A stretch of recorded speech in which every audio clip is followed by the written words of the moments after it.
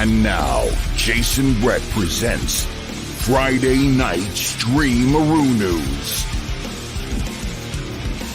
Get ready.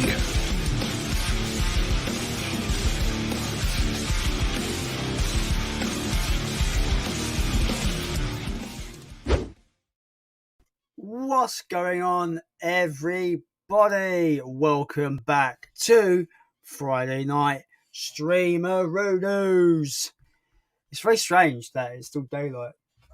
If I open my window, get more light in this bitch. I do apologise if there's noise in the background, but it's a bit strange to have it still daylight at 20 to 9 almost.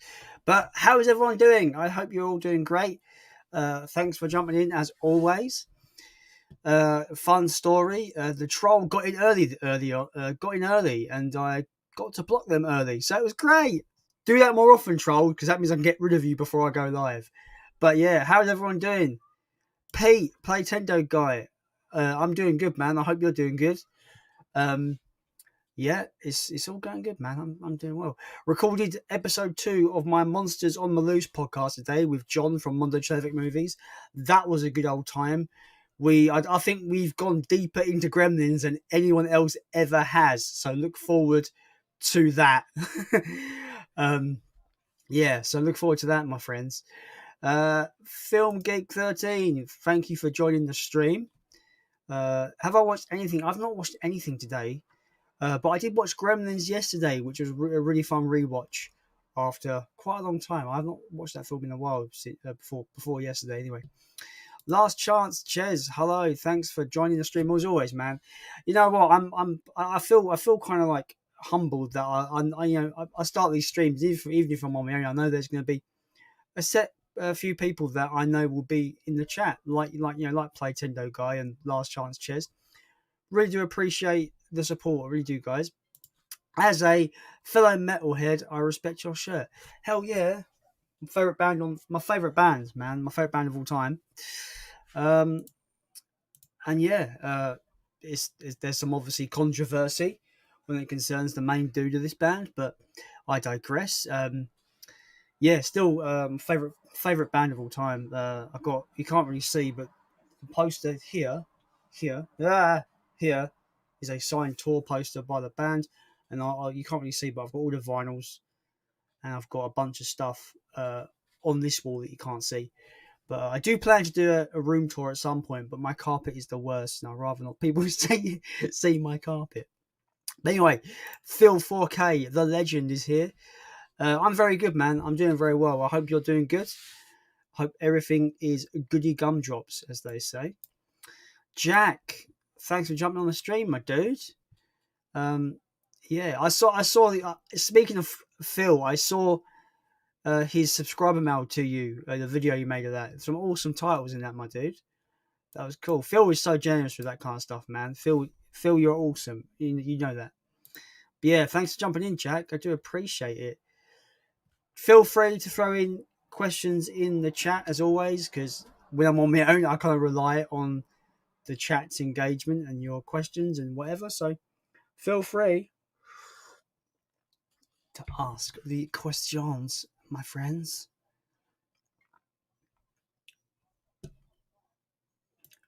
Yeah, just feel that silence here. Couldn't get a guest on this week, unfortunately. I did ask Big Paulie to come on, but he's unavailable, unfortunately, which is a shame. And I just haven't really asked anyone else, so it's a bit weird. It's on my own today. I don't mind doing these. These solo streams are pretty fun. Jack asks, "What have you been watching this week?" I've watched quite a lot this week. I want to get through all the Saws, so I want to do a Saw ranking at some point. So I've watched Saw 1 and Saw 2. I watched Joker for the first time, which was one of the most insanely good film experiences ever. I have a lot to say about that film that I won't get in here, but it's just so good, unbelievably good. Joker is. If you've not seen Joker, people, you need to go and see Joker. It's unbelievably good. What else have I watched? Humanoids from the Deep, which is a really fun, sleazy 80s slasher movie. with fishmen coming out of the water trying to get lucky with the ladies, which is quite hilarious. It's probably the most rapey film I've ever seen, and I'm not really into rapey stuff, but this is more implied. But their whole purpose in Humanoids from the Deep is to basically impregnate the ladies, which is kind of horrific. But the film is fun. It's really that typical kind of sleazy, schlocky 80s goodness that you want from that kind of creature feature. Really enjoyed that one. Then I watched Piranha, the recent, the 2000s one, Piranha 3D, which I have a lot of fun with that movie. But I will say, a movie like that will never ever be made again, because pretty much all of the women in Piranha 3D are literally objectified to the point where they're only there for their tits and ass. And that film won't have ever happen again, because obviously society has definitely developed and changed since that film. Which is, the film's still fun. I think it's a fun, gory, sleazy, aquatic monster movie, which is always fun. I love my monster movies as always. Platinum Guy, have you seen the Evil Dead game? I know it's a thing, but I've seen nothing on it. So apologies with that, I suppose. Saw your Midnight Movies, very nice. Mate, that Midnight Factory label is unbelievably good. Like, they're so affordable, man. Like I said in the video, the Sliver Blu-ray was €8. The Wretched Blu-ray was about €10, and obviously the Halloween box set is unbelievably good. It was €50, and that's a lot cheaper than what you're looking to pay on eBay. And also, it's cheaper than what you would pay for the the Scream Factory release that's woefully out of print and basically is going for stupid money at this point. But yeah, that Halloween set is unbelievable, and I would say, if you can, anyone that wants it, get over to Amazon Italy and just try to get it, because I think it's just such a nice set. Platinum Guy, noticed that Hellraiser trilogy is on offer for $15 on Amazon. Are the films any good? I only like the first Hellraiser. The second one is sort of tolerable. The third one is pretty bad. And then I've not seen any past that. There's about 11 films now. It's getting ridiculous. But in my opinion, the first one's really good. The rest are shit. The box set is pretty nice. I do like the box set. I've got it myself, but I got it for 10 quid through the Zavi price glitch they had a couple of months ago, which I was quite happy about doing. £15, I'd say, is worthwhile. I would recommend picking that up, Pete, if you feel like you want to pick it up. I think it's a worthwhile price, personally. Hello, Keith. Welcome to the stream. Once again, Keith, thank you for coming on last week. It was a fucking blast, my dude. It was a good old laugh. Thanks for leading me on to those Midnight Factory releases, because they're unbelievable, honestly. I already like writing a list out of what I want else from them. I want the Fly collection. I want the Omen set. I want the Day of the Dead. If I had it my way, Keith, I would buy all of them. I would buy them all, but I don't have enough money for that. So yeah, keeping it tuned. YT Jason, thanks for joining the stream. It's good to see, Jason, that you're back with your YouTube channel. Obviously, I'm going to be brutally honest and say your content is not for me. I'm not into football, but the fact that you're doing it is much respect, my dude. I know you had a bit of a lull where you weren't doing anything, but it's good to have you back on YouTube, my friend. Jack, I watched Nobody earlier today. Thanks for the recommendation. Yeah, Nobody is fucking awesome. Really, really good movie. Such a great action film. Like, if anyone's a fan of John Wick and films like that, one man versus the world kind of movies, like Nobody is a no-brainer. Absolutely awesome. Did you see it in the cinema, Jack? Because I can imagine that would have been absolutely unbelievably good. Because I didn't. I saw it about 2 months ago. Online, as you do sometimes, especially in this kind of day and age with the pandemic and that.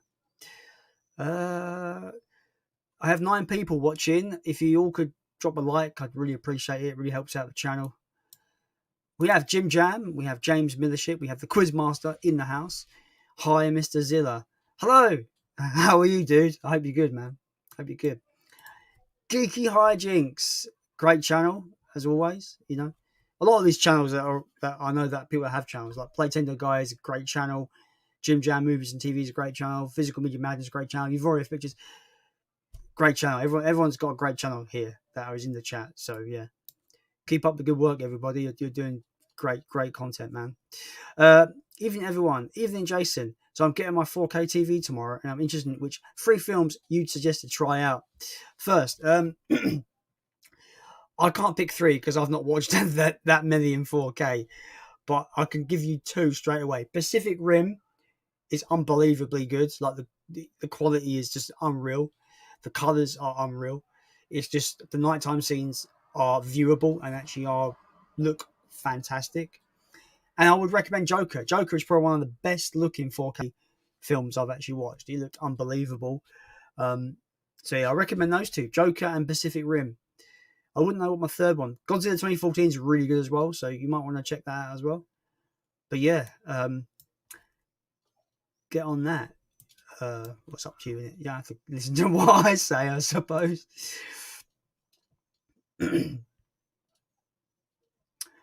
All on your ones tonight. All on your ones tonight. Does that mean all on my own? Do you mean all on my own? Yeah, I am this week, unfortunately. The guest I invited on couldn't make it, so unfortunately, it's just me on my own tonight, whatever. Any new video plans? I do plan to continue my Blu-ray DVD complete collection videos, and I do plan to bring a Saw ranking eventually, and I do plan on bringing some more Godzilla content to the channel because I do feel like that, you know, a lot of my YouTube peers call me the Godzilla man and like I'm the Godzilla dude, but I don't feel I've got that much Godzilla content on my channel. And if people are telling people to come over to my channel because I'm into Godzilla, or if you're into Godzilla, come to my channel, I think that's a bit of not exactly true. So I want to do some more. The ironic thing is the Godzilla content that I've done was, back in last year, like November, December time, before I even got towards like 100 subs. So that content is old. So I gather no one's really watched it. So maybe I should remake those videos or perhaps do new videos, Godzilla related stuff. But I do want to bring more Godzilla to the channel because I feel people call me the Godzilla guy. Like my avatar on my channel is like me, me on, it's basically Godzilla with my head on, basically. But yeah, that's my plans. I've got a bunch of things. Obviously, doing that Monsters on the Loose podcast every couple of weeks. But yeah, nothing like concrete plans right now. But yeah, I've got ideas for stuff that I want to do. Last chance. I'm starting a TikTok showing off my Blu-ray pickups. Yesterday, picked up 8 for £5, including the original "I Spit on Your Grave" from a unit at my local recycling site, where sales proceeds go to. That's awesome, dude. That's well good. 8 for a £5, man. Fuck me. That's really good. Really good. Have I seen it?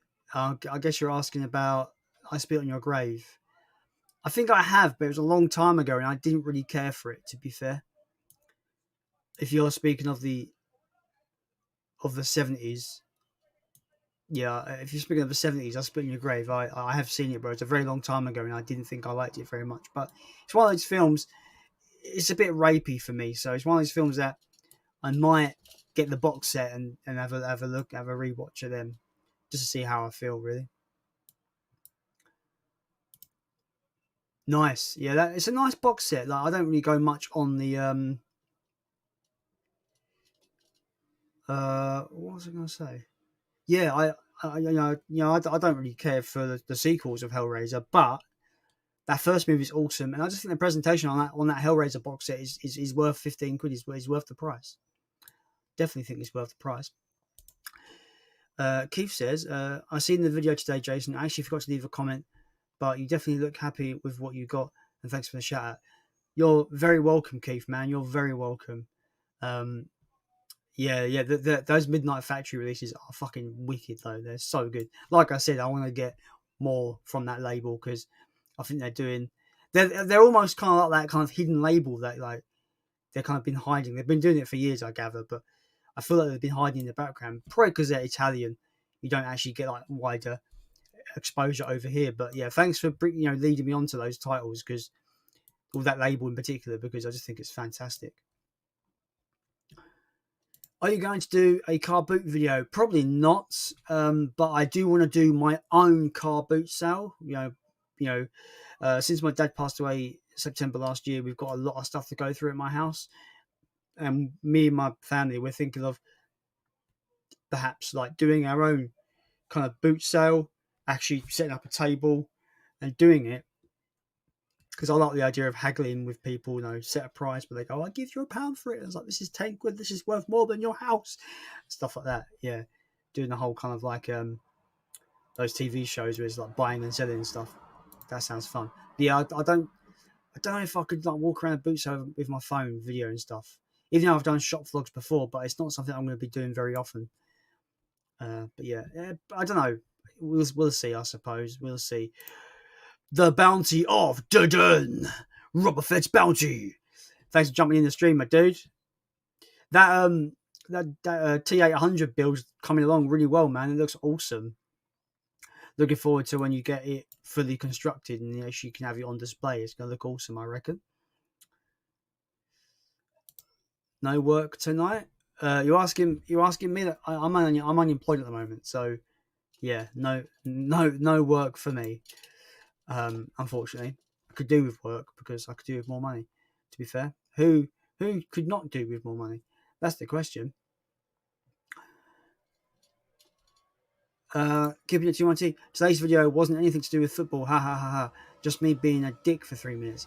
Yeah, I haven't watched any of your return videos yet, Jason, but I'm sure I will have a little butchers. But they are like 40 minutes long, so, and they're about football, so it kind of is not really my cup of tea. But I'll check out that you being a dick for 3 minutes. That sounds fun.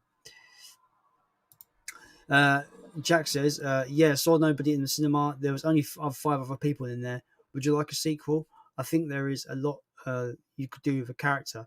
I personally think it's a film that doesn't need a sequel, personally.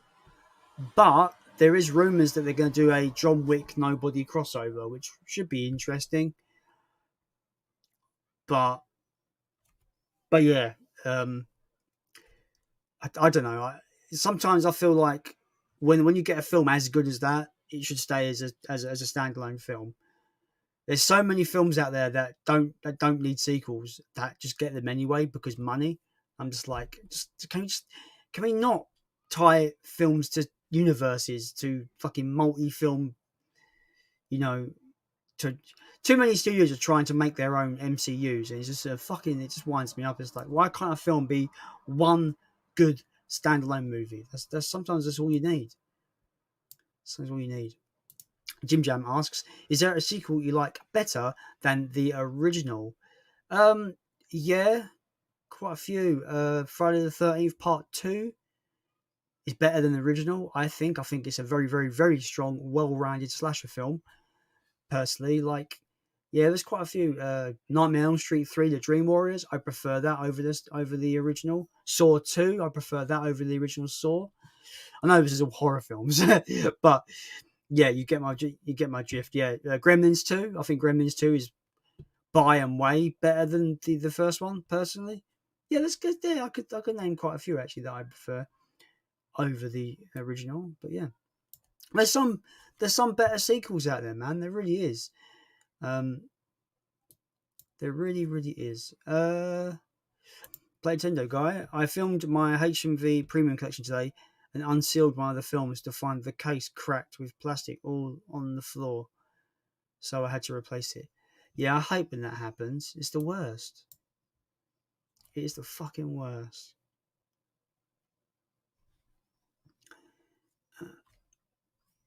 Platinum guy says, I noticed James gave Jamie the Godzilla animated series. Have you seen it? Yeah, I have. Of course I have. I have the complete series on DVD. I got the American import because it's the only way you can get the complete series. Now the cool thing about the Godzilla animated series is that it's a direct sequel to the 98 movie, and it corrects everything that the 98 movie got wrong. So Godzilla actually becomes Godzilla in the sequel, in the animated series, sorry. So, he fights other monsters, he doesn't run away, he has his atomic breath back. Yeah, the Godzilla animated series from the late 90s is really, really good, and I recommend everyone to check it out. I think it's fantastic. And definitely a course correction from the 98 movie. It corrects everything about that 98 movie. Oh, mate, it sucks that I am. It sucks that I can't pay for Netflix, because that trailer. How good was that trailer? It looks fucking epic. Being a kid that grew up with, like, Ninja Turtles, Thundercats, Transformers, and He-Man. Oh, mate, I got so hyped. Like, I think they got the art style down. That's the there's been so many, like, old school, like, 80s animated shows that have been remade solely, like, for example, Rise of the Ninja Turtles, which had this weird kind of art style. You had that horrendous Thundercats Roar, which was like lasted one season and was cancelled, because of course it was, because it was fucking garbage. And then you've got this He-Man reboot that's actually done the art style justice, and it actually looks epic. Yeah, can't wait for it, man. But then again, I haven't got Netflix, so I don't know how I'm going to be able to watch it. Slayer, welcome to the stream, my dude. Appreciate it.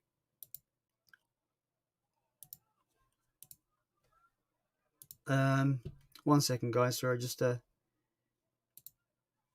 doing some business, as you do. Right, that is that. Hello, Blu-ray collector Gary. How are you doing, sir? Hope you're doing well, my friend. What did you think of the Mummy 2017 film? I've not seen it. I've not seen it. When a film gets, like, collectively just destroyed by critics like that, I mean, you could, if a film's mixed, I can kind of go, oh, okay, maybe it's going to be a bit. Is that too much light? I think that's too much light. Yeah, when there's an obvious mixed opinion, that's when I think maybe I should give it a go. But when there's like literally nothing good about it, there's nothing that's been said good about it at all. But I tend to avoid films like that, so I've not seen it. But you say I actually didn't mind it. Yeah, it was too busy building sequels, but it had plenty of fun moments. Okay, cool. I mean, I don't mind checking it out. I might check it out now. You said that, because make my own opinion up, right? That's the whole point of why we love films. And there's films that I know people hate that I love, and there's definitely films that my friends love that I can't stand, like The Burning, for example. I hate The Burning. What a load of shit The Burning is.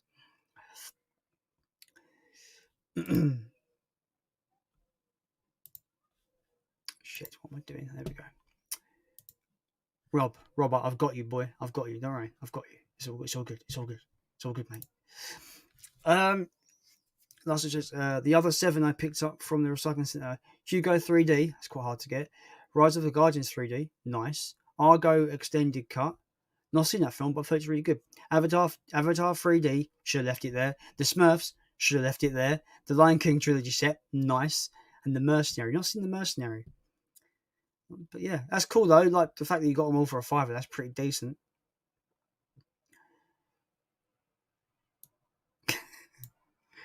Oh man. Jason's reply to Playtendo guy: if you mean the Tom Cruise one, then I thought it was complete arse wank. Didn't enjoy it at all. Just like the Mummy 3 was a load of trash. Fair enough, mate. Don't know what I'm doing that accent for. Did you ever watch Dungeons and Dragons? If you're talking about the animated show, I did, but I have no nostalgia for it, if that makes sense. Because it's funny, because like my mum would tell me about these like cartoons I used to watch as a kid, and I would have no recollections for them ever at all. I would have no recollection for them. So there's some shows I remember watching but don't have nostalgia for. Funny enough. Draco, my boy. Thanks for joining the stream. And I'm not a girl, sir. I am male. Don't assume my gender. I can't even do it for straight face. Anyway, thanks for joining the stream, Draco. Honestly, Draco. If I'm pronouncing your name wrong, please tell me in the chat because I haven't got a clue. Oh my god, it's Friday. Anyway, have you done any art lately? No, I've really got to be in the mood to do drawing, or I've got to be inspired in some regard. But no, I haven't, unfortunately. Hello, Bird. How's it going? Doing any drawing tonight? No, just me chatting. Just me chatting today, mateys.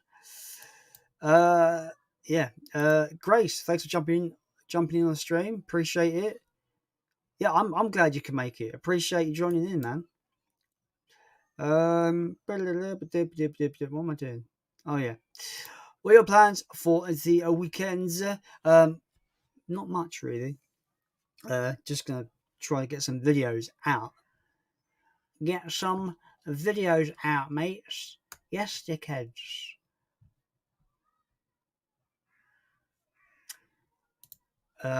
Just bought Kermit's Swamp Years VHS on eBay.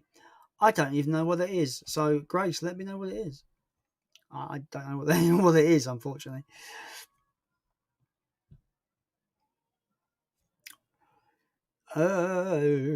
Favorite toast topping? I don't know. I don't really have toast very often, you know. Usually, I just tend to like toast just buttered, to be honest. Yeah. Yeah, just toasted, really. Very doubtful. There's no way I can get the money together. I've said that to the guys. There's no way I can get the money together. And if I get, I've got a couple of interviews this week. If I get the job, there's no guarantee I'll be able to, go anyway because of work. So hopefully, if I can get, I want to get these jobs. I want to get a job. I've got 2 interviews this week.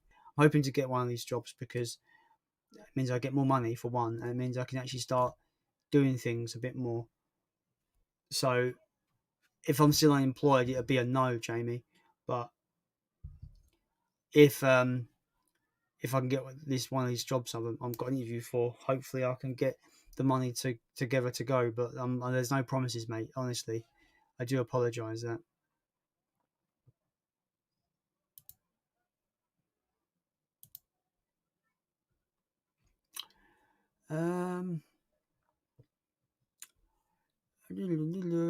Have you had any charity shop finds lately? The only charity shop pickup I've got recently was Blue Velvet DVD for 10p. Don't usually buy DVDs, but I thought this was quite a nice release. Comes with 2 discs. Never seen this film, but the plot kind of intrigued me. I've heard it's good. I've heard mixed opinions. I've heard it's really good, and also I've heard it's not very good. But we'll see. Just gonna go and turn my light on, guys. It's getting a bit dark in here. Everybody loves macaroni. Hell yeah. That's better. You can see me. It's a miracle. That would need planning. What would need planning permission? Me doing videos? Maybe.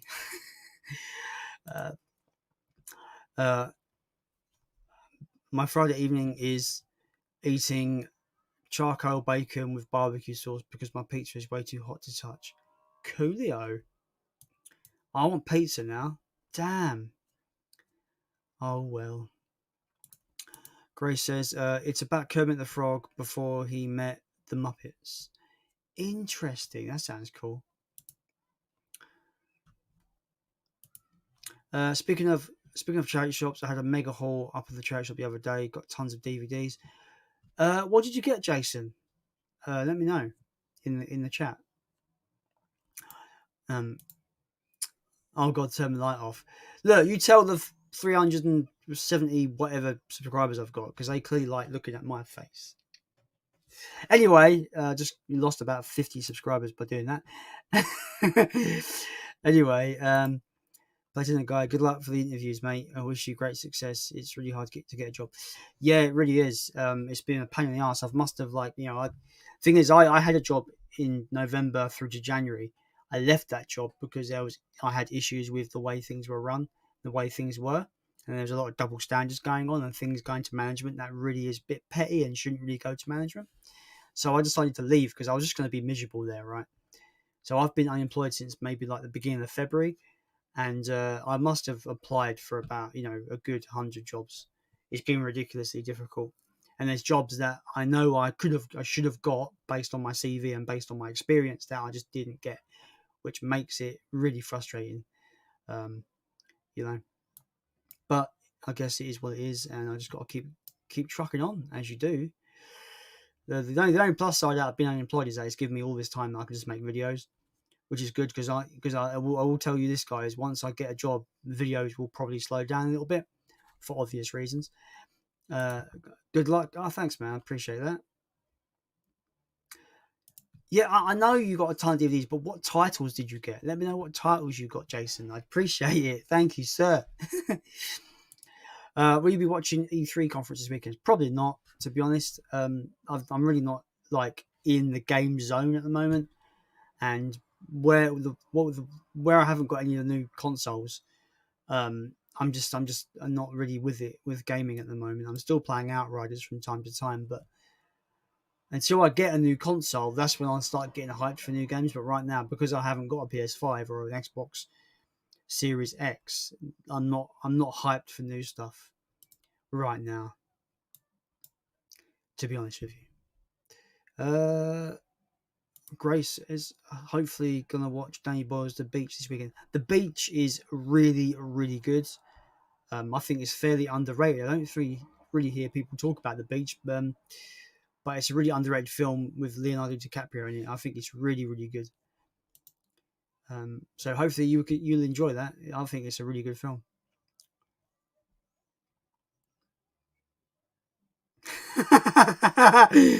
Oh, for fuck's sake. I watched your videos 2 times. First to edit out your face. I mean, if you want to waste your time doing that, it's all good. So how do you watch the live streams? Is it even harder to edit me out in the live streams? Must be even more difficult. 10 people watching. Please like this video. I really do appreciate it.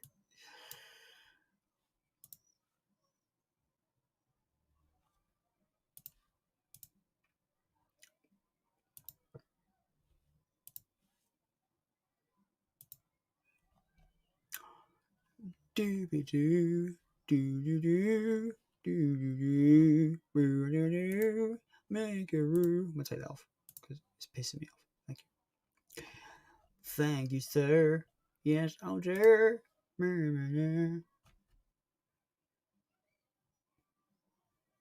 I forgot about my tea. How can I forget about my tea? It's awful.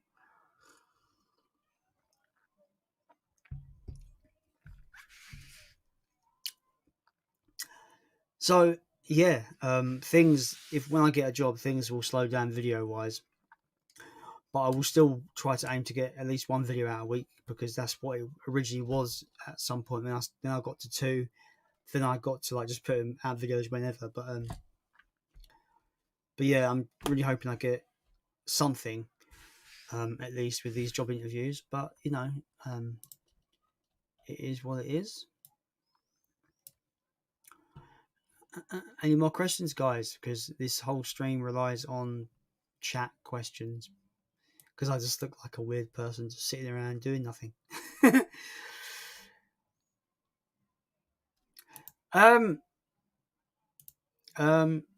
Yes, I've got the 4K pre-ordered, so I'll be getting the 4K.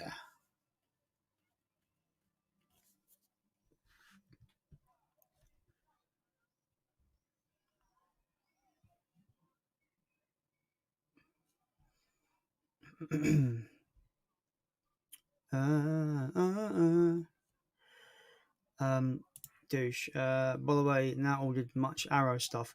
Worse than not having money is having enough and want to spend it. Yeah, I know what you mean. I've had that before where you've got more money than sense, and you're like, I just want to buy all the things. Demon Pully, have you got the Netflix anime trilogy? I've been on the hunt for it, but can't find a decent copy.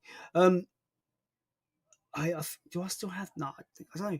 I had the anime trilogy, but I think I gave them away. I had the bootleg of the Godzilla anime trilogy on DVD. But I think I gave it away because I don't like them. Just to put them in perspective, I didn't think they were very good at all. I think they were a bit mediocre, a bit too hard sci-fi. I think when it concerns Godzilla, but I don't know why we haven't even got an official release. It's just ridiculous. I don't know why.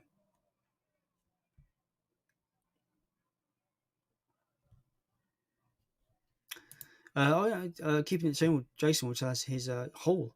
Got all the X-Men movies, yes, the entire collection, including Logan. Manga, an anime called Origins. Lost Boys, Wolfman, Sleeping Hollow, Roger Rabbit, Disney's Atlantis Collector's Edition. Jason, I've seen that in there. You went to Sense, right? Our local Sense.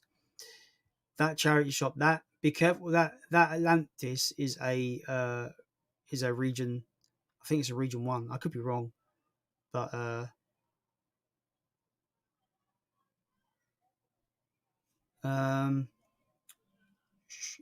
yeah. Run out of space. He's run out of space. Wow. I guess to write anymore. Okay, cool. That's still cool. I guess it was like 3 for £1 because they, in sense, they're 3 for £1, which is really good.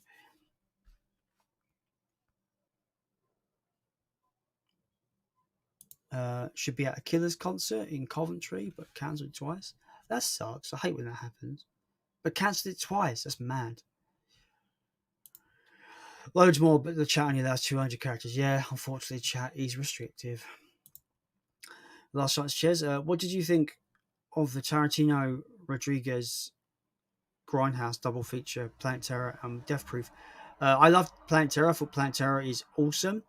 I've not seen Death Proof though. So yeah, not seen Death Proof. I want to though. I've heard mixed opinions on it. I've heard some people like it, some people hate it. Yeah. But yeah. Have you done a history of Godzilla video? No, because there's a lot of just really good ones on like really good ones on YouTube by people that will do it better justice than me. So I'm not touching that kind of stuff at all, really. Yeah. I forget what the channel's called. There's a YouTube channel. I think it's called Zillapedia or something. It's a really good kaiju channel.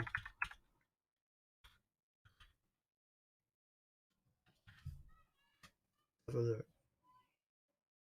Wikizilla, the channel I'm speaking about, is called, and they do amazing history of videos, history of Godzilla, all the different iterations of Godzilla. Like they do a history of it. They do a bunch of other kaiju's. They like for me to do a history of video. I don't think I'll do it anywhere near the justice that it deserves. And there's already channels on YouTube that have already done just an amazing job of that kind of content. So I probably won't be doing stuff like that, unfortunately. The anime trilogy got so fucking amazing German Blu releases. Mate, if you can link me to those, I'd really appreciate it because I still want them for my collection. But yeah, I guess they won't be in English. I hope there's an English dub for that German release. That'd be cool. I need all things Godzilla. Yeah, that's fair. Like I said, I don't like the anime trilogy, but I still want an official release. Looking forward to Singular Point. Yeah, I'm hyped for Singular Point. That's going to be. I'm hoping it's going to be good. Again, it's on Netflix, so I think I'm going to be stealing my sister's Netflix account to watch that because there's nothing going to stop me watching that show. I guarantee you. Indeed, all work. Indeed, all work well too. Yep, Sense £3 for £3. Yeah, Sense is awesome like that. I went down there a few weeks ago and just bought a bunch of them because sometimes they have Blu-rays and I just take all the Blu-rays free for £1. It's awesome. Platinum guy, went into my local sense today, and they have DVDs for $2.99 and Blu-rays for $3.99. Quite a bit of a difference from your store. Yeah, that's weird. That's weird. That is strange. Did you know they're making a Borderlands film? Seems like it's getting an all-star cast. That'd be interesting. That'd be interesting. But I can't imagine a Borderlands film without it being animated. I think it should be like animated, like cel-shaded animation, like the game. I can't really imagine that being in live action because it's too colourful for live action, in my opinion. But that's interesting. I mean, if they get Dwayne Johnson, you know you've got a somewhat entertaining film on your hands. Because I generally quite like the films he's in. Quite entertaining. I like Jumanji, Welcome to the Jungle, for that was a load of fun. What else have I seen with him in? Oh, my brain's gone dead. Work, brain! Brain's not working.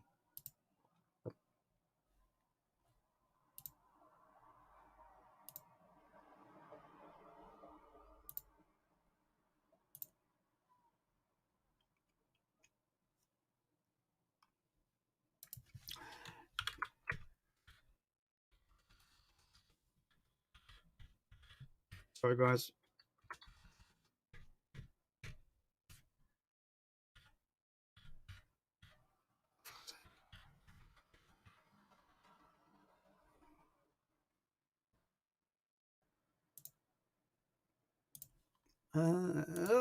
Sorry.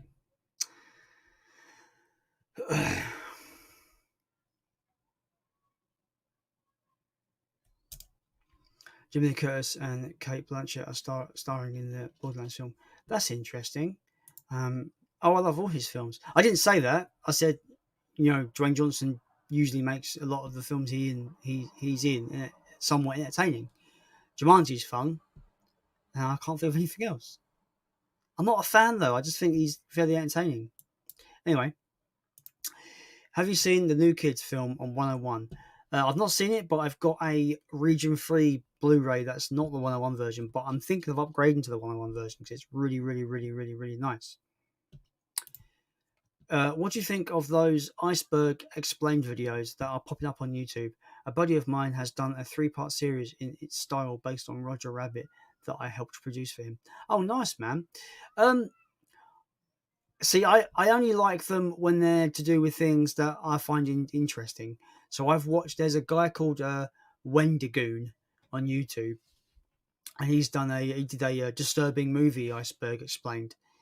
And I really, really enjoyed that one because it's kind of like really weird. It goes into a weird direction with that.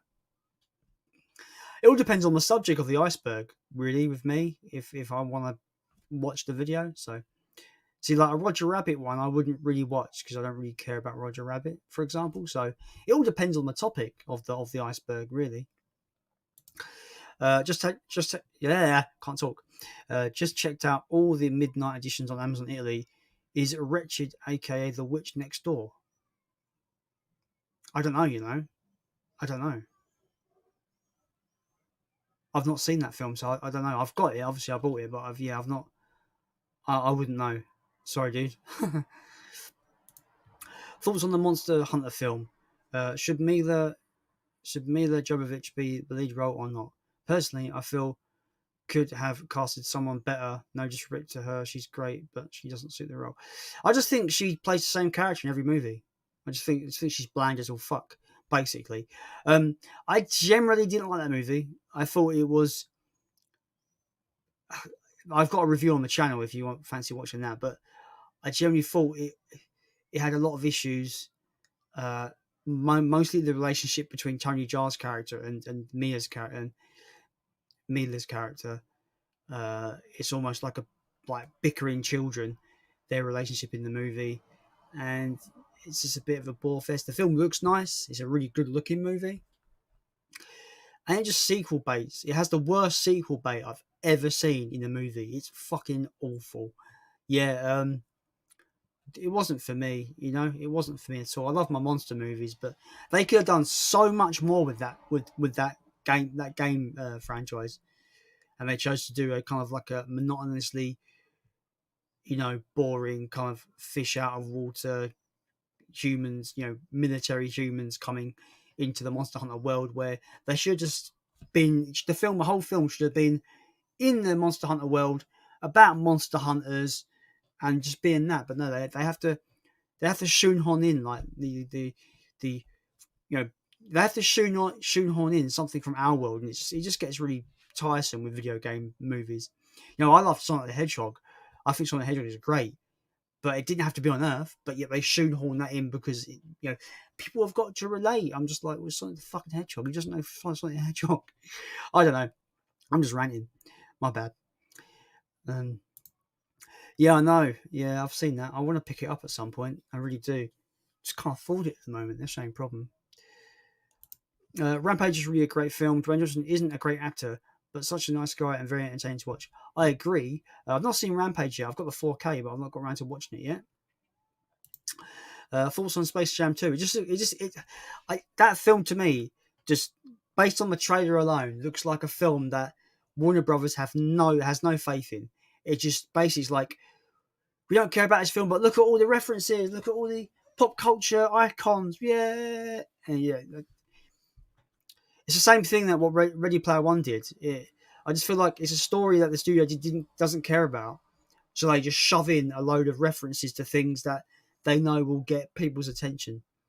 So yeah, I mean, it probably is. I reckon it's going to be entertaining. It's silly entertaining, but I just feel like shoving in all these references is unnecessary with these movies. Like I feel movies at the moment are getting this thing what I'm going to call nostalgia creep, is where studios think that, especially 80s nostalgia, studios think that we've got a bit, studios feel like every movie they put out at the moment, they've got to service nostalgia. Nostalgia's got to be served with it, and I think it just bogged down a lot of movies. I would like a straight up modern movie with a good story, a well shot and everything like that. I just want a good movie that doesn't have to serve me nostalgia every 5 minutes just for me to enjoy it. Do you know what I mean? And I feel that's what films are doing at the moment. There's a big case of nostalgia creep, and I don't know if I'm the only one that's kind of coined that term, but that's what I'm calling it because it's happening all over the place. Don't get me wrong, I love the 80s as well. I love all the 80s stuff, but I just feel like a lot of studios feel like they've got to like spoon feed your 80s nostalgia all the time. I don't know. I'm ranting again.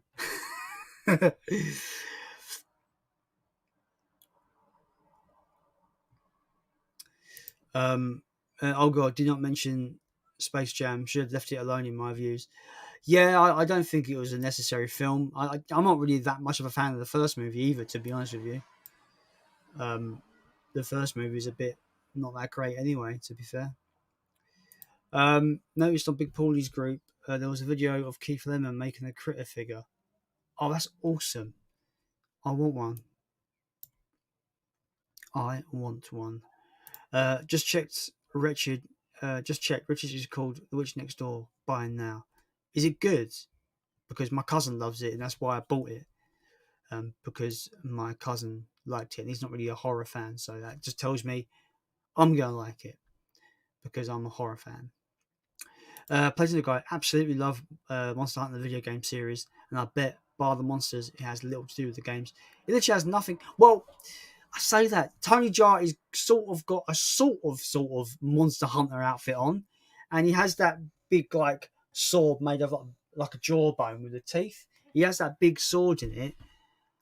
But yeah, the story is utter shit. Like it's just like, oh, this military group gets pulled into like a portal and goes into the Monster Hunter world. It's typical Hollywood fare where they have no faith in the popularity of the game to make a film in its world, so they feel like they have to just shoehorn in our world into the video game. It's just bollocks, mate. It winds me up.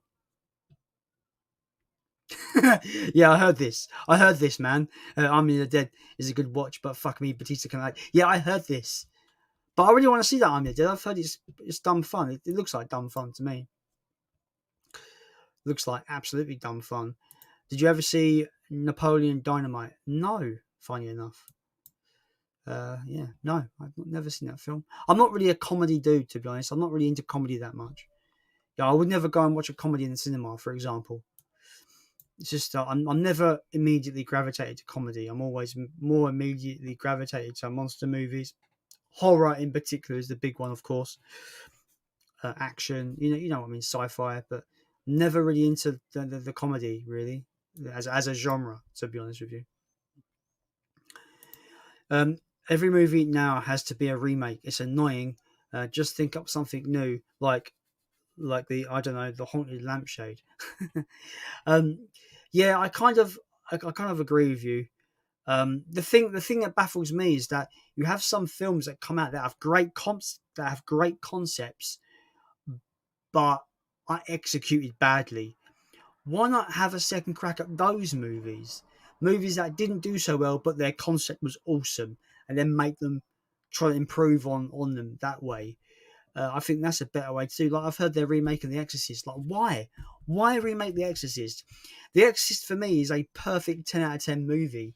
It doesn't feel like a 70s film. It feels very contemporary. The acting is bang on.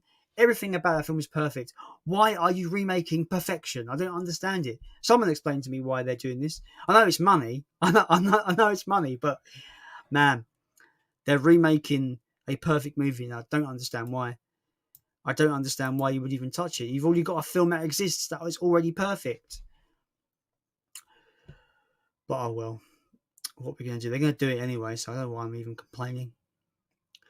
But Guy, I'm getting into older films from the 60s, 70s, and 80s, as the films from those eras are far more creative and original than modern day films. Yeah, 100% agree there. 100% agree. Just the 80s alone has some of my favorite movies. Hell, some of the 60s and 70s have, some of my favorite movies. 68, Planet of the Apes, 73, The Exorcist, I just mentioned. Um, you know, 74, Black Christmas, 78, Halloween, 79, Alien. The 80s is even crazier, like 80, 82, The Thing. There's so many. The horror just was on fire in the 80s, though. Yeah, I do, but a lot of my favorite films, Pete, are older than me. Like just 80s and and pre 80s and pre 80s stuff. Yes, last chance, Ches. Yesterday, Sony Pictures announced a 35th anniversary edition 4K of Davey Bowie's Jim Henson classic Labyrinth is coming out very soon. I've never seen it, but I'm definitely intrigued. I saw it when I was very little, and I don't remember it much, but I've just got the 4K. Not that 4K, but a regular 4K I've picked up. I also picked up the Dark Crystal 4K as well. Yeah, but what was it though, Jason? Because I can't remember. Because when was the last time you went to the cinema? About 55 years ago or something? Been a long time since I remember you going to the cinema, my dude. Have you seen Z Nation? It's a very silly Walking Dead ripoff. No, I've not. I have not. Unfortunately, I have not. Um, Last chance, cheers. I love Z Nation. Z Nation. Oh, you're replying. Fair enough, then, mate.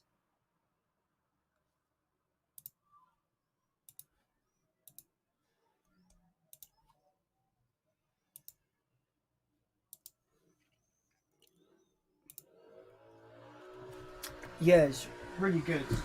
Apologies for the motorbike. So I got these as a like together on eBay as a job lot, which is the Labyrinth or Dark Crystal Labyrinth. There, it's awesome, 4K. And I love the Dark Crystal artwork as well. It looks awesome. But I got these two together, 30 quid on eBay. I was well happy about that because they're films I remember from my childhood that I've not seen since my childhood. So I wanted to check out these because they're awesome.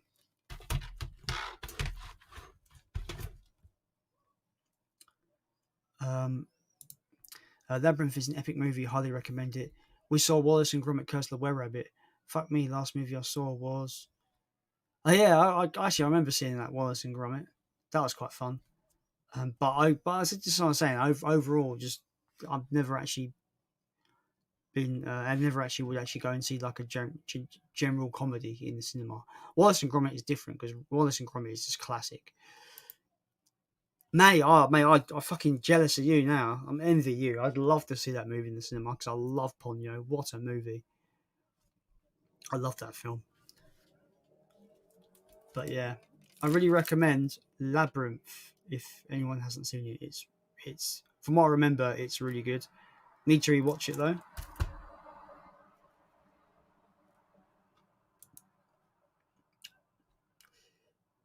We'll be having a surprise guest at some point tonight, hopefully. It's just but he's at work, so we have to wait. But keep throwing your questions, and I'm sure we can just carry on chat-a-rooning as we do.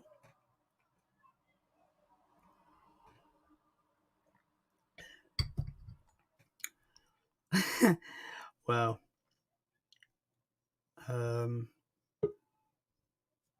oh, here we go. We have the Rob Man. I need to get my headphones on though, because I won't be able to hear him. Where's my fucking lead? From headphones. I'm so prepared, guys. I'm so prepared.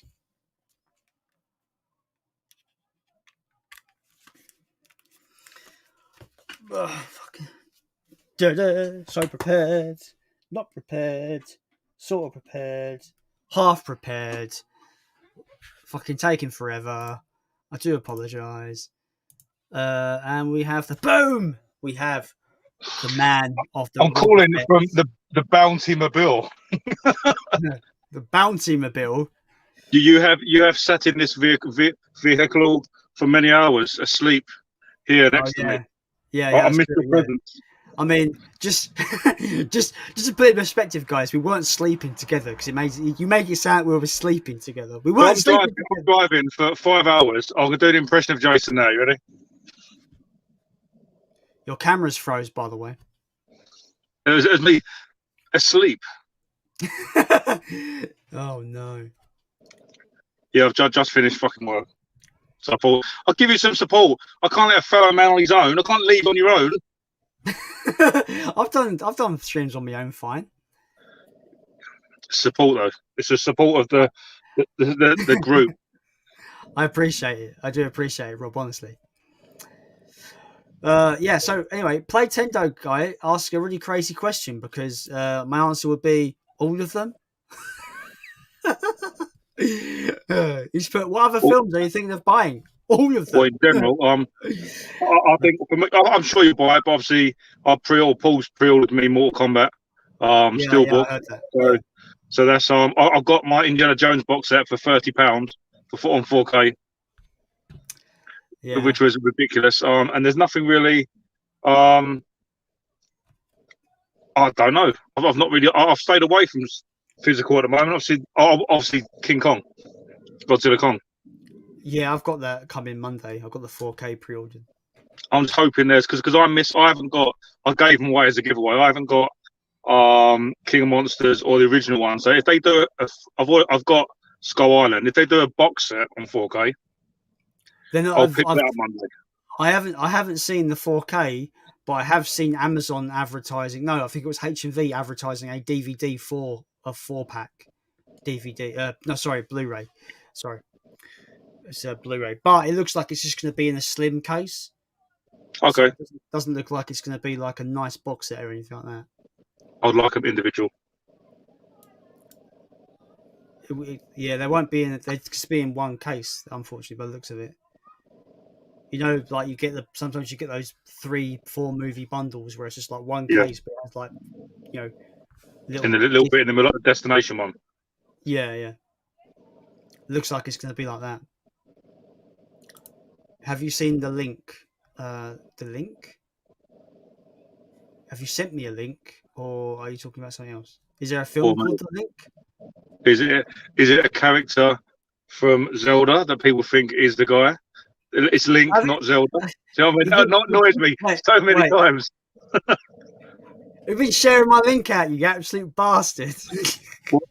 What are you talking about? It's Joe. It's really funny. The thing is, we're brother in arms. You know, I never come on my own. I never come on my own, man. No, you're chained to him. You're lovers after all, right? Always a two-way, mate. I don't think I can stay for long, but I brought a brother in arms. Hello, Paul. It's me. I thought, Rob can't go anywhere without me. Well, he has. He's been to I can Bournemouth. change the light here. You watch it. There we go. Technology. The slowest of the fucking sunroofs. Rob goes to me. It probably What are makes you me doing? dark. What are you doing right? Rob goes to me. What are you doing right now? I'm thinking, are you outside? Are you been watching me through the window? But no, I'm here. I'll just turn. Where's my light? We have come. Not for long because. Oh, hang on. There we go. Not for long because obviously I've got work tomorrow, so it'll only be for about whatever. So yes. Hello everybody. Welcome to the Streamaroonoos with Jason Brett, Robert Fed's Bounty, and me, the man, the myth, the man who puts movies into magpies or magpies into movies. Yeah. Hey.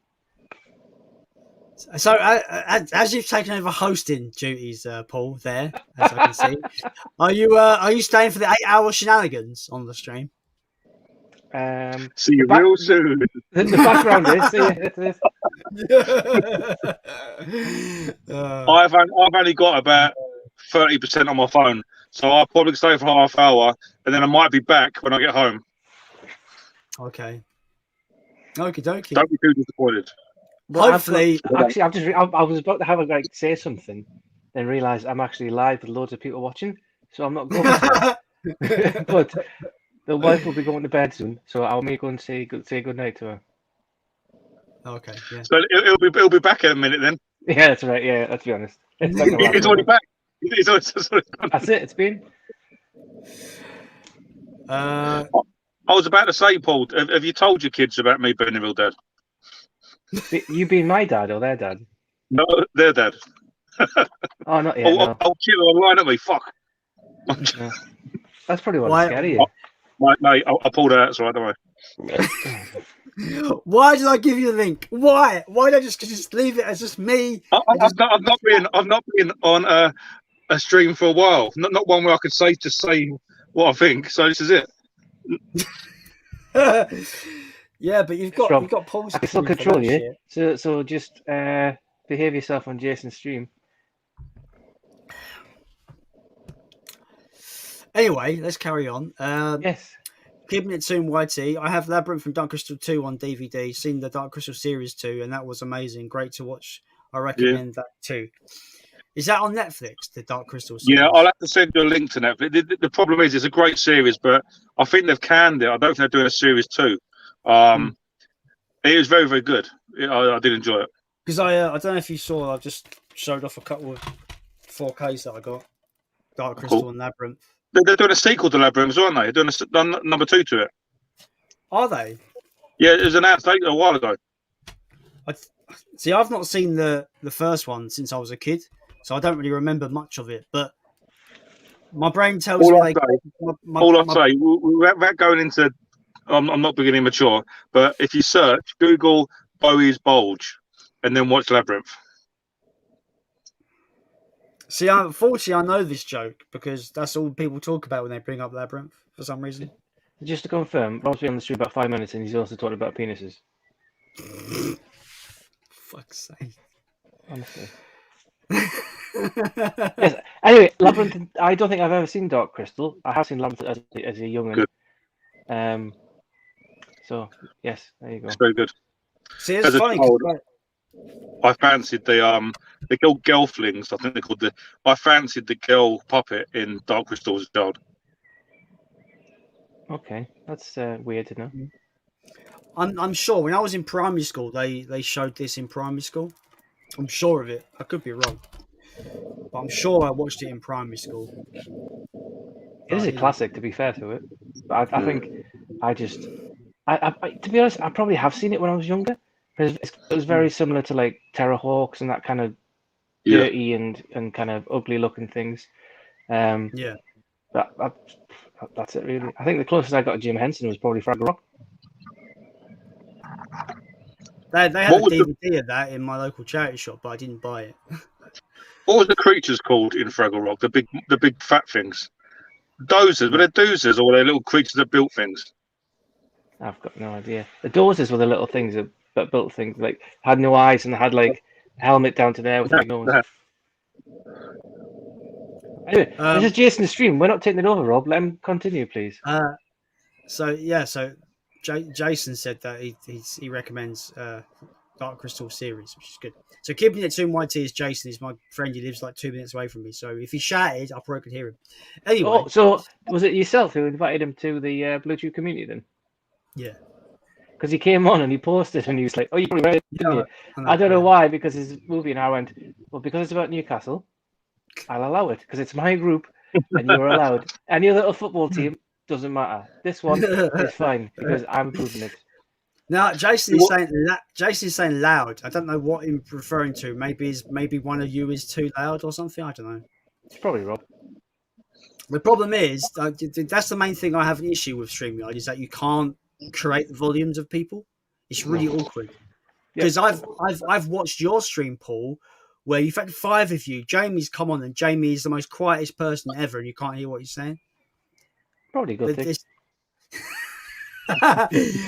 It's a shame because if I were to, because I pay for fucking StreamYard actually, so I should be able to get on their ass and go put in fucking volume controls, you slags. But I think it's they need to think of that because that means like if you're too quiet, I can turn you up a little bit, turn Rob up, or turn me down if I'm too loud, etc. Or mute me. You just mute Rob. Yeah. It's probably for the best. Let's be honest. Yeah, I will say, guys. By the way, while you're here, I really liked your movie discussion the other day. That was really good. Yeah, I'll be honest. That was Rob's idea, but and then we just kind of talked it over and just thought, as opposed to having loads of people on and guests, let's just have it was kind of like Sundays are like Jonathan Ross. We'll have people have talked to them, and it's more like like a discussion show as between me and Rob about movies and how people just not ask questions, but joining what we're talking about as opposed to asking questions about it. So we're kind of posing the questions and they're kind of answering it as opposed to the other way around, really. But yeah, it was just something we had really well. We planned it. We just did it right. We'll do it now. Right? Okay, we'll do it. And it just kind of happened. But it was good. I actually enjoyed it. It was because we said an hour more. So we did an hour and 12, I think. These are the topics. I mean, Rob was like, "You got topics?" And I'm like, "No, nope." So we just kind of did it blind. And then for some reason, I tried to turn the volume button down on my headpiece. And I think I rang the emergency services off my phone, so I had to go off or something. But no, it seemed to have some positive feedback. So we're going to do it next Wednesday. It's normally Monday, but I'm on Movie Bug stream on Monday. So the wife doesn't get to see me. So Sunday night doesn't get to see me because of the stream. Monday night I'm on James' stream. Tuesday night I'll be playing football. On Wednesday I'm with Rob. So the wife is... I'll probably be in a good book for that because she doesn't have to see it. Joe, what, right? So, like, I'm doing. I've got that monster podcast I'm doing.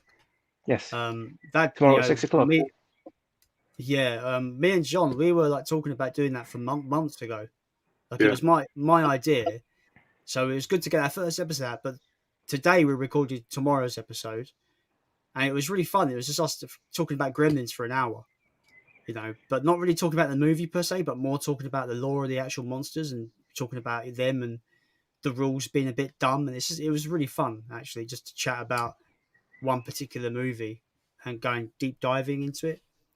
So I think what you're doing, I like the more focused approach because there's no derailment in what you're doing. So it's a bit more kind of concise. And I think it's good. Yeah, what we're going to do is we're going to kind of announce on Wednesday, and if people here are watching as well, that we're going to ask people to provide the questions or the topics, and then me and Rob will discuss about the topics that people provide, and whoever gets the topic that Rob and I decide is the best might get like a prize from a giveaway. And that will be, we'll save that question to the end, and that'll be like topic of the week or something like that. And you'll get a signed picture of me and Paul together with the prize. Naked with just socks covering our modesty, like the Red Hot Chili Peppers did.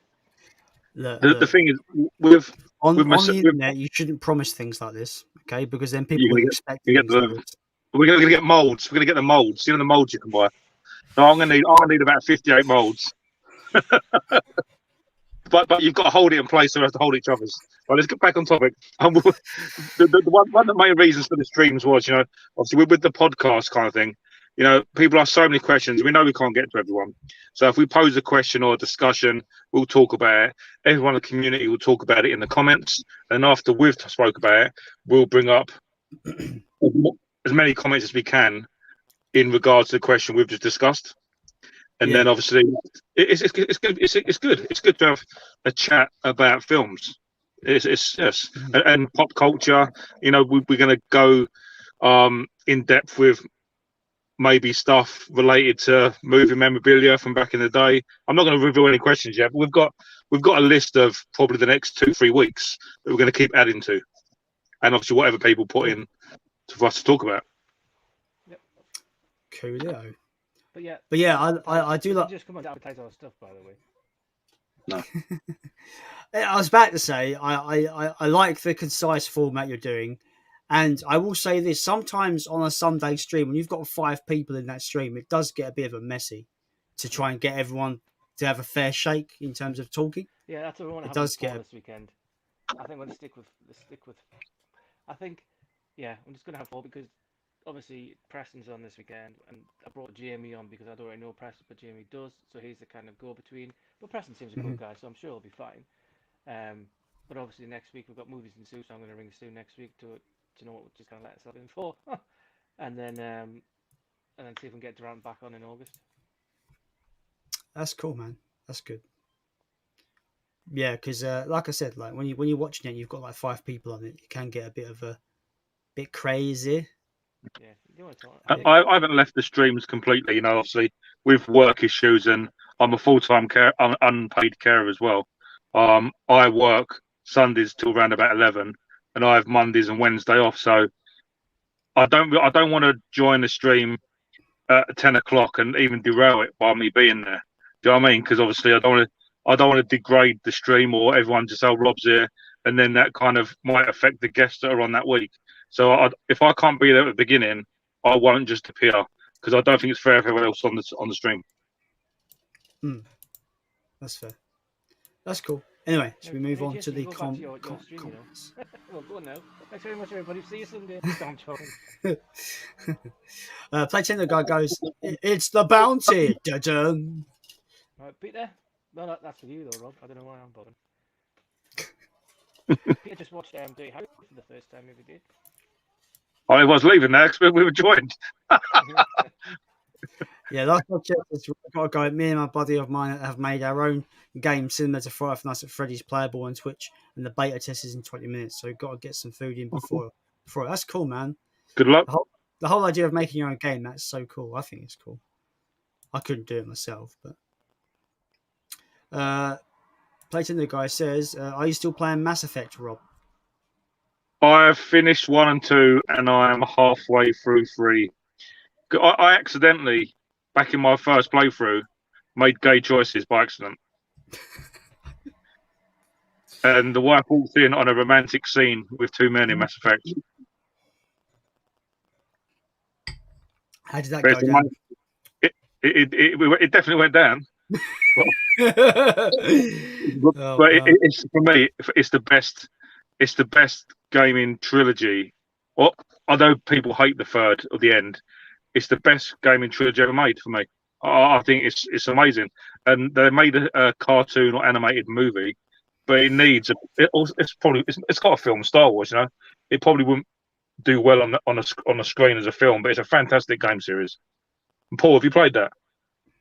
No, I don't think. I don't know. I don't think Mass Effect has been. Paul, yes. You're so quiet. It's unbelievable. Like really quiet. Am I? Like just distractingly quiet. like Rob sounds like he's like got a megaphone compared to what you sound like. What about now? You're even quieter now. You what? There you go, bro. Right, yeah, that's it. Lean forward. Yeah. It's because I'm in a car. That's why it's echo in it. So I have the headset on, so it could be that, I suppose. Oh, talk quietly. Why is that start? Oh, I know why.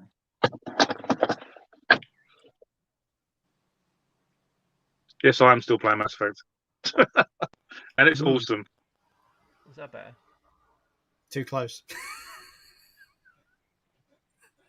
No, it made no difference. Oh, okay. I'll try and. I think it's just because I don't want to be too loud with the kids asleep. That's all. Hey, tell you what though, with this ring light, my eyes look gorgeous. I'm a bit gay. Sorry. Anyway, my friend Jason says, "Toon Yoda" in all caps. Well, it's actually Toon Grogu, to be fair. Yeah, But yeah, it the is. same Yeah, breed as Yoda. I would don't love think- it if he turned bad. If he turned like full dark side. You could just stand on him, for fuck's sake. Do you know what There's I a twist. Yeah, just flick him. mean? it's too cute to go dark side though, isn't he? That's the problem. Anyway, Platinum guy says, "Love the Mortal Kombat shirt, Paul." Yes, so this Mortal Kombat shirt here, that's the one I told Jason about. There's a white one and there's a black one. The black one I bought for Rob as a gift. Which we will be displaying both on Wednesday on our podcast. So his is the Scorpion one and mine's the Sub-Zero one. Yeah, so this was £8 off. I only picked it up because it was £8 off Zavi, but it's gone back up to full price now. It's like 16 quid. Because I kept an eye on them when they dropped. I wanted the Scorpion one as well, but I'll wait till that drops as well. Was that Sub-Zero shirt only in white? Yes, that's why I don't wear white t-shirts, and that's the reason I got it, because I wanted this one, and I didn't do it in any other colour, and it was £8, so I thought, why not? I wouldn't pay 60 for it. But to be fair though, And there's a whole range. The range itself is hoodies, jogging bottoms, there's loads. But it's a good quality True, yeah. t-shirt. This isn't on it, as in like so you can feel the transfer. It's all as if it's already been like made with it on. But yeah. Yeah. Coolio. Platinum guy says, "I thought they were remaking Labyrinth." Oh, okay, that might be it then. Obviously, it's difficult without Bowie, so I thought they was going to continue it. Maybe they could remake it, but it's the thing. Like we'll discuss like remakes and reboots. You know, what's the divide? You know, what makes a good remake to a reboot? True. Simpson Artist says, he says, "I wish they did a re-release, Jim Henson's Storyteller." I'm not familiar with that, if I'm honest. It's for the dog, and the little dog. It was an old man. It's got a dog with him. Wasn't it? Is that right? I could be wrong. Can't remember. We have Liam DVD Collector. He says, "Hello, I'm new to the channel. I appreciate the sub, my dude. So thanks a lot. Welcome. Appreciate it. I hope you enjoy future content." Oh, right. And Jason's. yeah. I keep doing this. I'm going like this, like that. Jason has got a very good channel, and his editing skills are better than mine and Rob's. So this guy needs more subs. So if you're watching this and you're not subbed, even though you should be because you're watching it, but Appreciate that, Paul. Thanks for that. right. This is what he did in the What battle, bloke? so I've got to give you some feedback, haven't I? What's that? Sorry, I couldn't hear you. What'd you say? Stop miming and talk. I said he did do my banner, so I've got to give you some feedback. Oh yeah. I forgot. I forgot all about that. You know. I keep joking about I should start charging, but seriously, I should actually start charging because I'm unemployed and need money. Yeah, just not us though. You can give it to us mates like free. Yeah, that's the thing. Like I keep joking about that, but like I wouldn't actually charge people because I'm too nice. No one, but you are, yeah. Everyone's just silent. No, you are. Did you see with my He-Man video yesterday?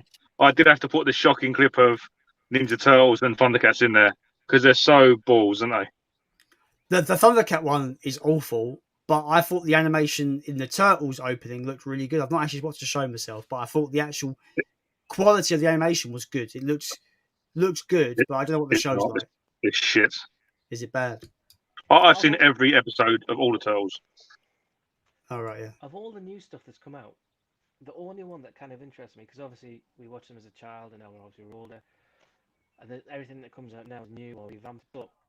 I know there's Clone Wars, but I'm actually more wanting to watch Camp Cretaceous Jurassic World than I am Clone Wars, which is quite bizarre. It's good.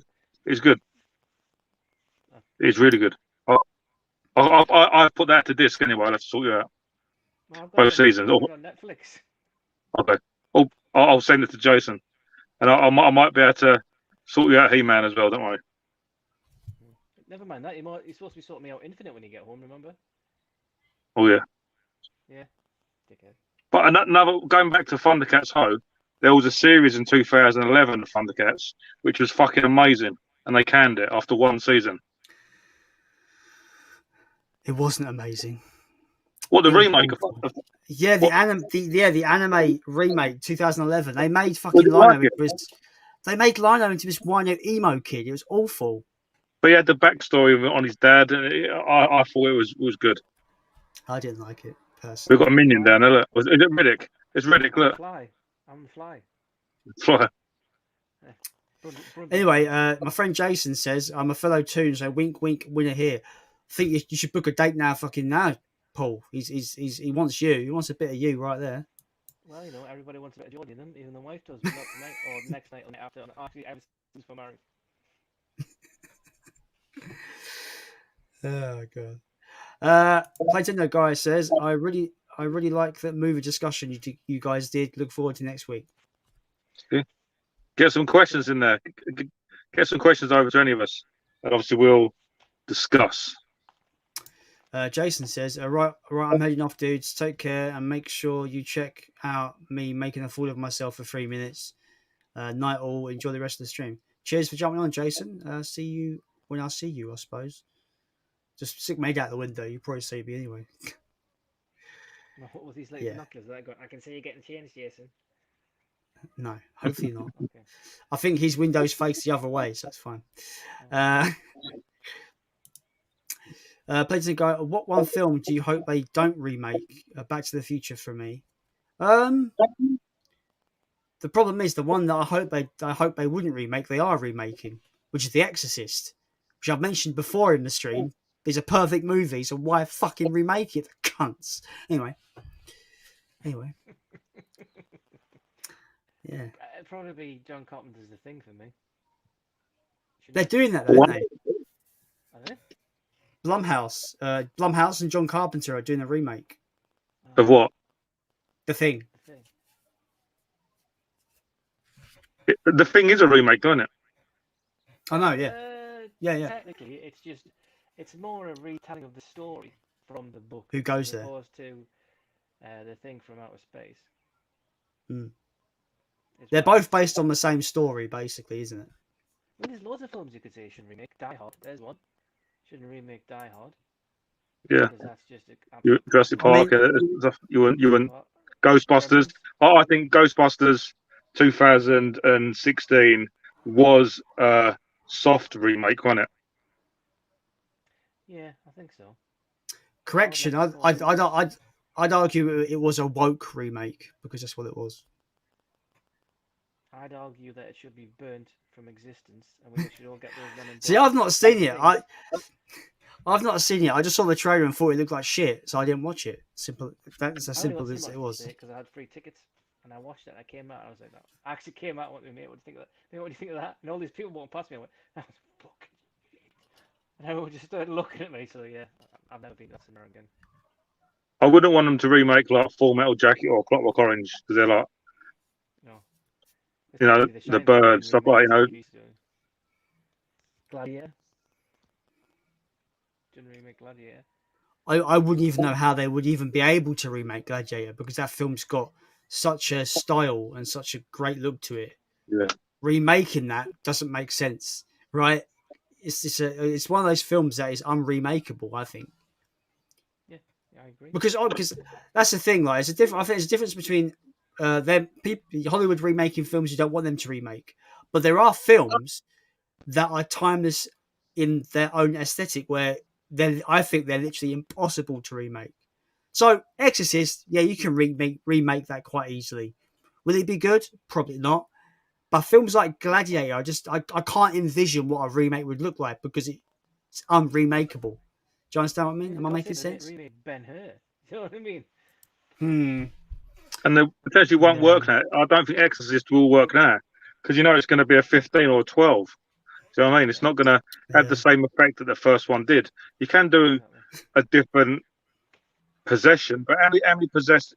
I think there was a time where there was a new possession film out a week in Asda. Do you remember? in their cheap section. Yeah, There was so many Emily different Rose, possession of Emily Rose and Smith, yeah, possession of John possession Cole. of Rob Wilson. So Yeah. fucking loads. Yeah, well, the thing is, Exorcist did kind of create the Exorcism movie, right? In theory, like it popularized that genre of film. Did you hear about Exorcist Beginning and Dominion? Do you know about the history of them two? I know the history. I know like one was made twice. Well, they're both the same film, but directed by a different person or something. Yeah, director got taken off the set or something, so they released the other version, and the one that a bit like the Snyder Cut, and I think Dominion was the one that got released after, which was better. I think I can't remember. I've not seen either. Like I've been told to avoid the sequels, so I have. So I've heard Exorcist 3 is good though. Yeah, I've got the Arrow, Yeah. and I haven't watched it yet. Just as soon as I saw that drop in price when it first. I thought I'd I get think they're all good in their own. There's some remakes that I don't think are good as the original, but are still good. I like the Total Recall remake, and it's nowhere near as good in the same league as the original, but it's an enjoyable film. I like the RoboCop remake, if I'm being perfectly honest. Yeah, it was all right. See, I've not seen the I've not seen the Total Recall remake, but I've got it on Blu-ray. It was £1, so I picked it up because it's one of those remakes where I haven't really heard that many people kind of shitting on it, because you would have thought people were going, "Oh, it's awful," but like you said, Rob, apparently there's quite a lukewarm reception where it's not too bad. So that made me pick it up. It's forgettable. It's one of the films that you watch it and you're like, yeah, that happened, and you don't talk about it, but then you watch it again in a few years. Do you know what I mean? It's same as I think Paul mentioned it before. Look, Romero, Crazies. The Crazies original is complete dog shit, personally. Fuck you. And the remake is better. Fuck you. The remake is better. I agree with that. The thing is, they're completely different movies, in my opinion. They're well different. The George Romero Crazies is, to me, is more about how the local authorities kind of responded to everything. You don't really see the Crazies in it that much, if at all. It's more about the political side of things and the actual how they reacted to it. Whereas the remake is a straight up kind of almost not a zombie film, but it's like that. It's got that more kind of fast, intense pacing, where it's more kind of like, violent, crazy people killing people. To me, that's related to what it's called, the Crazies. But what I mean is that they're so different. But I love that Romero movie. I think it's fucking brilliant. I didn't know you was a massive. I didn't know he was a massive fan. But stuff like Martin, he's got some quality films. I watched the remake of Crazies before the original, and I bought the original one when they re-released it. I'm thinking this is balls. Yeah, I really like that original. I think it's such an underrated Romero film. So good. But this is why we come on here, to have different opinions. If we have the same opinion, it'd be boring. I'm only saying fuck you and Jess. Don't take it seriously. The thing that winds up with it don't wind up with opinions. If something's bad, it then becomes like a cult film. If it's underrated because no one watched it, can't it just be shit? Do you know what I mean? Because a lot of these cult films, like from back of the 80s, like The Wanderers, Warriors, some of my favourite films, they're cult films, but not all cult titles are good films, are they? Yeah, I mean, so much to say that of recent cult films, such as The Lighthouse and The Witch, I both think are shit. They're shit. And they're not underrated or overrated. They're just awful. I've not seen The Lighthouse or The Witch. I have The Witch on Blu-ray, and I've not watched it. The thing is, someone told me if I like Hereditary, I would like The Witch. So that's why I bought The Witch, but I've not watched it yet. I started Hereditary last night, and then I started watching YouTube, and then I didn't watch any more Hereditary. So, but it is actually, it wasn't just, I don't know where I put it now, but I am watching it tonight. I have completed my Paranormal Activity set now as well. Nice. You've got them all. And I think I've only bought, so if I get this right, sorry to jump in, right? So Leon sent me the first one. Yeah. And then Jamie sent me the second one. Nice. And then Leon sent me the third one. And then I bought the fourth one off eBay. And then Scott watched me video today and he's like, Well, I'll sort you out, mate. So Scott bought me the last two, which is very kind of him. So Is the marked one the only one that's not numbered? Is that 5? yes, Yeah, I Mark think 1 so. and Yeah. 5, but not actually. They're only numbered up to 4 because it goes 1, 2, 3, See- 4. Mark 1's see, Ghost Dimension. It's weird. I've only seen like the first 3, and it takes a lot for me to get into those kind of like haunted, like ghost movies that I found, especially when they're found footage. It takes me a lot. I really thought the first one was very, very, very good for what it was. Very creepy, very gets under your skin. I couldn't sleep after watching that movie, you know. Yeah. But I've heard, even though I've seen the first 3, I don't really remember the sequels that well that I have seen. But I've heard a lot of people say it's very consistent. Like every film is quite a consistently well-made film. Is that right? Barring the marked ones, I think they've all got their. Yeah, it's like you know what they are when they go past 3 or 4, don't you? So you know what you're going to expect. Yeah. I've only seen the first one because I had the I one think when I anything- sold them to get 4Ks, and this is before I start my YouTube channel. And I'm grateful that people are generous enough when I said that I'm looking for something that they're able to either find it for me and I pay them for them on they send to me. So it's very, very lucky. I think we all are, to be fair, because we all get given, we all give each other stuff, really, don't we? So which is really nice. It's like it's enjoyable to receive and giving it. I love sending people stuff. I love seeing people's faces when they open a box for me, which I haven't done it many for a while. I might have to get back on that. Yeah. Do you know, I made a joke the other day. I think it was on my other stream. I forget.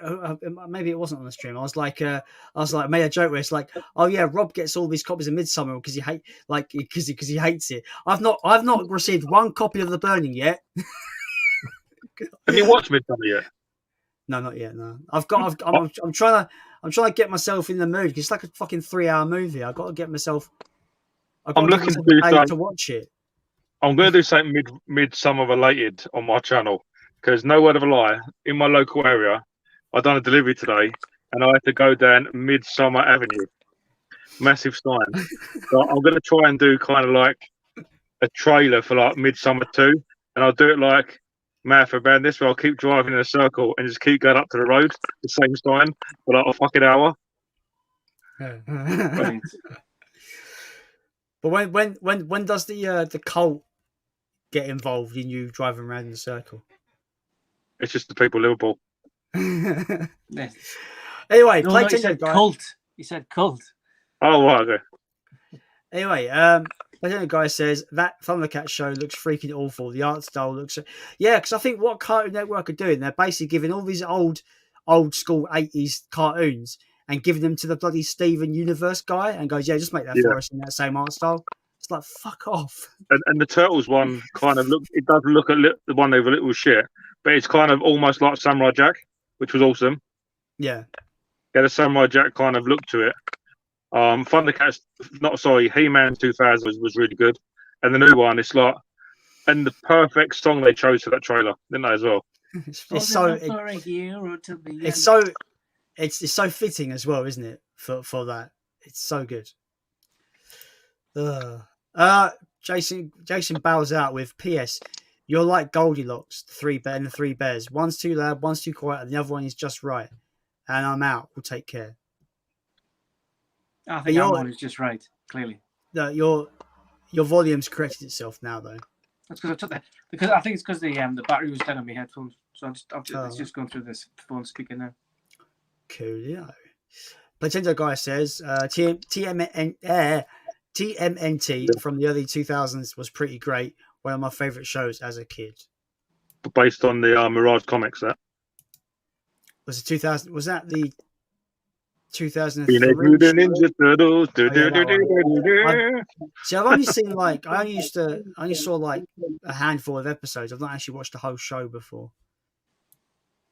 It's good. It's good. I would like to get a full set. I don't think you can get a full set. Only region 1. There may be a bounty box set coming soon of all of the series. The ones that aren't available. They only physically released the first season UK. In the black box. Oh yeah, was that all? Is that all 8 seasons? 8 is it online? Yeah, it's the 80s show. Yeah, but this is a German import because it's the only way I could I've got that on Blu-ray. Is it on Blu-ray? I didn't know that. I didn't know it was on Blu-ray. It's, I've had that for about 8 years though. So. it's a good season, but there's inconsistency with the animation. Like their bandanas will change color, and there's just some of the lazy animation. I'm so. And I'm a lot so of filler. I was going to say, this is my favourite animated series from when I was younger. It's close to Spider-Man or X-Men. X-Men slightly topped it for me. You had to compare that. I just loved it because this was like proper 70s, 80s with like it's Spider. Oh, it's just quality. Love that. That and Dog Tanyan were my childhood. Remake, Dog Tanyan remake. I can't wait for that. I love that. Playtendo guy says, I've never seen The Exorcist, so I guess it's highly recommended. It's my favourite horror film of all time, so take that as you will. Back in the day, when I used to go to a lot of boot sales, before Exorcist even cut, they used to sell VHSs of that when it got banned for £70 on markets. X rentals, because you couldn't get it. They banned it for years. The video nasty, wasn't it? Yeah, that video nasty. Evil Dead. There was a few of them. Basket Case was. Yeah, there's like a list of like 73 films or something like that. Video nasties. That used to be. It's probably a pedo. It's probably like along the lines of ET. But I used to go to this market, and the old man used to sell me films back in the car. Rob, don't bring the pedos into history, and that's just for ours. Okay, that's copyright. Yeah. Yeah. So he used to sell me X rentals when I was getting into horror in VHS days, and he pulled out Evil Dead 2, and I was like, "There's a sequel to Evil Dead," and obviously it was obviously a soft reboot. And then years after that, I didn't even know they made Army of Darkness. Obviously, I missed it when it came out of the cinema, and it was like, "Oh, there's more Bruce Campbell. This is like amazing." I really don't like Army of Darkness. Sorry, you're boring me. Sorry. Oh. I really don't like Army of Darkness. I don't like any of them, to be fair. I know it's probably controversial. I have seen. Oh, Rob's leaving now. He's starting the engine. He's off. I'll turn the light on. It's getting dark in here. I enjoyed the Evil Dead remake to the original. Oh, that's my favourite Evil Dead. I know people will go mental, but that 2013 Evil Dead was so good. I probably need to rewatch them. I can't remember Evil Dead 2. Evil Dead 1 was too weird for me, I think. You need to watch the prequel that no one knows about. And what's the prequel called? In the Woods. Within the Woods. All right. Sam Raimi, Bruce Campbell filmed it at college. You can watch it on YouTube. It's about 20 minutes long, and it sets up Evil Dead. Okay. But then again, Evil Dead 2 is like a remake of Evil Dead anyway, pretty much. Prequel sequel, isn't it?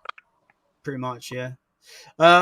Pete, Blu-ray Bullet Brit, the Bullet, he says, don't remake a Serbian film. Well, it shouldn't have been made to begin with. It doesn't need a remake because it's perfect.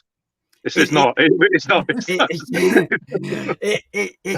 don't show enough in the film. They don't show enough in it. What? It needs to be unmade, is what needs to be done. Unmazed. Why is it every time I say Pete's picture, it'll come up there? It looks like he's judging me. Because he is. Okay. Playtendo guy says, Paul will be pleased. I picked up Gladiator this week. Never seen it before, so I'm looking forward to watching it. Whoa. I've never seen Gladiator.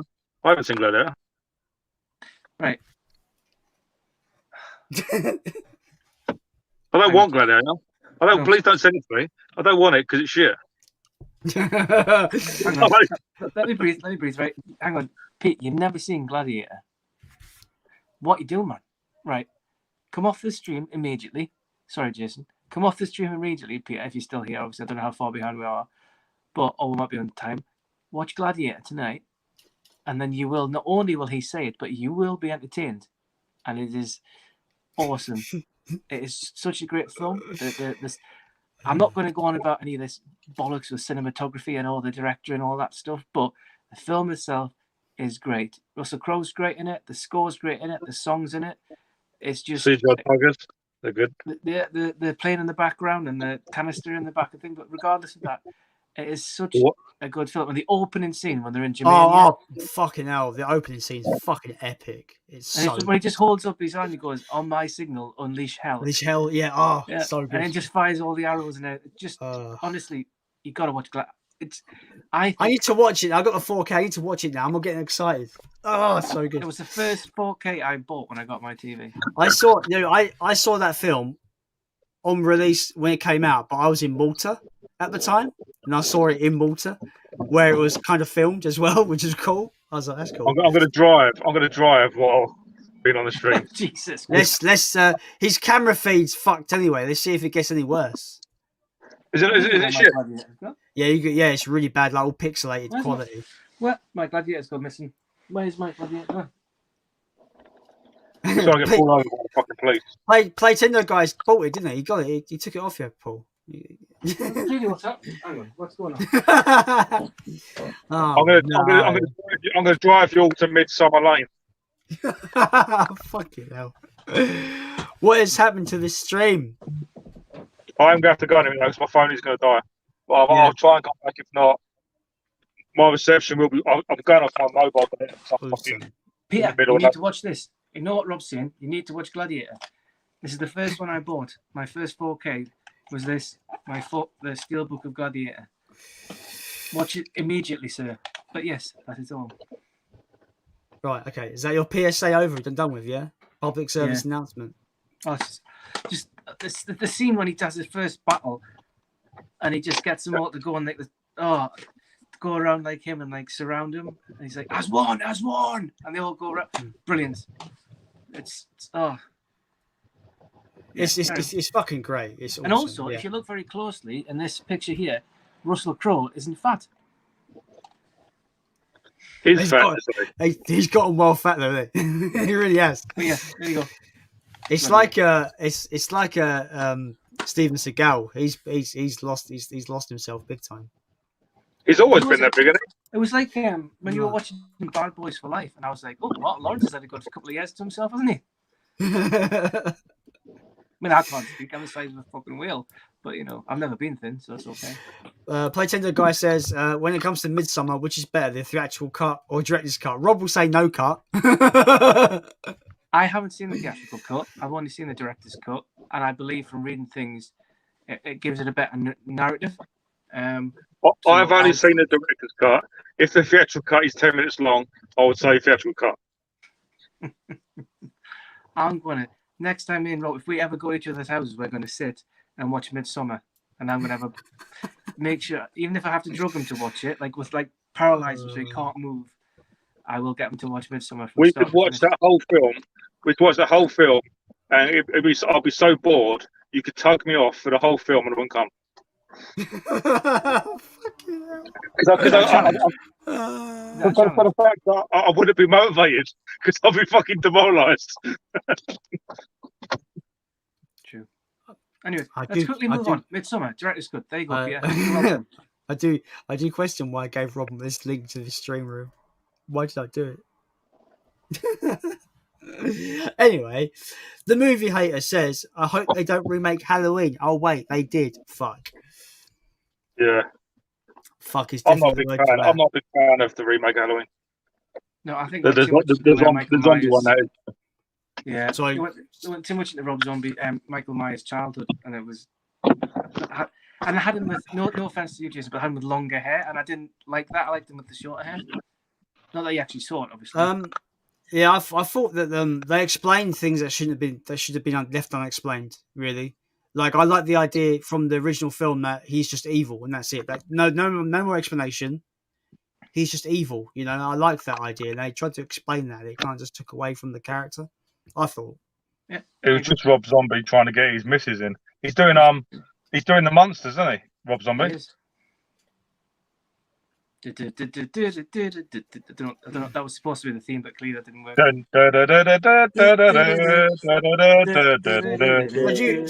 you think it's just going to be like a Rob Zombie Gore Fest version of Monsters then, or it's going to be like Banana Splits, isn't it? Probably. Which I still need to see. I haven't seen that yet. I've heard it's fun. What is? The Banana Splits movie. Yeah, it's all right. It's all right.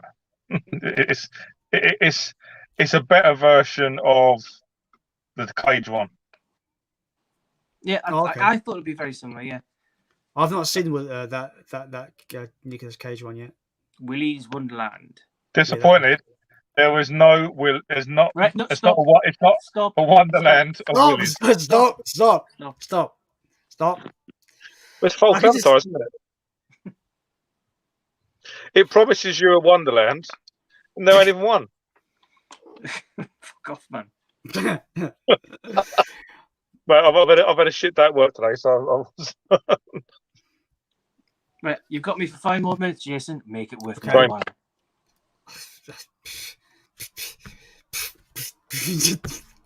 just the one. I'm going to watch the original Godzilla film tomorrow. Awesome. What, the 1950s one? Yes, for the first time. 53 or 58? 54. Well, neither of them. And that's why I'm not a Godzilla expert. Neither am I though. I'm still a Nubius Zilius. Anyway, Yeah, but you know more than me. Movie Mad says hi. Hello, Movie Mad. Thanks for Hello, joining on the Hello, stream. James. That was my worst Scottish accent, so apologies. Who's this? Who's this? Watch this. Who's this? Who's this? Hello, guys. It's James here from Movie Mad. I'm doing it. Sorry. Carry on. Anyway, Play Tinder guy says, what do you think of Seth Rogen making a TMNT film? I presume that all the turtles will be smoking weed and having pizza. Yeah, I can imagine the whole film is just them in the living room. Just I eating can just pizza imagine and Michelangelo pie. going, "We're going to go and rescue somebody." No, dude, we're not. But isn't it? It's a Rise movie, though, isn't it? On Netflix. I don't know. I don't know. Yeah, I I didn't don't even know. know that was happening, to be honest. Okay. Play Tinder guy said, I think he asked, is Ash vs. the Evil Dead a spin-off series to the Evil Deads? Yeah, it's the good ending of Army of Darkness, isn't it? Yeah, it's sort of a direct sequel. Yeah, I've only seen like half of season 1, so I've not seen all of it yet. It's good. It's good. There's one bit in that show where he's trying. I don't know what he's doing, but he goes to his house, and I think the girl he's with, her parents are, her mum's like possessed by a deadite, and she's acting weird, and the dad is trying to talk. He's like, "I'm not talking to you, Grandpa," or something. He just shouts at him. It's made me laugh. Just Bruce Campbell being awesome. I need to rewatch that show properly and watch all of it. I don't know what Pete's talking about, but he says I've seen it. I don't know what he's seen. Serbian film, probably. Plays another guy says, Or finally seen his junk. "Oh, plays another guy asks, Full Metal Jacket or Apocalypse Now." I've seen neither, so I can't answer that Full question. Metal Jacket. Full Metal Jacket. Okie dokie. My friend Fraser, also known as Ramhammer, is in the chat. Thanks for joining the chat, my dude. He's like, well. Which is a song by the band Milburn. The movie hater says, do you guys have any 4K Blu-rays which don't have HDR? I've got no idea. Yeah, I wouldn't know either. I'm fairly new to that field of things. I think I have a few. I'll have to check. I just found out as well by looking it up that my 300 4K is not true 4K. It is upscaled 4K, which is a bit shit. A lot of films are Really? upscaled. Yeah. No. Well, I've not watched it yet. It still might look awesome. I don't know. Tell you what, mind, with regards to upscaling and near 4Ks, I'm really enjoying rewatching the Sherlock Holmes ones in 4K. Nice. The sound, the theme, the Sherlock Holmes theme is so good. You forget a I've good not seen dialogue, them. doesn't you? Yeah. I've not seen those films. I've got them on Blu-ray, but I've not watched them yet. But then again, I don't watch my Do films. it! 'cause Do I'm it weird. now! I've been going through my film. I've watched quite a lot of films this week. I watched Saw. I watched Saw 2. I watched Joker for the first time. Unbelievable movie. I watched Humanoids from the Deep. One of the most rapiest monster movies I've ever seen in my life. With regards to Joker, did you know what was going to happen to De Niro's character? Had you already been prepared for that? No, I didn't know anything. The way I presumed it was the way he's like practicing how he's going to come out and go, hi, hey, he's all practicing, but he puts a gun through his neck and pulls the trigger. I thought, oh, he's going to commit suicide. Like, it looked like he was going to commit suicide. But that bit, man, fuck me. Like, it's just like I you didn't get see what it you coming because I was fucking- watching at the cinema and I was Oh. like, oh, didn't expect that. But my favourite part of Joker is when he gets out of this police car and he gets on the top and he just uses his blood to do his smile. Yeah, it's awesome. That is yeah. just an awesome. But what I love See, about that movie, I don't think he's Joker. I don't think he's Joker. I reckon that there's a lot of people, a lot of theories that he's the inspiration of the guy that's going to become the Joker. I was about to say, what I love about Joker as a film is that it leaves you in a moral quandary. He's doing bad shit, but you kind of can see it from his perspective, sort of. Society's beat him down to the point where he's gone, fuck this shit, and just snapped. But also, the film was also made me wonder, was it all in his head? Because at the end, he's in a psychiatric ward talking to a bloody psychiatrist. You're like, so did it all happen or did it not? I might have to rewatch it now to see if there's a definitive answer. When we went to the cinema, the only bit where everyone in the whole cinema went was when you thought, is he going to kill the dwarf or not, or the midget guy or whatever or not? Yeah. And he lets him out, and I was like, oh. Yeah. He everybody think that he was. Oh, mate, kill him. the way he kills his friend is fucking horrid. It's so brutal. I wasn't expecting that. I was like, fucking hell. Like, for a 15, it's pretty violent. Yep. It's so good, though. It's so good. We'll have two more questions and I'm going to have to go because I'm going to have to. No. My phone's going to die. Agree. As long as the two questions aren't like an hour each. Yeah. Platino guy says, you can say yes to this, probably, Rob. Have you seen that 2D TMNT beat 'em up game coming this year? Looks awesome. Yes. Looks like the old arcade game from back in the day. Yeah, it looks really good, actually. Looks really good. No, Paul? Nothing? I played the arcade game ages and ages ago, but that was it. This looks like it's going back to that old school arcade roots. It's that people don't remember. Back at, when I run my own game shop, I built an oversized arcade machine because we used to have kids come in saying, "What's that?" You don't see arcades anymore. We used to go in cinemas and they used to have a little arcade to the left. I miss them days. Going there playing Primal Rage, Killer Instincts, Outrun, Time Crisis, yeah, House of the Dead. You get none of that now. It's like it's a shame. Yeah, you're right. We have Jim Jam in the chat, Quizmaster. He says hello, Rob and Paul. I've started calling him Quizzy now. Just think it's quite good. Quizzy. All right. All right. One more comment. Choose it well, Jason. I was about to say choose it wisely. I mean, I don't have much. I don't have many to choose from, really. Quizzy asks, best unexpected twist in a film. Best unexpected twist in a film. I've already probably the village. Probably the village. I would say the village. I see you. Because it's got two twists. But yeah, the village. Yeah, you don't see that one coming. I've not seen the village. So now I know there's a twist coming, but then I can't do that anyway. All of Shyamalans have twists. All of Kill Love. I'm gonna say I'm gonna say Saw because I don't care who you are. No one saw him getting off that floor at the end. No, you're right. If you say you knew it was coming, you're a liar because no one saw that coming. Like no one predicted him getting off the floor. Yeah, I agree. I mean, if people didn't. I mean, if we would run time about 10, 12 years, everyone would have said at that point, the only film I think that started all that off was probably Sixth Sense. Right. And then now everybody goes and starts doing twists. It's because you have the normal twist at the end of a horror film where you think it's one person, like Scream or whatever, or I know he did last summer, but it ends up being somebody else, or like Urban Legend. But then, Happy Death Day, it points to one direction, but it goes the other. It's like Spiral. I knew at the end of Spiral who the guy was because it was because it kind of. But with Sixth Sense, that was the first one where you're like, oh, right. Now that makes sense. But yeah, I'd say The Village. The Visit is very similar to that. Mm-hmm. What was the one I said? I can't remember now. Oh yeah, it follows. It follows. I see you. Oh, that's an Arrow title, isn't it? I see It is, you. yeah. Yeah, I've not seen that. My phone There is you just go. about to die. My phone is going to Oh, die. we So shall leave on it that there. note, I'm going, Jason, because I'm going to go and see the wife, and I've got work tomorrow. 8:00 start, 8 till 4 on the Saturday. thanks for letting us join, Jason, and I hope we didn't Cool. bring down the tone too much. Yeah, Rob. Thanks for thanks for sending me the link. Yeah, we've done the bit. We've done our advert. So everybody, yeah, Sunday and Monday, Wednesday. No, I'm joking.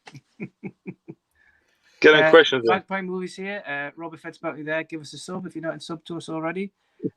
This guy is great. Keep up the good work, Jason, as always. And we're going to leave you now, so you can do the rest of the stream without us. Yeah, The tag team are going to leave. I'll probably lose everyone I go because they've come to see you guys and they disappear. We don't have that many followers. To be fair, no, we're just lucky that. But to be fair, we're all more or less doing the same kind of thing anyway. We just got to support each other. But yes, anyway, I'm going to go and see the wife. Who's probably fast asleep, and I'm going to go and yeah, Poker. See you real soon. Bye for now. Give it up. See you later, guys. Well, see you later, mate. Bye. Have a good night. You too, man. See you there. Well, that was fun. That was fun.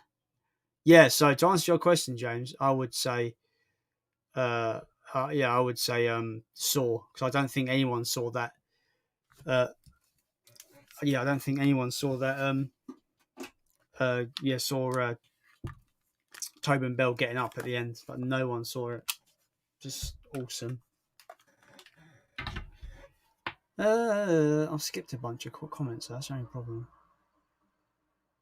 Them Sherlock Holmes films are brilliant. Such great fun. I've not seen them, you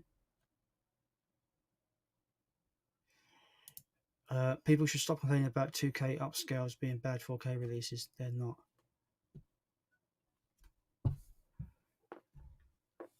Interesting.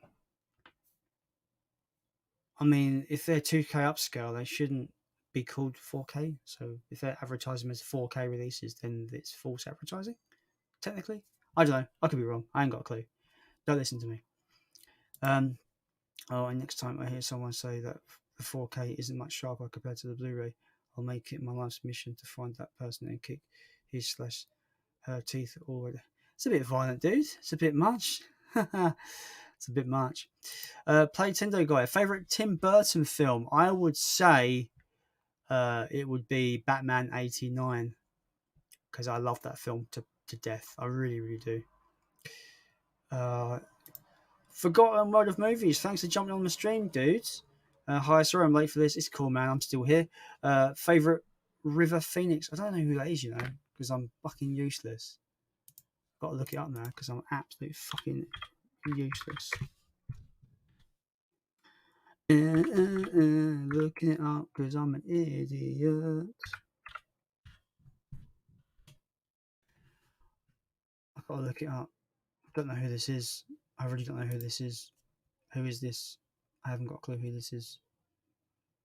Well, he's dead by the looks of it. Well, I am fucking terrible, mate. What's he made? Explorers. Not seen that. I was in Stand By Me. Okay, Stand By Me is pretty good. Not seen. Okay, that's cool. Indiana Jones Last Crusade. Okay, yeah. I think he's in it for like 5 minutes, perhaps. Yeah, I've seen nothing else. So, yeah, I don't know, really.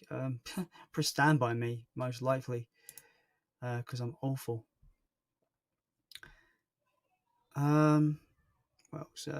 Tom, thanks for jumping in the stream, my dude. Appreciate it. Hello, Jason. Hope you're good. I'm doing well, man. I'm doing good. Platina Guy, what's your favourite Will Smith film? That's a tough one. I don't think I've seen that many films of him in, to be honest. I like Men in Black. Men in Black is fun. I like Bad Boys, the first one in particular. That's pretty good. I Am Legend is okay. I wouldn't say it's a favourite. Yeah, I'll probably say Men in Black to be boring, I suppose. As the boring answer. Yeah, Men in Black, dude. Manius in Blackius. Haha, just a bit annoyed that there's no snack in the house. Have 300 on iTunes and it looks amazing, so don't worry about it. Okay, cool. Yeah, that's cool. I have it now, so I won't be getting rid of it. So, but I like that film, so I'm looking forward to watching it. Upscaled or not, I'm still looking forward to rewatching it. It's got to look better than the Blu-ray, right? It's got to.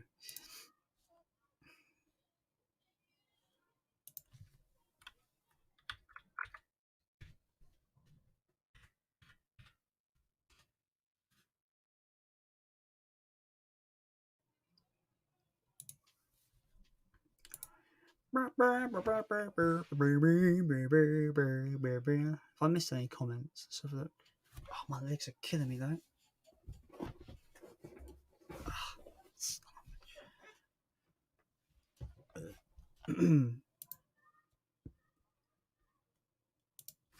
It's a good question, man. What's the most well-known films you haven't seen?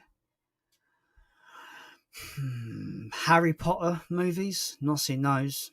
Not seen any of those.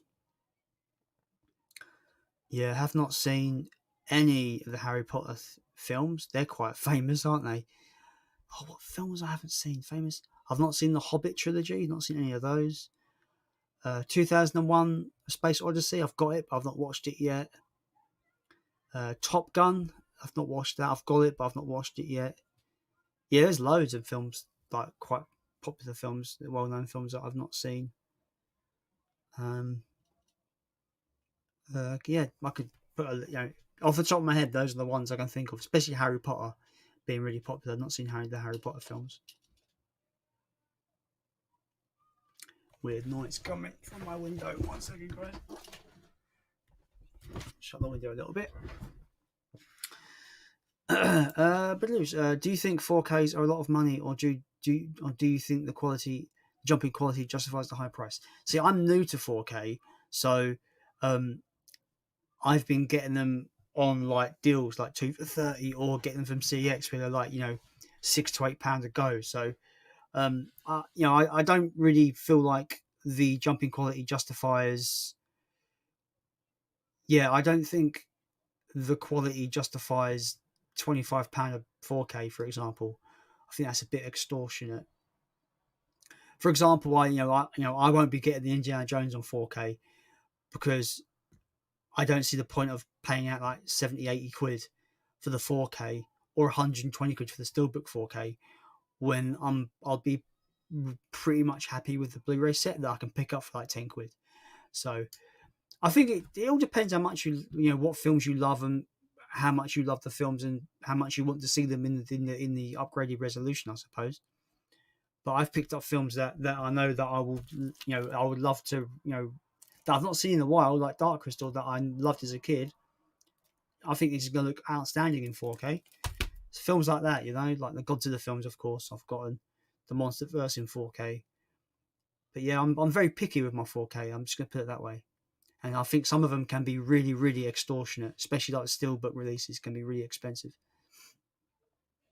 I guess you mean three. I'm guessing this is in relation to 300. Has wonderful HDR implementation. I've noticed though with the 4K release, the HDR can be the big game changer for a particular release, which is really good. Favorite Assassin's Creed game? Mine would be Origins. Because I think they kind of changed everything about it. It felt and played more like a Dark Souls game, and it kind of had a bit more life and a bit more. Just was really fun. I really liked Origins quite a lot. Yeah. Is Joker your favorite DC film now? I think it's the best DC film, but my favorite will always be Batman 89 because I love Batman 89 so much. I love that movie. But yeah, I think if I would pick 3 DC films, it would be Batman 89, Joker, and Man of Steel as probably my 3 favorite DC movies. So to say, you aren't a wizard then? No, sir. Not one bit of wizard in me. Forgotten worlds of movies. Is there a horror film that terrified you as a kid? For me, it was Dawn of the Dead. Saw it when I was 7. Big mistake. Well, if you consider Gremlins a horror film, which I kind of do, I saw Gremlins when I was like 6 years old, and it scared the life out of me as a kid. But yeah, I can't think of anything else horror-y that I watched that scared me when I was really young. Movie hater. Lots of 4K titles can be had for a very good price during sales. iTunes is great for 4K releases too. Got 300 4K during release week for about £3 to £5 on iTunes. The thing is, I don't really care about digital. I don't want digital when I'm a very much physical collector through and through. So yeah, I don't bother with digitals, unfortunately, and I don't really do Apple things either. So I wouldn't even do iTunes, to be honest. But it's cool, man. I mean, for £3, I suppose, is a really good way to check out our 4K transfer and see if you want to upgrade and get the actual physical. I can understand why people do it, but I've never ever once even thought about buying a digital copy of a movie. I just don't see the point because you don't really own it. I don't feel like I own it, if that makes sense. Have you seen Highlander? Yes, and I love it. It's great. Such a great film. Favorite Stallone film, but you can't choose Rocky or Rambo. It would be Cobra. I think Cobra's great. I really recommend Cobra. It's part like badass cop movie and part slasher film. It's really fucking good. I really recommend Cobra. Cobra's awesome.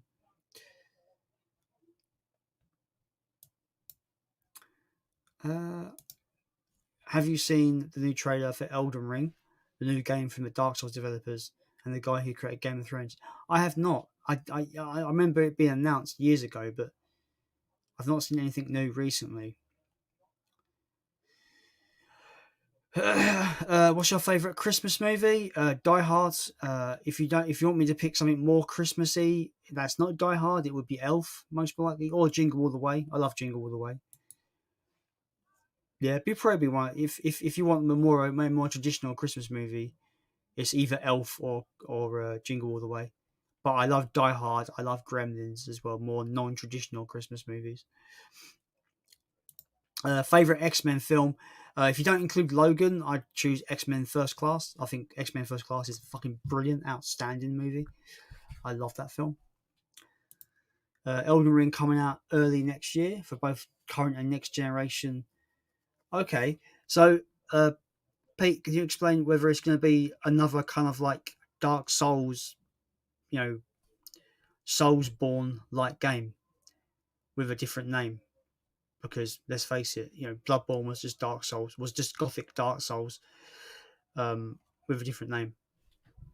Because I feel like From Software have just kind of just like they're redressing the same game mechanic and just putting out the same game over and over again with new kind of few new mechanics and stuff like that. Like Bloodborne was more of an offensive game, whereas Dark Souls is more defensive and etc. But I can imagine it's going to be more of the same, but I'm hoping they might do something a bit different and maybe have a break from the Dark Souls formula. Hopefully, I'm still praying for a new Tenchu game. To be honest, I fucking love Tenchu. Put that cookie down now. Who told you can touch my cookies? Anyway, if you haven't liked this video, please like the stream, man. I really do appreciate it. Helps the channel out as always. 10 people watching, do appreciate it. Keep the questions coming, keep them booming through, because I'm going to probably stay on to about 11, half 11. I've got to sneeze. 1 second.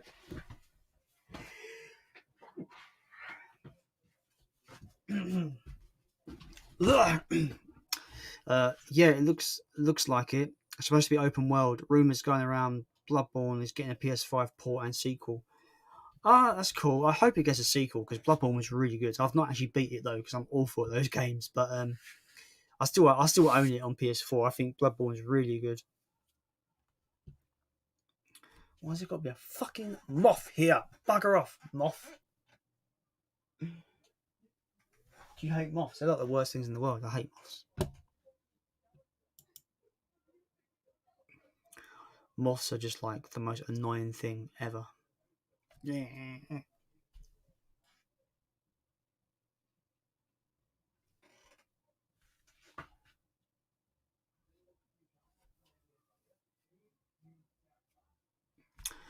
Any more questions, guys? Because when I'm on my own, it kind of relies on just chat questions. Because I'm a bit weird. I feel a bit weird without having talking points.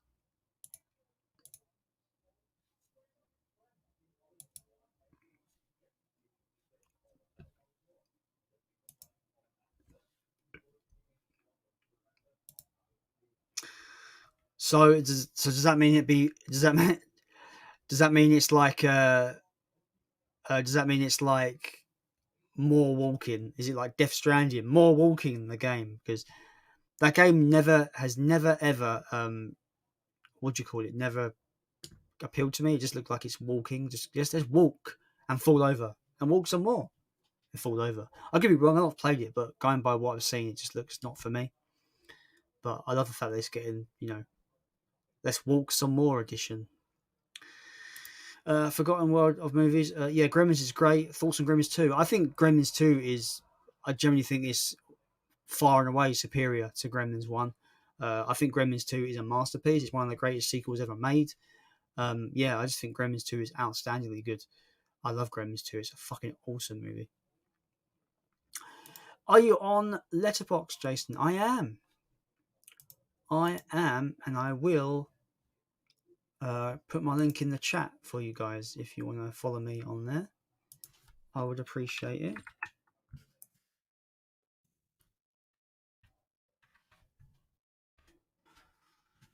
Drop the link to my Letterboxd, Tom, in the chat. I might as well do the same with my Instagram while I'm at it, I suppose, eh? I might as well.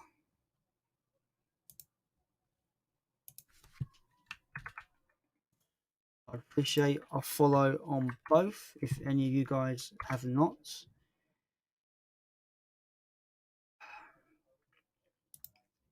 Favorite Metal Gear games?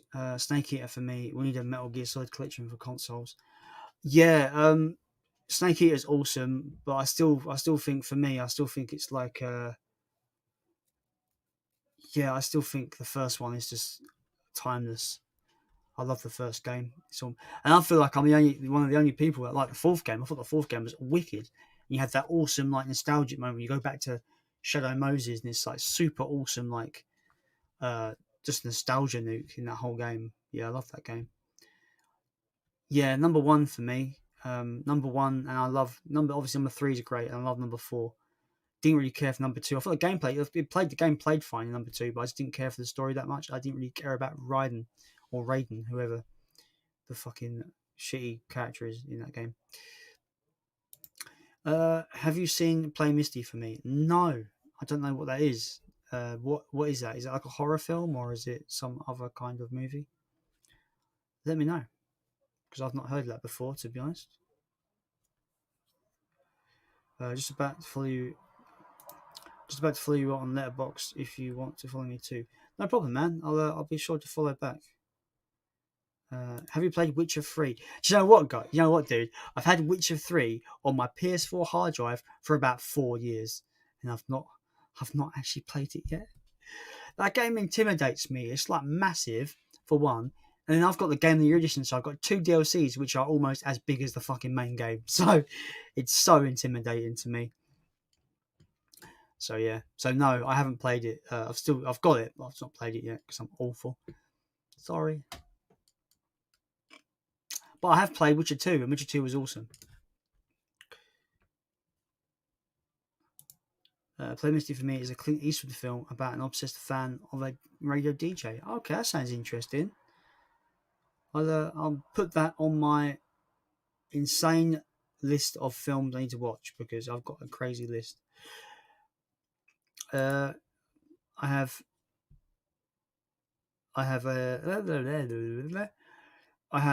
Witcher 3 on PS4 and Switch. I've heard the Switch version is pretty good, you know, but I sold my Switch, so I can't play the Switch version. But yeah. Yeah, I haven't got around to it. Tom says, Play Misty for me could probably be considered a slasher if I remember correctly. Now I'm interested even more now because I do love my slasher movies, unless you're The Burning. The Burning is awful. I hate The Burning. Oh, God, I'm talking shit like usual. Oh, my God. Drop my letterbox.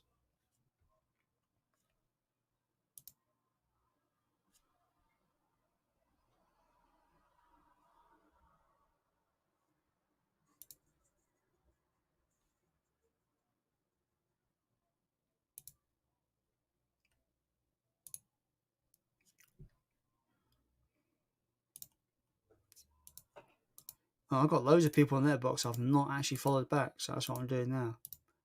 So, Tom, consider yourself followed back. There you go. Awesome.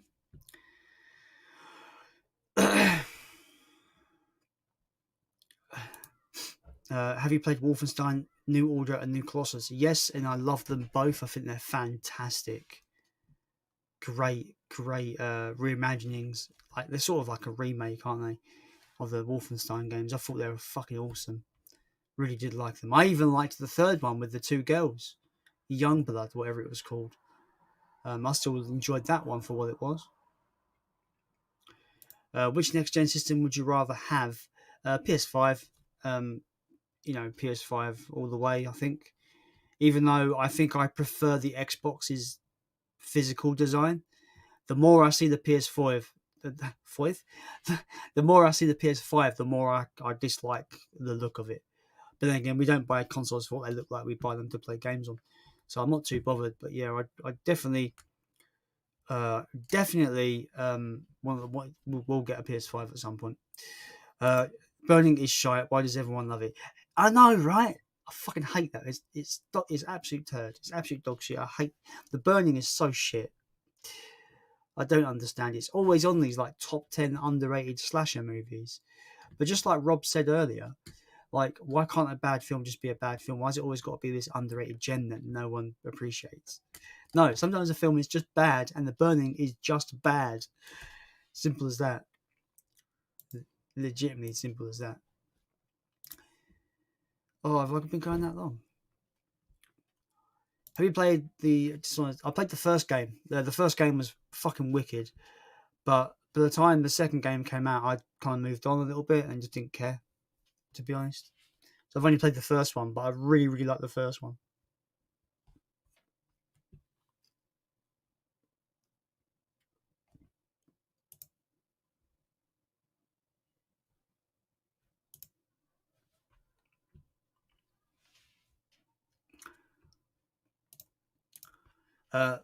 The Burning is a 80s slasher film about a guy who gets burnt by some kids by accident, survives, and then plans to take revenge. And he uses garden shears as a weapon. It sounds cool by me just saying that. It sounds like a cool premise for a slasher film, but it's just shit. It's fucking so bad. Arrow Video put out a Blu-ray of it. The Blu-ray's got one of the coolest cover arts for a Blu-ray, especially on Arrow. And I bought it because the cover art looks awesome, and I sold it within 2 days of having it because it was fucking awful. Don't like The Burning. The Burning is shit. I mean, you can watch it yourself, man, and make up your own mind. But I just generally thought it wasn't. It's just a really bad movie. Really bad.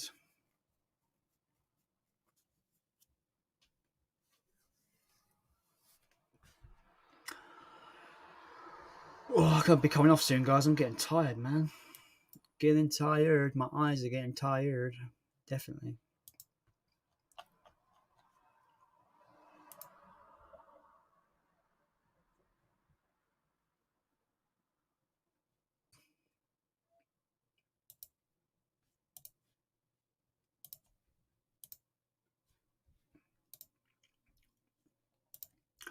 Yeah, I have it on. I have it on Steam. I have it on PC. Really like it. I think it's a lot of fun. But I think playing as Jason is really difficult because I suck at playing as Jason Voorhees in that game. But when you're playing as a counselor, it's really, really fun. It's a really fun time. Ramhammer, sleep is for the weak. Maybe it is. Ramhammer, did you want to jump on the stream if I throw you a link? Let me know.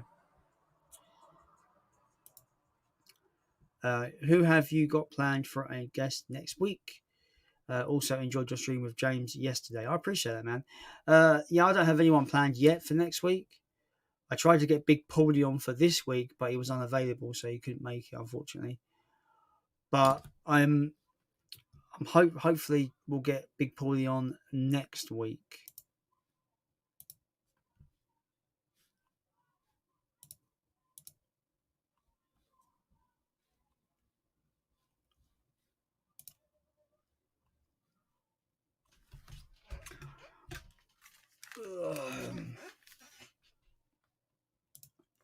Everybody, insanity. It's all about the thing. Sending a link to my friend.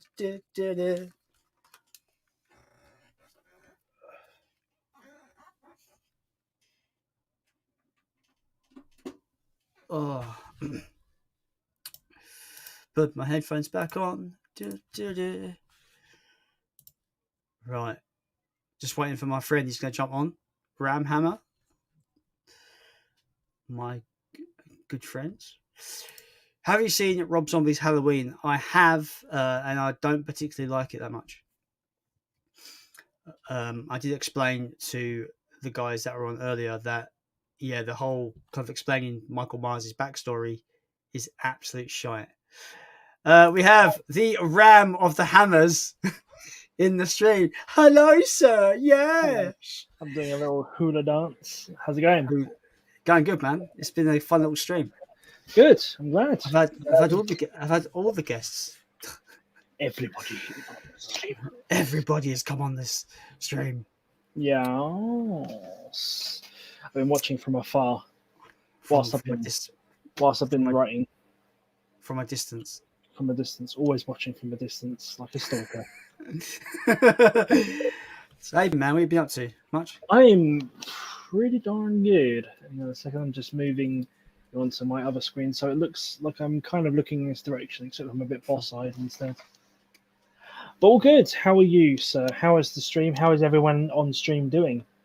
I am very good. The stream's doing well, and I'm sure everyone is great because I think everyone likes a Friday.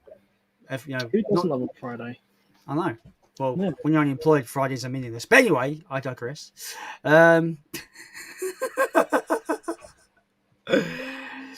Apparently, you said let's do it, so let's do it. Yeah, I did. Let's do it. Come on. Put the cookie down now, you idiot. Put it Shut down. up. Put it down now. I'm talking. Andrew Barry said, watching Maniac, the 1980 version, savage. I've not seen Maniac, you know. Maniac. No, I was thinking Maniac Cop. That's different. No, I've not seen that. I've not seen. There's a remake as well. It came out with Elijah Wood.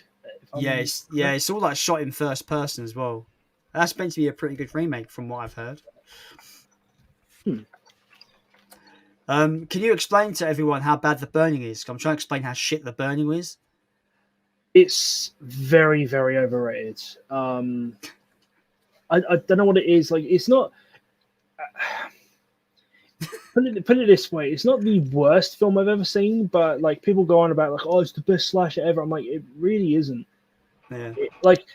And that's my opinion. You know, crucify me if you want, but like honestly, I don't think it's that good. I think it was incredibly overrated when people were literally going like, "Oh my god, you love slasher films? You gotta watch The Burning." I'm like, okay, cool. It's like I said earlier, like Rob was saying, like, "Oh, why can't a bad film just be bad anymore?" I agree. Like, you know, why does The Burning have to be this underrated slasher gem? Why can't it just be a bad film, which it is? Very true. Very, very true. Play Playtendo guy says the officially. I guess he said. I guess he means the weekend officially begins with Jason's Friday night stream. I appreciate that, man. That means a lot. Yeah. It's been a party this stream. We've had about like Paul and Rob on, and now we've got the Ram Hammer himself. Yeah, absolutely. It's been a party. It's been good. The legend. Yeah, that's me. Move Hater says Maniac is awesome. I need to see that film. To be fair, it's on my list. I've got like it's you know, like when you've seen some movies that they got like a scroll and it just goes on for fucking ever. It's basically one of those that's full of movies like you must watch this one. I'm like, ugh, do I have to? Yeah. I had like someone say you should watch this film about the Beatles. I'm like, it's really funny because I tell people that usually like it's the films that people recommend me to watch are the films that take me the longest to watch. Yeah, always the way. Exactly that. Yeah, exactly. Tom 180 asks Ramhammer, are you sitting in a massive wardrobe? Yes. No, that's just a clothes rack. Like my bed's down here and my PC's here, and that's about all that's in this room at the moment. But yes, I have. That's my room. I didn't get a wardrobe. Literally, if you see this room, there is nowhere I can put a wardrobe. So this clothes rail will have to do. And to be honest, I'm all right with it. And plus, it shows off on my wonderful T-shirts. Look at your wares. Kaiju has wares as you has coins. Yes. Is that an Ulcerate T-shirt? It is an Ulcerate T-shirt. Yes. Awesome. What was I going to say? No. What was the chat going to say? Playing the guy.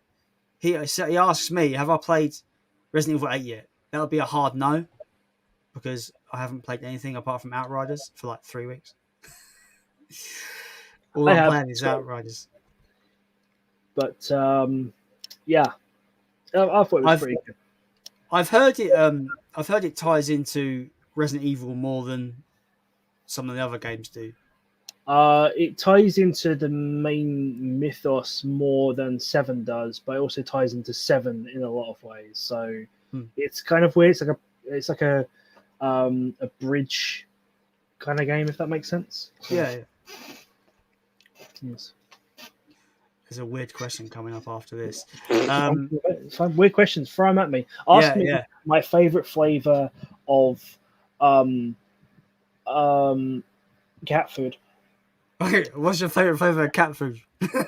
No, I don't eat cat food. Good answer. Have you seen Loki yet? Heard a lot of positive things about it. I haven't. Not yet. I will be watching it probably over the weekend. But I did kind of agree with my flatmate that I'll be watching it with her, so I will wait until then. Coolio. The movie hater asks, "Are you a good person, Ramhammer?"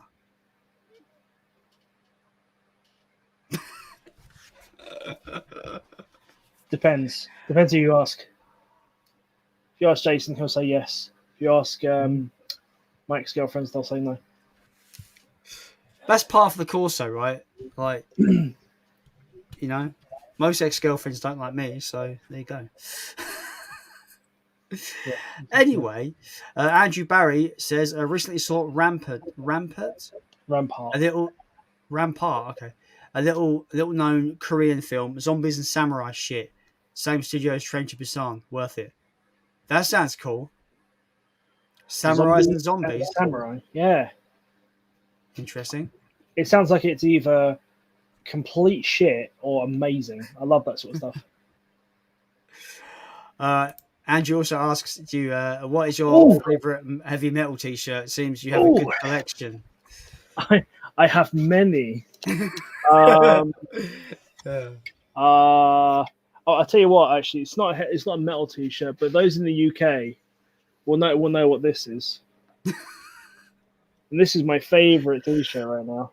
It's you can't straighten out. Jeez, it's an Ainsley Harriott T-shirt. It says "Give your meat a good old rub." I love it. No, I don't really have a favorite. I've got a couple that I really like, but I kind of like buy one, get rid of one, buy one, get rid of one. So I've always got the same sort of amount. I mean, I've had this one for a while. Jason knows I like this one. This is my my Dragged into Sunlight T-shirt. Awesome. And the back is gross. There's watching, waiting, visible, and it's like someone about to be hanged. It's great. Oh mate, that band is like one of the most hate-filled bands I've ever heard in my life. They are one of the angriest bands I've ever heard ever. Them, Nails, and I've got a couple of recommendations for you. I've been going crazy with new albums this last week, so I got a couple of good ones for you. I won't do them on stream unless you want a recommendation, guys. If it's not really your sort of thing, then don't worry. I'll recommend anyway.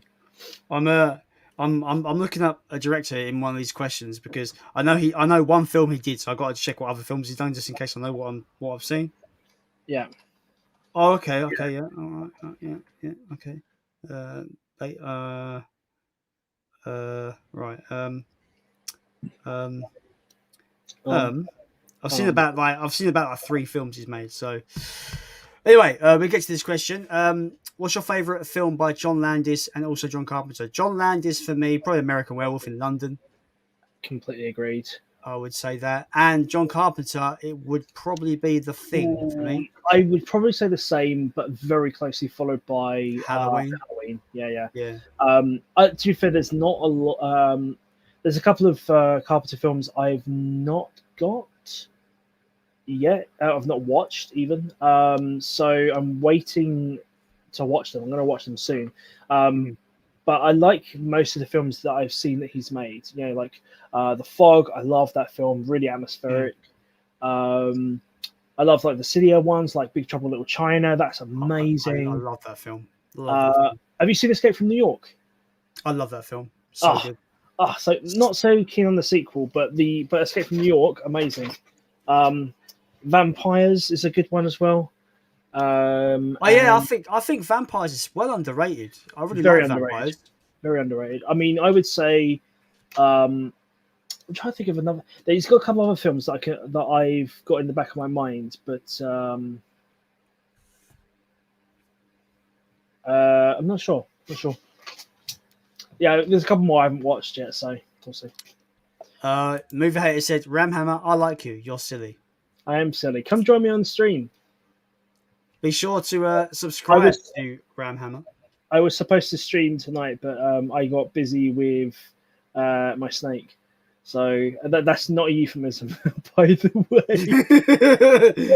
No, I have a pet snake. He's in the next room, and he is he's so much fun. He was like trying to like get in my hair and like sit on my head and like climb up my shirt and smell my armpits. I'm like, could you fucking not, please? Which is fun. Snakes will do that. Yes, absolutely. Andrew Barry says Cannibal Corpse or Guar. I answer that for you. Cannibal Corpse. I like Guar. I like Guar a lot, but Cannibal Corpse are a completely different kind of band. And they I've seen Cannibal Corpse like a bunch of times live, and they're fucking amazing. They're so consistent. Like one of the most consistent death metal bands of all time. Yeah, especially live. You go see Corpse live, and you're just like, when it just comes out, it's like the Scourge of Iron. Oh, it's fucking so fucking heavy. Like, so good. You could try to keep up. You will fail. Just like, the fastest windmill you've ever seen. Oh, it's so this guy. I love that band. I've not heard the new album yet, though. By the way, it's it's got the main guitarist or the songwriter from Hate Eternal is in the band permanently now, and you can hear it. And interesting. This is the I don't know if they've only done like 2 albums since, but this is the best album they've done since Torture for sure. Nice, cool. It's not as good as that. I feel that had a couple of really standout tracks, but this one's close to it. I'd say it's better than Kill. And that's saying a lot as well. I like the album as well. Yeah, the first album I heard by them actually, Kill. Yes, technically sane. Yes, I think. Blew my eardrums because it's when I used to have a CD player, a portable CD player on me. Yeah, and I bought it. Yeah, I bought it. I put it on full blast with the headphones on, and it just almost made me deaf. Just comes in, awesome. How many CDs, vinyls do you have in your collection? You can see them. It's a lot. I'm gonna just throw out about 100 vinyls, easy. Yeah, and I've probably got about 100 CDs as well, most likely. So yeah, I'd say that. I'd say I have no more than 20 CDs now, and I've only got two vinyl left. I literally got rid of all of them. Not because I don't like the format or anything like that. It's literally I just never used them. I don't have like a setup like Jason. Jason has like a whole setup ready to go for that sort of stuff, and I just don't have the room, the money, or the time really at the moment. So I'm too busy with recording, which is what I was doing before I came on. Is that your new project? Yeah, I got to send you something. Oh, is it your new project? Is it? Yeah. Yeah. Awesome. Yeah. Platinum Guy asks, who is your favorite director? See, I've got two that come to mind. They're vastly different, though. One is John Carpenter, because I love his direction, and the other one is Hayao Miyazaki for Studio Ghibli. Okay, Ghibli. Yeah. My picks would be Ishiro Honda, because he made my favorite film of all time, and also he's made some of the best monster films ever. So I think his output is very consistent. And it's funny enough, both my picks are Japanese. Akira Kurosawa, of course, have made some of the best films of all time. Like what a fantastic director! Like Seven Samurai and Sanjuro, and specifically Yojimbo, like unbelievable director. I feel like I need to have like a little marathon soon. I'm currently I've got access to watching Spiral, so I thought, you know what, I'm going to rewatch the Saw films and just see how bad they get. And I've started writing notes, and it's already not going well. I'm up to Saw 3, and I'm already like annoyed. I started watching the Saw films as well. I've watched Saw 1 and 2, and I actually still prefer 2 over 1. I think 2 is really, really strong for a sequel. It's okay. I mean, I didn't think that much of it, but yeah. That's fair. Like I generally think Tobin Bell makes that sequel. Yeah. All the scenes he's in are just like some of the best. Yeah, absolutely. There's that line he does. I just get chills every time. He's just like, "Oh yes, there will be blood." Like so, the way he delivers that line is so good. Love it. Andrew Barry says, "You asked for weird questions. You've been given weird questions." I'm happy with fake blood out of dildos for biting pigeons' heads off on stage. One must go. As in, like, I can't do one because, quite frankly, I don't want to bite a pigeon's head off. Pigeons don't deserve it. But fake blood coming out of a dildo on stage sounds hilarious. So, and that sounds very Gua. So, yeah, let's do that one. Mm-hmm. Yeah, sounds good. Yeah, sounds fun. Anyway, Platinum Guy asks you, Fraser, have you seen Cruella? I have now, actually. I really liked it. I thought it was a very, very good expansion of the 101 Dalmatians sort of like lore characters and things like that. I thought it was pretty cool. I have a huge crush on Emma Stone anyway, and she was fantastic in it. She hams it up proper as well. Oh, she's great. She's Cruella. Yeah, so good. On the other hand, I mean, like I didn't think it was by no stretch, I thought it was a bad film at all. I didn't think it was like the best thing ever, but it was still. It surprised me as to how good it was. It was good. Yeah, I liked it. Obviously, I've mentioned it to you. It's my film of the year so far. I fucking loved it. Absolutely loved it. I can't really pick out any negatives that really kind of stood out to me. I just think it's pretty much almost. I don't want to say perfect because everyone that's been thrown out too much about films, but I do feel it's fairly a flawless movie. It hasn't got much wrong with it at all. Yeah. So yeah, I was pretty pleased with it. I'm getting the 4K when it comes out. I'll say that. Woo. I'm tempted to get, sorry, just while you're saying 4K, I've just found out that my flatmate has a 4K Blu-ray player. That we've just like, oh shit! So we just need to get a better HDMI to run it, obviously, which I think is the HDMI 2.0 or whatever. 2.1 is probably 2.1. Yeah. And then I think I'm going to try and buy things like Lord of the Rings, and I might buy the Justice League extended cut because I think that would look fucking superior on 4K. I recommend Joker on 4K. One of the best 4K discs I own. Looks incredible. I mean, if I might not buy that one, but I might, obtain it somehow. I'm not sure how I obtain it. I mean, you could borrow my copy. It's fine. There we go. That worked. Yeah, just a really, really, really great picture on that 4K. Tom is off. He says, "I'm off now, Jason. It's been good fun while I was here. Take care, my friend. Thanks for jumping on as always, my friend. It's good to see you on the chat." Platonic Guy asks, "Have you seen The Ring? Also, what is your favorite J horror film?"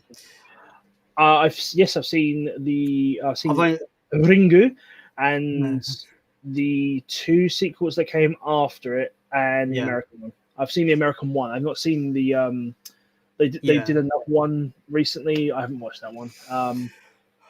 Favorite J horror film though?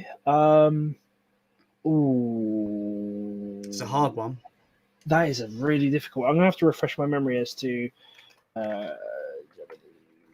Yeah, so while doing that, I've seen the first Japanese Ring and then the Ring remake. I didn't like the Ring remake, the American Ring, but I thought the Japanese version was really good. I don't know what my favorite J horror. I do like Tale of Two Sisters, which is really good. I'm just reading. I've seen it. I mean, it's technically more of a thriller, but actually, I don't know. There's a couple of ones here that I think are really, really good, and I guess they're horror in an abject sort of way, as opposed to like, it's like some monster trying to kill someone. But that is Audition. Okay, is amazing, and I also love Tetsuo the Iron Man. That film is horror in the sense of like, oh my god, what am I watching? My eyes, they're bleeding. It's body horror, isn't it? It's a body horror. It's gross. It's one of the grossest films I've seen in many years. And when I watched that, I was like, and that's why I have a T-shirt of it somewhere. What do you reckon I can put it out first time? No, that's my Ahab T-shirt. Damn it! Damn it! There it is. I was close though. So Tetsuo, the Iron Man. I know you've seen this as well, but this is more for your stream. Just where did I get this from? I got this from Holy Mountain Printing. And they're a really good site. Takes ages to get to you, but when you do get it, I tell you what, right? Like they've got Yurusuka Doji T-shirts, and I want one. All the tentacle hentai. I mean, what? I mean, I'm not ashamed that I generally just love those films. Like in terms of just, I think the narrative's really good. I just think that specifically the first film.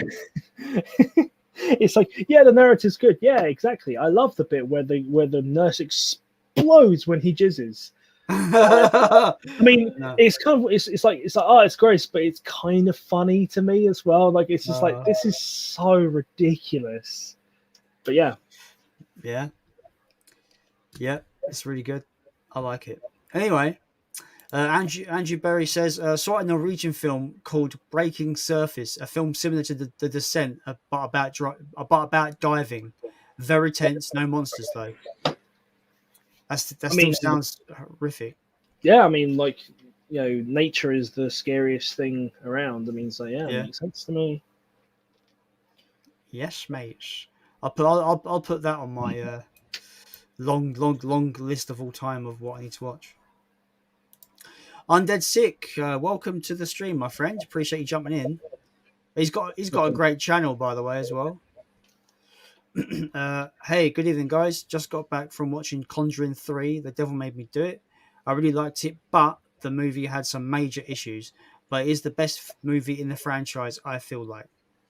Fun fact, Undead, I've not actually seen any of the Conjuring films. So, they are on. Well, I've watched the first 2. I've not watched the third one yet, but I will be watching it after I've rewatched the first 2 again. Because I want to kind of like re-review them just so I can and refresh my memory. It's just that I think a lot of the films that kind of surrounded the Conjuring universe, bar one of them, were pretty terrible. Because you had the Annabelle series came out of Conjuring. Conjuring. Yeah.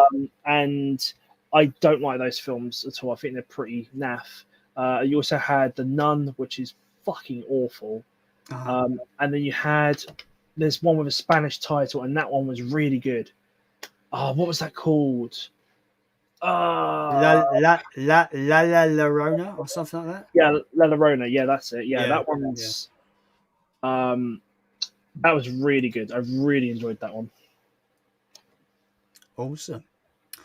Andrew Berry said, "Yes, you want similar to Iron Man, Tokyo Gore Police." Oh, mate, I love Tokyo Gore Police and Machine Girl. Awesome movies. Those films are fucking insane. They are ridiculous. Yeah, like they remind me of in terms of like the gore levels, it reminds me of like Brain Dead, like where it's just fucking obscene. Like I still can never get out of my head when it comes to Brain Dead. Anyway, I can never get out of my head just that. Yeah, the lawnmower scene, you just got fucking blood, guts going everywhere. And he's just covered in blood. And I actually love. I want to get a copy of that film. That film is one of my favorite stupid films. Yeah. Like, did we watch it together for the film? No, I had it on VHS, so it was way before I met you. Yeah, but I think we have watched it together though. I'm fairly sure we have. Yeah, I'm fairly sure we have. But he says suggested Meatball Machine to Jamie Powell. Jamie Powell's another YouTuber that I'm friends with. He didn't like it. Gore Beyond Gore. Okay, I'm gonna put that on my list now. Meatball Massacre sounds interesting. Meatball Machine. Sorry, my bad. I got. Speaking of ridiculous films that were recommended to me, and I watched them and went, okay. I watched Tusk not long ago. Oh yeah. When it's like, what the fuck is this film? Like, it's horrifying in like a Human Centipede sort of way. Like, it's just grotesque to watch, but it's not like oh, I don't want to watch it. It's just funny.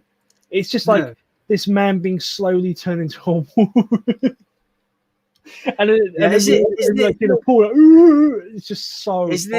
Isn't it a Kevin Smith movie? It is, yeah. It's Kevin Smith. Yeah. I could not believe that.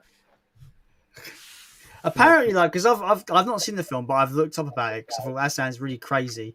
And apparently, it was just this random like idea he spoke about for 2 minutes on our podcast, and they thought it was funny, so they decided to go and make it. Hell yeah! I mean, like that's where all the best ideas come from. They even come from like just like these little sessions you have with your mates, or in some people's circumstances, it comes from like dreams and shit. Mary Shelley's Frankenstein was a dream that she had. Really? That's freaky. Like, I know, right? Is that worth a watch though? Tusk. Is it good? It's interesting. Is it on the same level as Human Centipede? Kind of weird. Yeah. It's definitely down that sort of niche where like if you're curious, okay. But I wouldn't go like it's not essential watching. I just watched it and went, okay. Well, you've seen that now. yeah. Well, I've seen that now. I can't unwatch that. It wasn't like bad. It's just ridiculous. Yeah. Platonic Guy asks, "What horror films would you class as a must watch?" So many. Oh, so fucking many. Alien, The Thing, Exorcist, Candyman. I don't know. Depends on what kind of horror you. I mean, because some people are going to say like slightly different things. Like, if you like body horror, if you like really gross things, I would say things like The Fly. The Thing's good. The Thing's a good one as well. Like Evil Dead. Evil Dead. Reanimator is a good one as well because it's just. Some of it is filth. But if you want like. Like creature horror. If you want like slashers, like it's all very, very different. There's so many films I'd recommend. I mean, there's like if you say I want like if someone said recommend me a good werewolf film, like not American Werewolf in London. I want a different one. I'd say Dog Soldiers. Yeah. I'd say The Howling. The Howling. The Howling's like a bit more obviously camp and a little bit more silly. I mean, I know Dog Soldiers has comedy in it. But it's way more British than whatever. But but no, there's tons I'd recommend. I mean, I'd be quite happy to. I mean, write up a list or something like that. If anyone ever wants to see it, I'd be quite happy to post that somewhere. If things, me and Jason will work together on that, and just we always recommend stuff to each other. I mean, let alone we were meant to be doing a podcast years ago, and it never happened. we haven't done it yet. I mean, it's just timings and shit like that, and what formats and stuff like that. But if you guys want to see more of just me and Jason talking about particular subjects, I'm more than happy to do that. Instead of doing a podcast, we just could do a stream every so often. Just us two, if you want. Yeah, I'm more than happy with that. Sounds good. Yeah, we can keep it horror related as well. That'd be pretty fun. Yeah. I mean, because I'm going to start trying to use and stuff like that. I think soon. Mm-hmm. On my channel. But yeah, cool. Nice, awesome. Undead Sick agrees with you. He says completely agree, but Nun and Annabelle are both very problematic and ridiculous. Yes, absolutely. I mean, I find it very hard to take like possessed doll films seriously anyway. I know there's a couple of decent. I mean, I know that if I was going to put like a crown on one of them for being the best of what it is, I would give that to Chucky or Child's Play. But I still find the notion of it kind of like but it's like Annabelle, not so much. The Nun was like, it was like, oh, it's gonna be the scariest film. Oh my god, it's so scary. And I watched it and went, I don't know if I'm just desensitized. Yeah. But A, I didn't think it was scary at all, and B, it was just cheap. It was just cheap. It was like, oh look, a nun. Oh no, she's scary. She's a nun, but with a demon's face, because her name is. I can't remember the demon's name is, but they've all got names. Yeah. Every film you watch where it's possession now, the demon has to have a name. I mean, actually, I'm fairly sure the demon in what was the demon's name in Exorcist? Pazuzu? Yeah, it was Pazuzu, wasn't it? Yeah. Yeah. Yeah. Anyway, see, that's the funny thing with Exorcist, right? Where Exorcist was been like, because I saw it in we saw it together. I saw it for the first time at your house during a Halloween marathon. Absolutely. In what 2017? Not long ago. Oh, was it about 4 years? Yeah, ago, it's when I was living on my own. Yeah, and it's weird because obviously I've had that tag scariest film of all time, in my head for the whole time of it being recommended to me, and it's weird because I wouldn't really call that film scary. I just think it's very atmospheric and very well made. And I was engrossed from start to finish in the story it was telling. Yeah, it's a fantastically made film, and it's scary in a way, but not like in the way you won't sleep tonight and stuff like that. It's not like these I mean, imagine at the time, if you had watched that in 1973. Yes. Correct. If you had watched that in 1973 and you'd never seen the scariest film you'd seen before, that was maybe Psycho. That would have scared the shit out of you, because no one has seen shit like that. Not on that level anyway, unless they were watching the really the Italian stuff, which was out I think around about the same time or just a bit earlier. But even that stuff is just it's not scary, it's just gross. Yeah. Did The Exorcist make it on the Video Nasties list? Because I can't remember if it did or not. I can't remember off the top of my head. I know Evil Dead did, but because I'm sure Exorcist, I'm sure it predated the Video Nasties movement by about 10 years. I think so, but don't forget you wouldn't be able to get it on VHS when it came out. So maybe it was on the Video Nasties list because you could not rewatch it. You could not buy it on VHS. So yeah, yes. I find that whole period of time fascinating. The whole Video Nasties thing fascinating. God, I would have been you think about how it would have been living then, and if you really wanted to watch these sort of things, you would have had to really, really outsource them. You'd have to basically illegally obtain a copy of The Evil Dead so you could watch it. Which is kind of weird. It kind of reminds me of in a weird sort of way of tape trading, if that makes sense. But obviously way more illegal. But just imagine the idea of this guy, your friend who obtains these for you currency and say look, man, I found this there's this film that came out. I'm sure you've heard of it. Blah blah blah blah. It's really gross. I've got a copy of it. Do you want to watch it? And he'll have some big big screen to watch it on, and then you'd go around and watch The Evil Dead, or you'd watch what's another really good one, Dread Killer. Although that's just a weird film, to be honest with you. I can't think what's on the video nasties list. I can't remember. There's I think there's like about 80 films on the list. Something like that. Something like that. But I just think it's like fascinating. It was literally like the British Board of Classification saying like no one's allowed to watch this. Like, you know, and I always thought to myself like, but what if an adult wants to watch it? You're not, you know, because once you turn 18, I think you should be able to have a choice of what you consume, so to speak. So I agree. The idea of like, oh, they're banned because they're going to like corrupt the youth, which is always the excuse for things. These, you know, even nowadays, you know, is a bit absurd. Like it's so absurd. But anyway, we've spent too long on this subject. Yes, absolutely. Platinum Guy says, "Have you seen Phantasm? Really quite enjoyed that one." The series as a whole is pretty shabby, but the first one is fucking great. The second one's not bad as well. The thing I love the most about those films is the atmosphere and just like the slow crawl to, you know, getting things going. I do like a build of atmosphere in horror films, whereas but the series steadily gets worse. There's one point. I think the latest one was better than the one before it, but generally speaking, they're going downhill. Sadly, the guy who plays the tall man died a couple of years ago, so you know they won't be doing another one with him, which is pretty sad because he was quite iconic. Mm-hmm.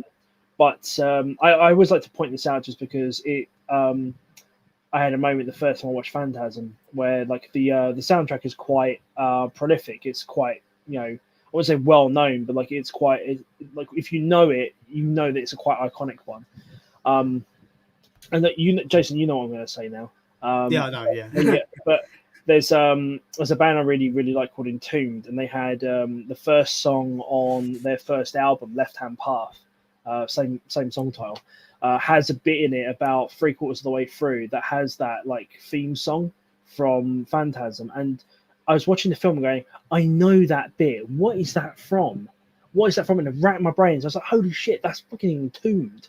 Obviously, it's the other way around because the film came out before Entombed did that. But it's just the coolest thing to work out. But I do love Phantasm. Not as much as it's not amazing, but I have a soft spot for it for sure. I swear there's a song by what the fuck? I swear there's a song by Death Angel called Ultraviolence, and it opens with the Exorcist theme. I'm sure of it on guitar. Probably. It's very similar. Yeah, maybe. Yeah. I need to re-listen to it. Yeah.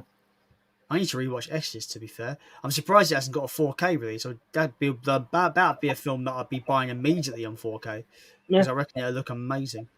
Platinum Guy says, apparently Lance Reddick from John Wick will be playing Albert Wesker in the new Resident Evil movie. Okay. I mean, I'm going to watch the new Resident Evil movie, but I don't think I've said this on your stream before, but I think the current run of Resident Evil movies, Jason knows what I'm going to say now, but for you in the stream, I think that it's one of the worst movie series ever made. I think it's hot garbage, and they don't know what the fuck they're doing. They're just it's just the director, I can't remember his name, Paul W. Sanderson. Yeah, that's it. Yeah. It's just him flaunting fucking Mila Jovovich, just like, I'm going to put her in another film that's like that, and just like another one, and it's all just the same shit. And it's like, let's redo what we did in the last film. Let's make it better. Like they're trying to outdo the previous film every time, which I get. With sequelitis, you get that, but it sucks. They all suck. There's not a good. I mean, the first film is kind of acceptable, and I quite like the first two. To be fair, the thing is, the second one does something really stupid. And they're just like, oh no, this man's been scratched by a liquor. What are we gonna do? I know, let's put him in a Nemesis program. And then suddenly he's Nemesis. I'm like, no, it doesn't work that way. And it's just they're trying to humanize him, and they're like, he has that. Yeah, he has that awful like, he becomes good at the end. Like he kind of like has that fucking. Oh, it's awful. That bit's awful. But fun fact, Fraser, you're probably gonna sigh. I picked those movies up to rewatch because I want to do a ranking.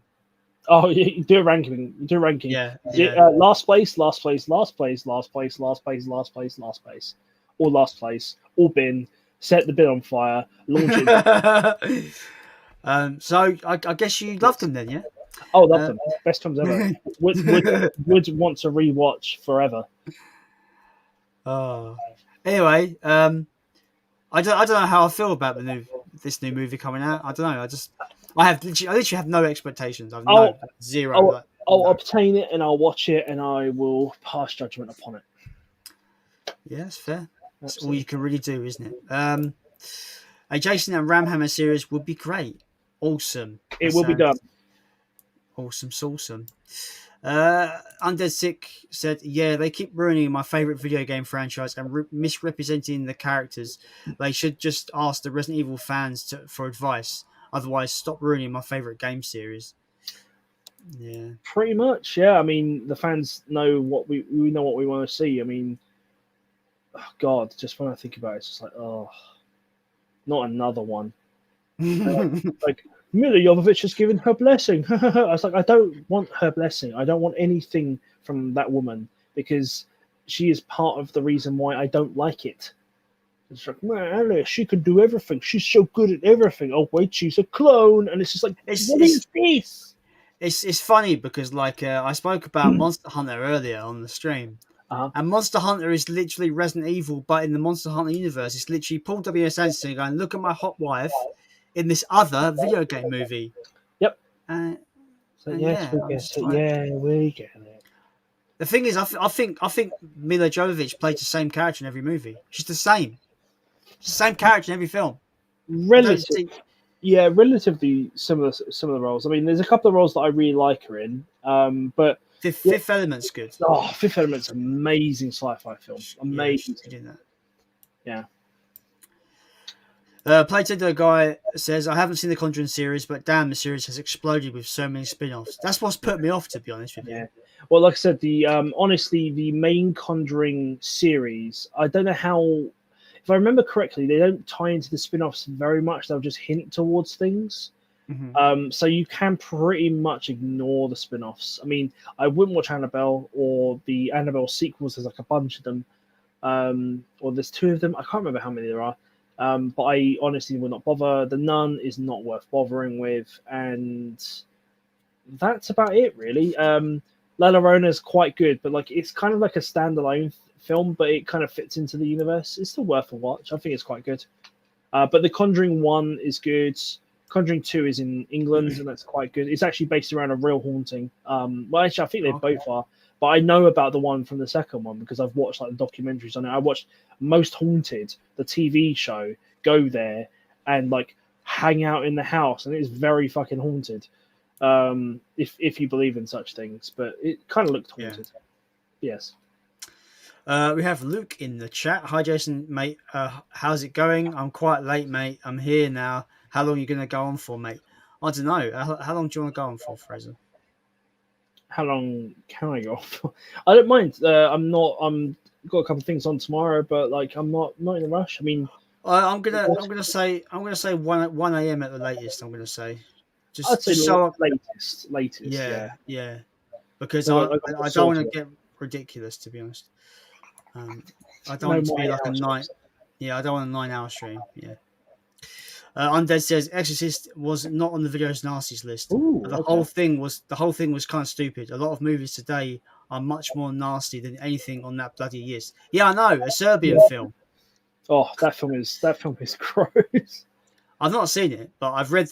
I've seen the film in written form, and it's just fucking horrific. Yeah, just reading it, I'm just like, how was this made? It is gross. It's absolutely gross. Playtender guy asks your thoughts on Hellraiser. Oh, I fucking love Hellraiser. The first one is, I mean, unsurprisingly, the first one's the best one for sure. Mm-hmm. It is absolutely infallible as far as I'm concerned. I love the atmosphere. It's gross. The soundtrack's good. Everything's great.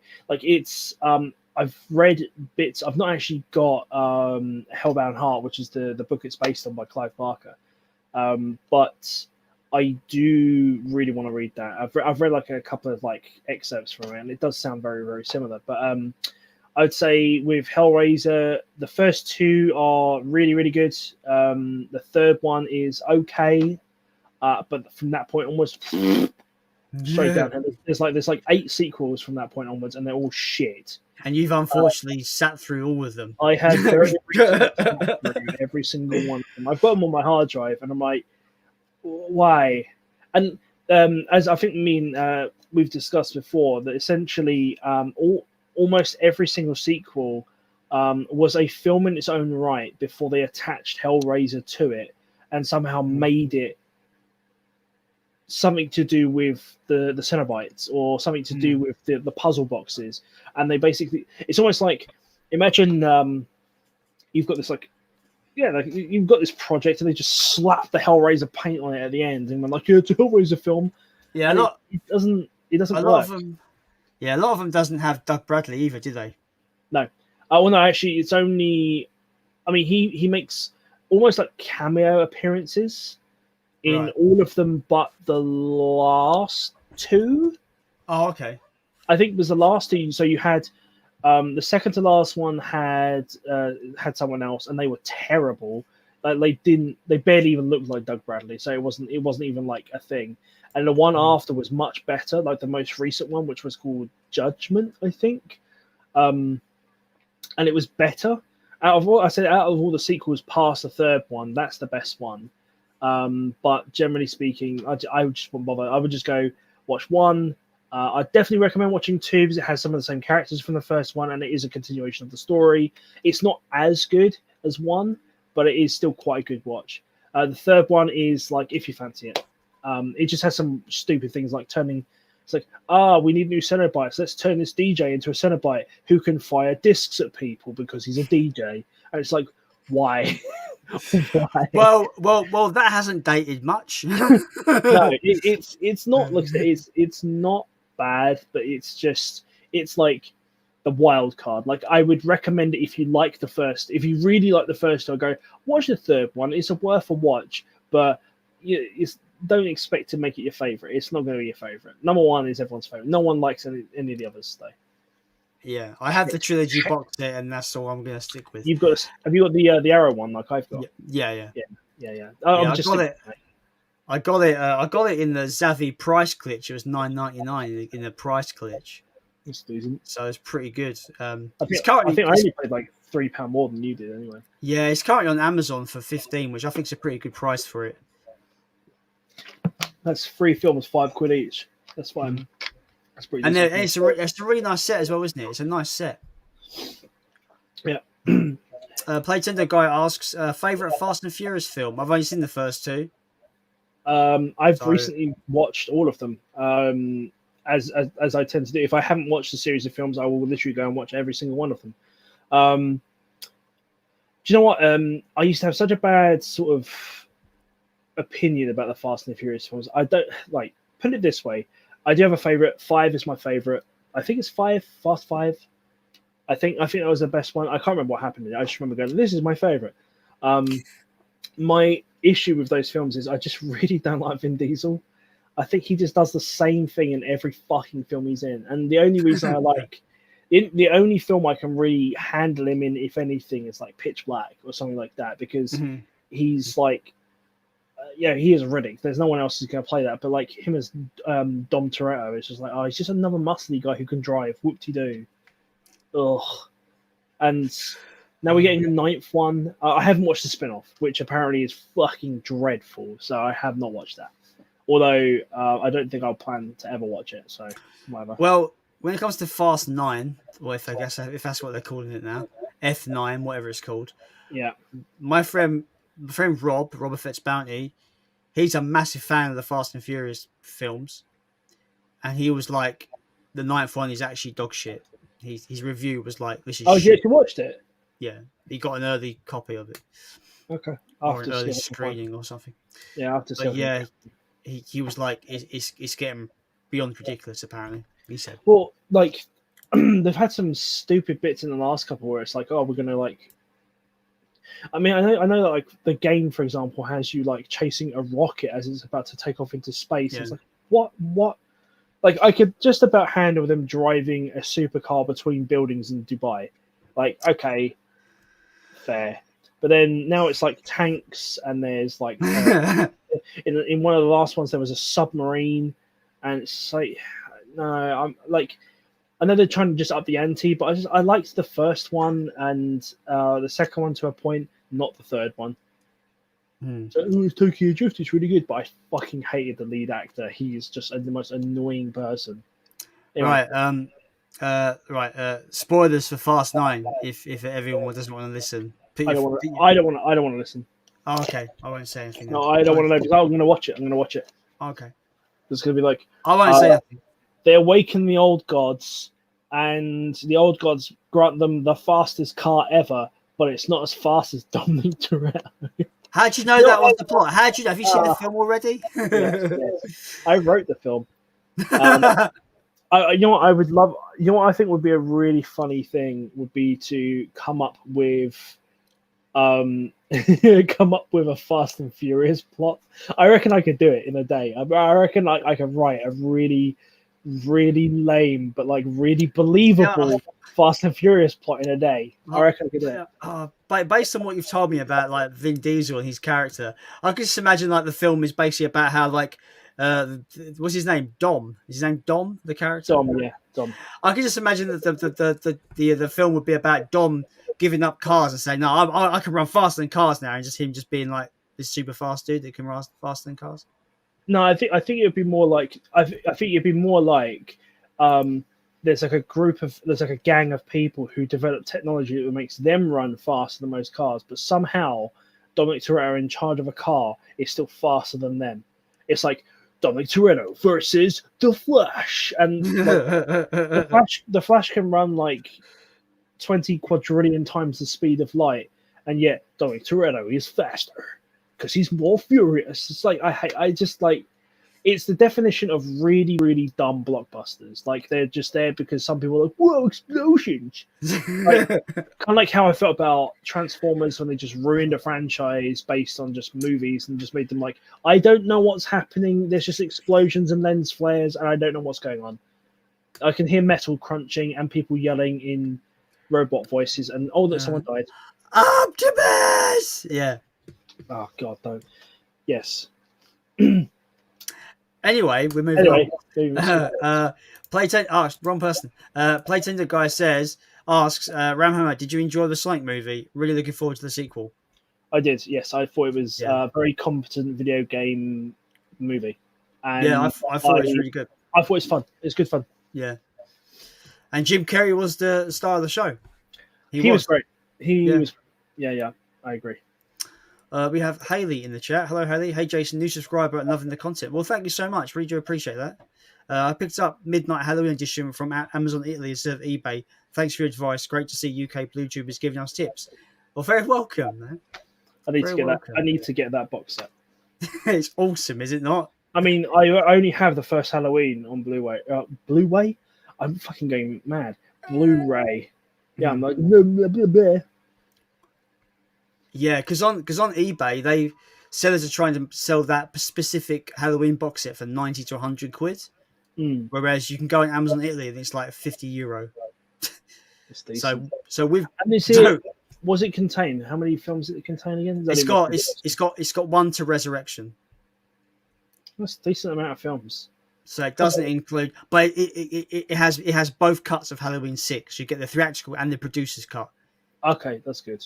And everyone bangs on about the producer's cut being really hard to get, but that has it in it, so it's pretty good. Yeah, I don't know nothing about it, so I've not seen the middle chunk of those movies. Yeah, of course. But yeah, I'm happy to help, Haley. I am, honestly. That's really cool. It's nice to see new people coming along. Have either of you seen The Haunting of Hill House? Is that, how do you pronounce it? Bly Manor. Yeah. Bly Manor. Great 2 horror series on Netflix by Mike Flanagan, who did Dr. Sleep and Hush, which is a crazy underrated. I love Hush. Hush is so good. Hush is great. Yes, I've not seen both of those. I have not. I don't have Netflix. Sorry. Yeah. I liked Hill House more than Bly Manor. I mean, I will say that when I watched Bly Manor, literally like for a week afterwards, all I kept saying to people was like, perfectly splendid. It's something the little girl in it says, and it's just really annoying. It's kind of like when I watched Hereditary and all I could hear was like someone clicking. I'm like, stop it. Well, look, I'd rather hear the girl clicking than hearing her head be decapitated by a fucking lamppost. Thanks. I think I'd rather the decapitation. I fucking love that movie so much. You don't like it that much, do you, Fraser? It's all right. Everyone's like, "Oh, it's so scary." I'm like, not really. I mean, it's not scary. I just think it's really, really, really good. Anyway, yeah. So Haley, I've not seen those two series, but I've not seen Doctor Sleep yet either. But Hush is so good. I've read that movie. I've read Doctor Sleep. I've not watched the film yet. The book was really good, for sure. Undead Six says the first two Hellraiser movies are freaking amazing in my opinion because they are so different. Hellraiser is basically a gruesome love story and family drama. Part 2 is the opera from hell, which I love. Yes, absolutely, completely agree with that. Very, very good. Playtendo Guy says, bar The Burning, what are some of your least favourite films? The Happening, Jason Goes to Hell. The Happening's awful. I hate that movie. Jason Goes to Hell. Freddy's Dead. I can think of one film that I was so excited for, and it was without doubt one of the worst things I've ever watched in my life. And I wish I could either one have my time back, or B burn every single person alive who had anything to do with it. And that is Dragon Ball Evolution. See, I've saved myself the torment. I've never ever seen that movie. That, and funny enough, when they take series and make them into films, because another one I can think of is Last Airbender. Because don't see that either. Why? You know what? Actually, I'm going to put it out there. I think one of the most overrated directors of all time is M. Night Shyamalan. He is. I don't get it. Like, I get like what's the first one he did? I think Sixth Sense is overrated. Unbreakable is meh. I quite like Unbreakable though. Yeah. He also did The Happening, so we know how that goes. He did The Village, which I thought was meh. Devil was okay. I think he only produced that, didn't he? Yeah, I think so. Oh, yeah, that probably shows then. And then he did like a bunch, and I just remember like Signs was one. God, I hate that film. I've not seen that movie, so I can't comment. Yeah, is it bad? I just don't like it. I think it's just naff. I've just noticed there's actually he did like a bunch of them. You've cut out, man. Oh, we lost stream there for a second. We're okay. We're still. It just cut out for a second then. Oh, good. Weird. I just don't think he's I just don't think his vision is all that. I mean, to be fair, I've not seen some of the recent ones. Like I've not seen Split, which is supposed to be really good. Glass. Glass was the recent one, wasn't it? With the whether it's like the Unbreakable guy, the Breakable guy, and then the Split guy all together. And apparently it's okay, but Split was better. I haven't watched it yet though. I will do it at some point. Again, it's on my list. So, Playtime the Guy says the Fast and Furious game was freaking awful. So glad I didn't pay for it. But I guess you played it then because you. I've seen clips and I know what happens in it, and I went no. I watched Angry Joe's review. That's all. Yes, it was. That's all I needed. It's so funny. Yeah, but it was terrible. No, thank you. Playtime the Guy says still say Fast 10 will do time travel. Yeah, Dominic Toretto will go so fast, and he'll be so furious.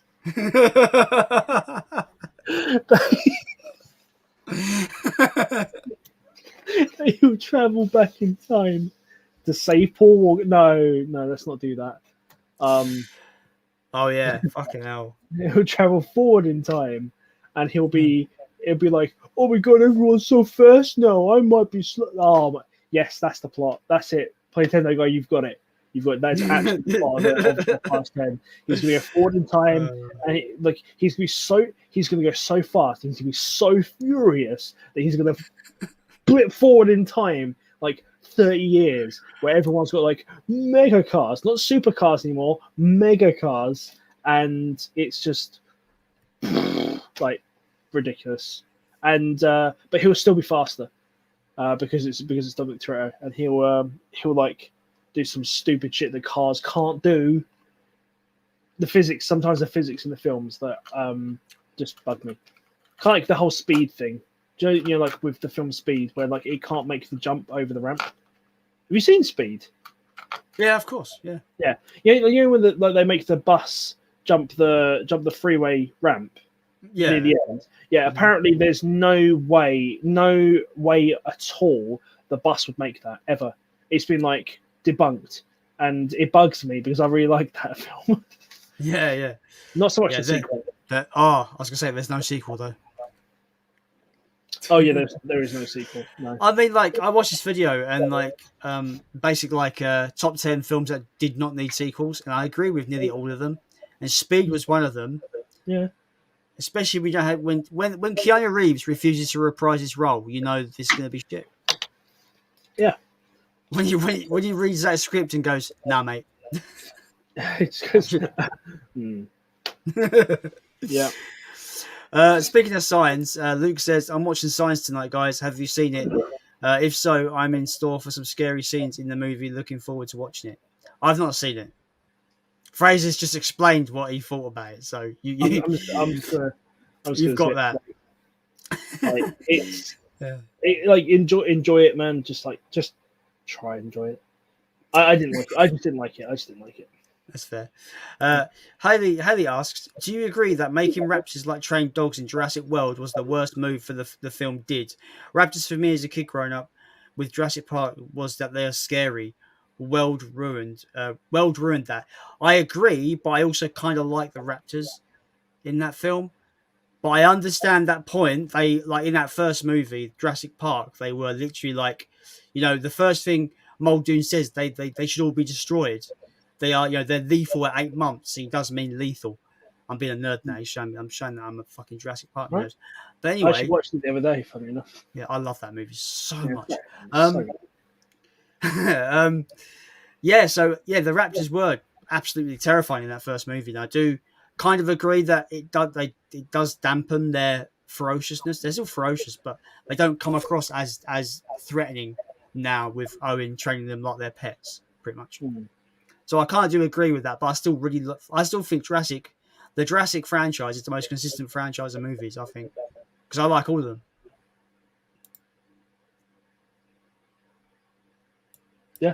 Yeah. Haley also continues, although I did love the film for the last 15 minutes when they revealed the T-Rex with the flare. That was cool. They get a pass for that. Yeah? Yeah, it's good cinematography. Really, really good. Yeah. Although also Claire Dearing cannot run in fucking heels. What is she on about? She's like, I'm going to take them off. I'm going to run. Yeah. Anyway, that's a by the by. I know that's like a big point of contention with fans where they go, yeah, no way. Thing is, though, I think she was running in heels. I just think the T-Rex was walking. I don't think Rexy was running after her. He was just walking, but his strides were longer, so it looks like he was chasing her when she wasn't really chasing her. There's one bit in that movie that I liked because it echoed the thought that I had, which was when they announced what the new dinosaur was going to be called. In that one, it's the Indominus Rex. Yeah, I did the same thing that Chris Pratt's character did. I was like, Indominus Rex, and he did it in the film, and I was like, yeah, exactly, because we're meant to be put in, like, as adults, we're kind of meant to be put in his shoes a little bit, where we're like, we're cynical. Animals. We're cynical. We have to respect it. We don't really want much to do with it, but like, we have to be like, whatever. Like, I don't want to be in anyone else's shoes. I mean, if someone said, "Hey, do you want to come to this?" Like, if literally there was a Jurassic Park out there now after the movies came out, and they're like, "Hey, we can give you free tickets to go to Jurassic Park," I'm like, "Fuck no!" Like, one, yes, I would love to go see some real life dinosaurs, but B, No, I've seen all these films. There's no fucking way you're going to get me to go to a dinosaur park, not to get out, and me not like. But it won't even be like something cool. It won't be like killed by raptors or killed by a T-Rex. It'll be like I'll be chewed to death by compies. Like it'll be just the most ridiculous way to die. Like the inside my eyeballs just like eating them. I'm like, ah. But like Richard Attenborough will be risen from there going, but we have a T-Rex. Welcome to Jurassic Park. No, fuck your T-Rex. Don't care. Yes. I watched a really cool scientific video the other day about how a T-Rex, based on science, would not be able to keep up with that Jeep in Jurassic Park when he runs after the Jeep. Yeah, no way. No fucking way would that keep up. Yeah. No chance. Yeah. Just fall over and like, my arms are too short. Anyway, carry on. Favorite Tom Hanks movie? That's hard. I would say Big or Castaway. For sure. I was going to go completely different. I was going to go Saving Private Ryan or Green Mile. Actually, I just thought of another one. Forrest Gump. Forrest Gump is really good. That film, it's impossible for me to watch that film and not feel just like it's such a feel good film. I love that film so much. Yes. Undead echoes my sentiments. I guess Haley's sentiment. Anyway, yeah, and the scene with the raptors in the kitchen in Jurassic Park is so scary. In my opinion, the new movies piss all over Spielberg's work. I mean, Nosferatu reference, really? Was there a Nosferatu reference? I don't remember it.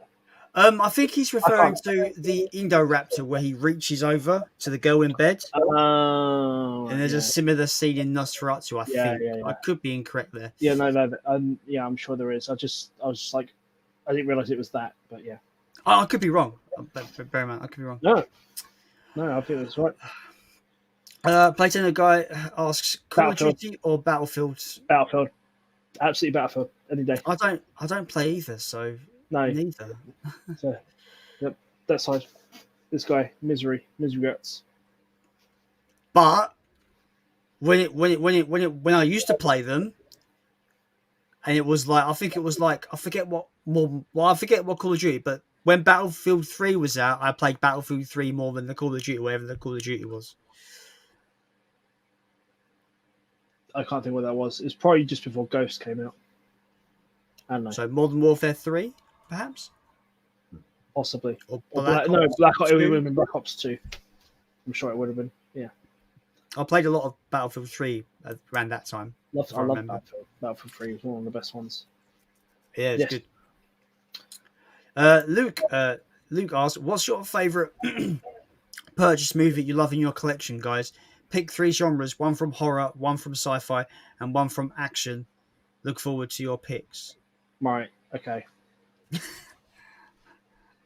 in my collection, in my very small collection, all right, I guess it's action adventure, Lord of the Rings. My Lord of the Rings Blu-ray extended, yep. Which when I do, I will get around to getting that in 4K and then watching them all and not crying. Sci-fi. It's a good sci-fi film that I have in my collection that I really love, other than Star Wars. But then again, I also have the shitty Star Wars as well. I'm going to go for something slightly different that actually kind of branches 2 genres. I'm going to go Predator. I fucking love that film. That's such a good film. Mm-hmm. And for horror, God, I got so many of them. That's the one. That's the genre I have the most films of, as you know. Probably my Exorcist Blu-ray's my favorite. That or The Thing, I'd say. Well, I really want to get I think it's the Arrow Blu-ray of The Thing. I think it's Arrow that did it. It's really nice packaging. Oh, that's really hard to get. That's like £80 now. It's out of print. I want it. It's really expensive now. I've got the standard version of The Thing Arrow release. I've got the one that was the Thing and the 2011 prequel. Together. The double pack. All right. Yeah. For me, I would say Exorcist because I own it and I love it. Sci-fi, I would say Alien, because I own it and I love Very it. good shout. But I would also say Godzilla 1954, because that's kind of sci-fi as well. And that's my favorite film of all time. Yep. Action, The Raid, maybe. I love The Raid. Yeah, you do love that film. Yeah, that'd be mine. So yeah, The Exorcist, Godzilla 1954, and The Raid. There you go. Boom. Haley says, worst Jurassic franchise moment got to be 3 when Alan is imagining the raptor saying his name. Yeah, that was pretty awful. Yeah, All of 3 the worst moment. 3 is pretty bad, but I still kind of find it somewhat entertaining. It's the worst in the franchise, in my opinion, but I find it somewhat entertaining. I mean, it has more bad moments than good ones. That's not a good film. Like, I'm happy that Sam Neill was in it. Like, that was good. Like, I'm glad he's in it. But like the whole the dinosaur swallowed the phone. Now we can hear when the dinosaur's coming because it makes the stupid jingle. that bit was dumb. And then they're sifting through the dinosaur shit to find the phone so they can make phone calls. I'm like, what is this? There's a bit in that film actually. We're digging holes in this fucking Jurassic Park movie. Jesus Christ. There's a bit where they go through the old incubation site, and the raptor puts his face against the glass to trick them. Yeah. How would the raptor know that would trick them? What? What? Yeah, it's incredible. It's an incredibly dumb film. Yeah. Yeah, I didn't like it. Yes. But yeah, I think I agree with Haley as being the worst moment. I'd say overall moment, yes, exactly. Ellen. But I think the whole idea that Alan Grant was like, there's no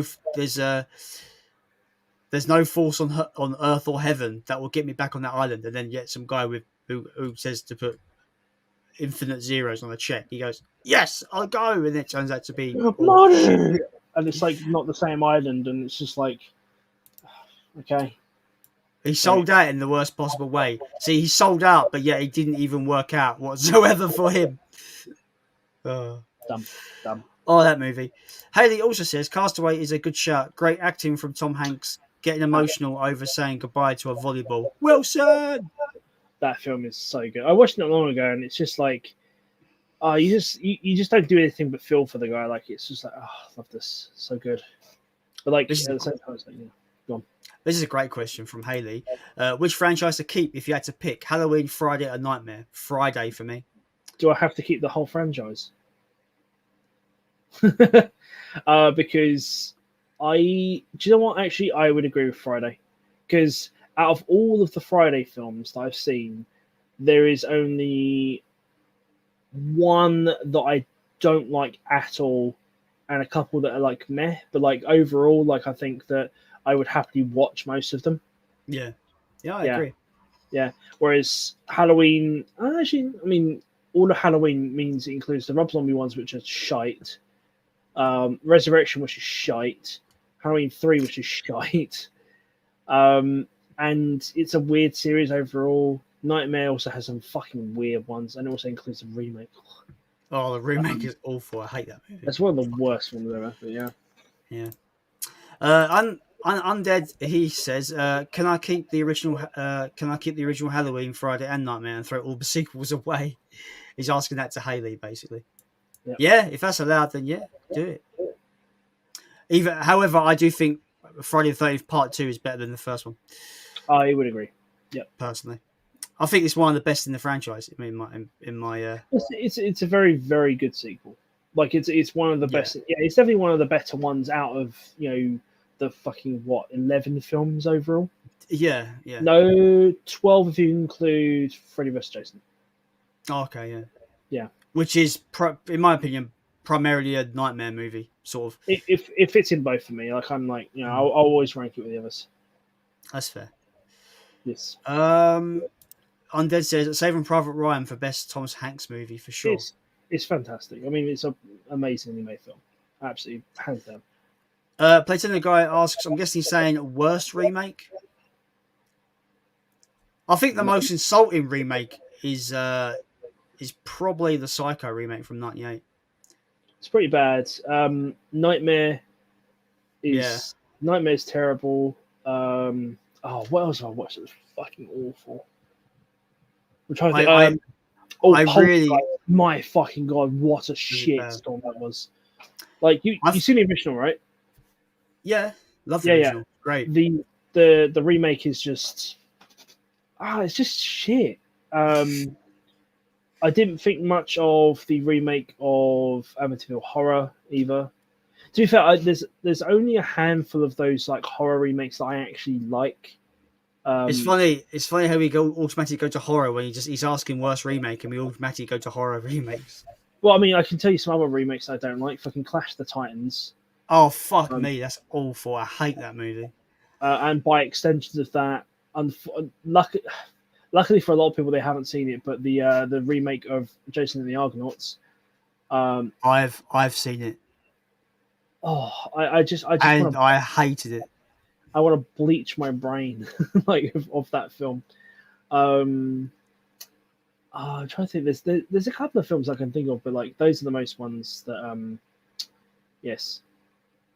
those are a few that I can think of. There's plenty. Most like I said, most remakes I've seen I don't like because they try and outdo the original, and it's like you're not going to do that. Like especially with like Clash of the Titans, it's like let's make it a big action pack thing. It's like I like some of the effects, but like some of it was just unnecessary. I think you said before like you didn't like the design of Medusa, and I was like, yeah, Medusa's supposed to be like fucking super ugly. I mean, she's like, there's a bit where she's like, she tries to freeze. I forget. What was the character in that remake that can't be turned to stone? He's like immune to it, and she does it. She's like can't do it. She tries to turn him to stone. She doesn't turn to stone, and she looks all like sad, but she looks like really kind of. You sympathise for her because she looks all just like quite a human. Yeah. She doesn't look like ugly and horrid, and she doesn't look like a monster, which she should actually be. Yeah. She looks like a human with a tail and with a snake tail and snakes for hair. That's what she looks like in that remake. Yeah. She doesn't look like a monster, which in the original awesome film, she looks like a monster. I have to look up the lore, like the myth, because I can't remember if she's still supposed to have like a nice looking face or not. But I'm fairly sure she doesn't. I'm fairly sure she's like cursed with like gross looks because, she was cursed by Athena for sleeping with Poseidon in one of her temples. Yes, she was a priestess of Athena. So, okay. Yeah, that's law stuff. I like just because I study it. Yeah. Yes. Haley says I actually like the Friday and Texas Chainsaw remakes. It's not bad because I think Friday the 13th is the best. Is my favorite Friday the 13th remake. I love that movie, and I think the Texas Chainsaw remake is probably I prefer it over the original Texas Chainsaw Massacre. Shoot me in the comments. Anyone got a gun? I will shoot him. I will shoot him. I mean, the Friday remake is good. The Friday remake is good. I will give you that because we saw it at the cinema together, and I thought it was. I was like, I like this. This is good. It doesn't kind of mess around with like having a whole film to start the lore off. It's like, hey, here's this bit, yeah, cool, yeah, this is his mum, yeah, his mum died, whatever, no one cares. It's like straight away Jason. And it's literally Friday the 13th parts 1, 2, and 3 put into one movie. Pretty much. Yeah, basically. It's like an amalgam. Like not an amalgam. What am I thinking of? I can't remember. But like basically it's like everything just squished together. And I like that. It's good. But it just there's something missing from it, and it kind of bugs me. I can't think what it is. I think it's that it's not cheesy enough. And I know that sounds silly, but I like it kind of like some of the kills are pretty brutal. Which stabs the girl on the fucking top of the head through the pier. That's pretty brutal. And like so I didn't think it was bad. And the Texas Chainsaw remake was quite good. I didn't think it was as good as the original, but I think it was a good remake. Like it wasn't. It was a serviceable, like watchable remake. like an easy 6.5 out of 10 for me, which is rewatchable. Yeah. FYI, anything above a 6 is generally rewatchable for me. Anything below a 6 is just That's like, fair. why would I bother? That's fair. But I just generally really liked both of those remakes. Probably Friday the 13th a lot more than the other Friday films. But Nice. you know. Anyway. Yes. Luke says, "Well, I thought I would drop by and say hi, guys. I'm off to watch my film and have something to eat. Have a good night. Thanks for jumping on, Luke. Appreciate Absolutely. it, my friend. Have a good one. Enjoy your See film. you later. Have a good night, movie night." Enjoy Signs. Playtendo guy asks favorite Evil Dead. I'm going to get complete flack because mine is 2013. Is my favorite Evil Dead. Number 2, and also bang for that comment. Look, Fraser, you know I love that remake so much. I know you do. I know you do. I love it. Like, I saw it in the cinema. It fucking ruled. It ruled my world, man. And it's a good remake, but also no. Like Evil Dead 2 is like that's not my bread and butter. That's like it's horror. Like it's horror, but it's so fucking funny. Like, and I just there's just everything about that. I'm just like, yes. And then like, talk about we've got like another one coming out soon, and it's gonna be like a Bruce Campbell one. I'm like, holy shit, yes, I want it. And I still haven't watched the series yet. Like I've got so much to catch up on. Because apparently the series is quite good. Like it's better than people thought it was gonna be, and that's not like amazing, but like it's I've watched like half of season 1, and it's pretty good. It's pretty like there's a bit that literally there's a bit where I was just like on the floor laughing because I thought it was funny. Because it's Bruce Campbell being awesome, like it's just been really good, like really good. Bruce Campbell, we don't deserve Bruce Campbell. we don't deserve Bruce Campbell. Right, so Undead Sick says I'm actually planning on doing a video in the near future about why I hate all remakes. Ooh, winky face. I guarantee you as well. Undead Sick video will be about an hour long because when he talks about something, he goes so in depth, it's unbelievable. So I check out his channel. It's really good. Nothing wrong with that. Nothing wrong with that. Haley asks, have either of you seen Zero Dark 30? One of the most underrated films, in my opinion, about the search and death of Bin Laden, directed by Catherine Bigelow, who did The Hurt Locker. I've not seen that. I've seen The Hurt Locker. I can't remember if I've seen Zero Dark 30, but if not, again, it'll be on my list. I'm sure it's already on my list. So yeah, the list just goes ever long. Like it's just more watched. Yeah, same. Haley says, the first 50 minutes of Friday Remake, I guess. I thought so. Everyone is dead. Great opening scene. Like for me, that opening 15 of Friday Remake is one of my favorite opening 15 minutes of any slasher film ever. Like I thought it was intense. The way he comes running up and it just cuts to the title card is just awesome. Love it. Yes. Love it. I think one of the best things I've seen Friday related recently is those fan films. Oh yeah, they are great. They are awesome. They are like really well put together, really well researched, and well carried out fan films. Don't hike alone and never hike alone. Never hike alone and never hike in snow. Yeah, the director really understands the character like so well.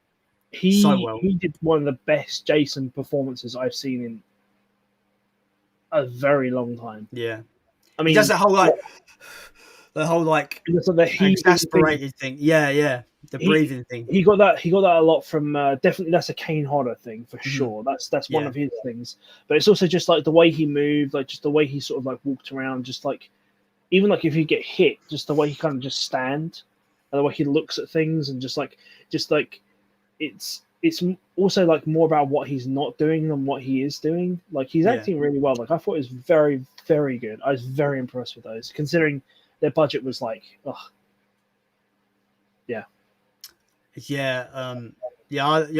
we watched them together, right?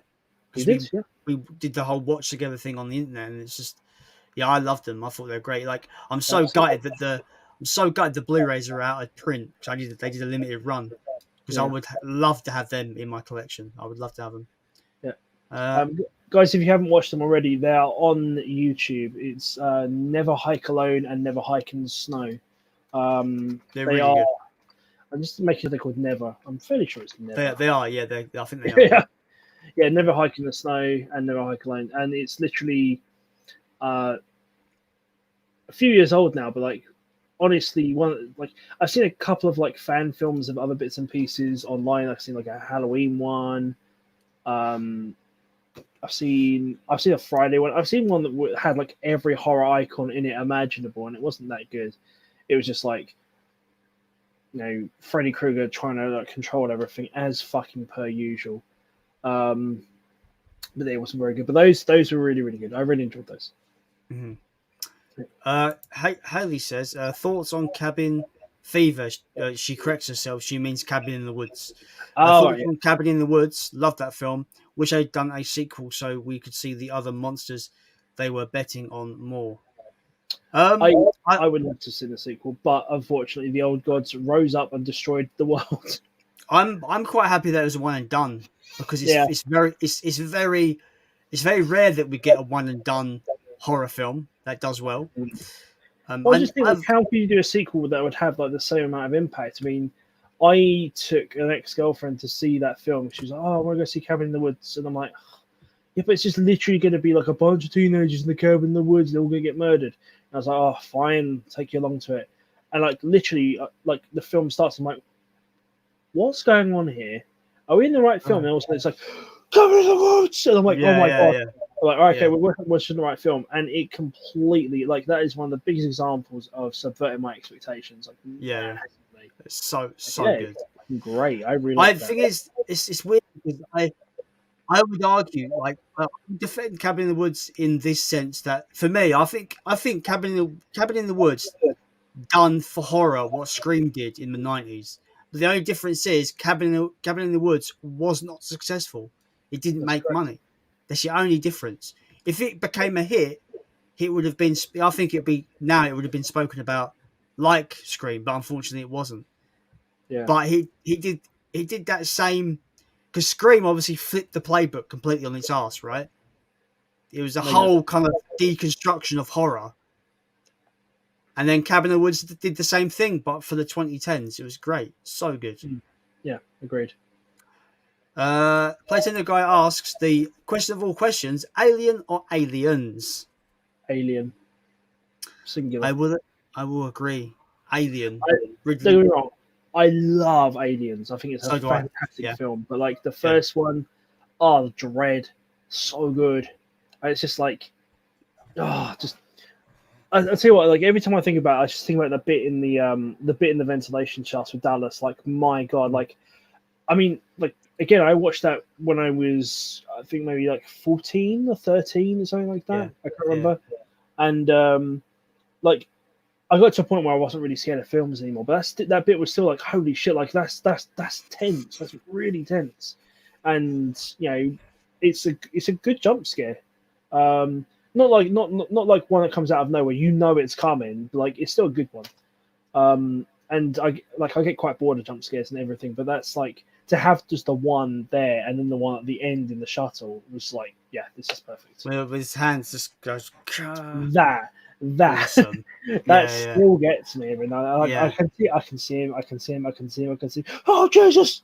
I think that's very clever because it shows how the xenomorph kind of blends in with the pipes. It's really cleverly done. Exactly. Yeah. I love that film as well. I think that film's fantastic. Like it's 10 out of 10 for me. That movie, absolutely. Yeah. But again, like if I was Ripley, I would have left Dallas and all those guys outside to die because they fucking all they all fucking broke protocol and everything, and then the girl was like, "How dare you leave him out to die?" And it's just like they're bringing a fucking parasite on board. What do you fucking want her to do? Oh, they piss me off, those characters sometimes in these movies. They're arseholes. And you know what they say about arseholes, don't you? Huh? You know what they say about they're arseholes, and you know what they say about arseholes, don't you? They They get mostly fucked. come out at night. Mostly. Why did I say they get fucked? Because they do. Anyway. Yes. Anyway, Potato Guy asks, what do you think of Predator 2? I quite like it. I think the worst part of that film is Danny Glover. Yes, underrated, and I agree. Totally agree. And whenever I think of Gary Busey, I always think of him going, "It's a fucking alien." That's a good thing. A fucking alien. And he just dies. Looks like he's got a taste for beef. I love that. Yeah, he gets murked. He gets absolutely destroyed. Yeah. He used a smart disc on you, like cuts his head off. Or something. Yeah. Yeah, that's good. It's quite obviously, like, you've got the big xenomorph skull tease at the end. Can you imagine when that came out? Everyone, all these alien fans, are probably shitting their pants. Yeah, like was the comic out before that film, the Alien versus Predator crossover? I don't think so. I think that might spawn the comic. Possibly. Because like nerds probably were like, "Oh my god, can you imagine if this just happened? Yeah, can you imagine if it happened? Let's draw it. Yeah, let's draw it." And then next thing you know, it's spawned that, and then it spawns two very, very, very naff films. In my opinion, anyway. I quite like the first one. I think it's quite an easy watch, underrated, fairly. The second one is like an abomination on mankind. It shouldn't have been done. I don't think it's that good. I don't think it's that good. I remember I went to cinema to see both of those, and I came out going, "Eh." At least the second one had like the violence levels were out of this world. Yeah, but like, it was so dumb. But the second one could be as gross as fuck. But if you can't see nothing, you're fucking. What's the point? You couldn't see fuck all in that second movie. It was pretty. Anyway. Yeah. Anyway, Potato Guy asks, favorite British comedy series. Bottom for me. Blackadder. Okay. I love Bottom. I do really love Bottom, but I would say Blackadder. If we're talking a little bit older, if we're talking about a little bit newer, probably the IT Crowd or Peep Show. I just like that dry, just like really awkward humor. It's very funny to me. It also makes me feel like my life cannot be nearly as bad. Mighty Boosh. How can I fucking forget Mighty Boosh? I love Boosh, but Boosh never really made me laugh. I just was watching it like, this is weird. I like this. But like, it's not like I'm not sat there like laughing my ass off. Like if I watch Bottom or if I watch Blackadder, I'm going to be pissing myself laughing. Yeah. Undead Sick says both, but if I have to choose, Aliens and Ripley Rules. So he chooses Aliens with an S, plural. Ripley Rules. Yeah, Ripley's the awesome. The ultimate badass. If I was gonna do like top 10 final girls, she'd probably be top for me. Because in theory, she's a final girl. Well, yeah, technically. And Sarah Connor would be in that list as well, because she's technically a final girl, because Terminator 1 is technically sort of a slasher film in disguise. Yeah, pretty much. Playtime Guy asks, have you played Until Dawn? Yeah, I loved it. I loved that game. Yeah, fantastic game. Someone just said, "Hey, have you played Heavy Rain before?" I'm like, "Yes." Do you want to play Heavy Rain, but it was a horror game? I'm like, "Yeah." And also, yes. Kind of. I see what people were saying, but like, it wasn't quite like that for me. But like, I did really, really enjoy that. Yes, I did. I think I still have it. I think I've only got a couple of PlayStation games physically left. Most of my stuff is online. So. Yeah, I think I've got Until Dawn, but on my PlayStation Plus account as part of the free games. Yeah. But yeah, I really love that game. Although I never got a save everyone run. Like, people died in my game. People died badly. Yeah. Good. That's what it's all about. Haley says, now you've brought up Scream, ranking in order for all four. Mine is 2, 3, 4, and then 1 being the best. I was surprised by 4, but I think that may have been nostalgia taking over. I would agree, but I would swap 2 and 3 round. I think 3 is the worst. 2 is 4 is the best sequel, but number 1 is the best. See, I've not seen 4, so I can't really rank them, can I? 4 just has, as we've discussed before, one of the stupidest ways to die I've ever seen. Which, if no one's familiar about what I'm talking about, is where the guy gets stabbed in the forehead, and I think it's just like no, it doesn't work that way. The skull does not work that way. You would have to be so strong to stab someone in the forehead, and considering the fact we know, unless it's the I don't know. Depends which one of the characters it was that stabbed them in the head. But yeah, anyway, it doesn't matter. I just that's the only that's the only point of contention I have for that film. The rest of it is quite good. The opening is dumb, but yeah, the Devon film is fine. It's just 3 is not very good, and 2 is okay. I just thought that one of the main villains in 2 was just trying to be one of the villains from the first one. Like he was just acting like the first one again, and it just wasn't believable. And 3 is just the worst one out of that lot. But yeah. Without seeing the 4th one, I would do it in backwards order, so 3, 2, 1. Yeah, fair. Yeah. Yes. Undead 6 says the comics came after Predator 2. I have the unrated extended version of Alien vs Predator, which actually is a better film, believe it or not. AVP 2 Requiem is complete utter shite. Yes, it is, sir. Yes, it is. Haley asks, have you played Red Dead Redemption 2? It's epic. I haven't. Yes, I love it. I haven't, unfortunately. I can't say if it's better than the first one, but I definitely really, really like it. It's really good. It's it's very emotive.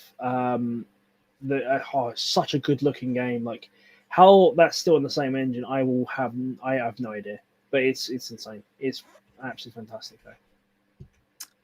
Awesome. Yeah. Platino Guy asks, Terminator 1 or Terminator 2? Mine's easy to answer that. Terminator 1 for me. Oh, that's almost the same question as Alien and Aliens. Yeah, for me, it is, isn't it? It is. Yeah, because Terminator 1 is like a bit more of a horror film, and Terminator 2 is the action film. Oh, I don't know. Like I have fonder memories of 2 because I used to watch it with my brother because it's the only one he liked. Oh, to be fair, I don't blame him.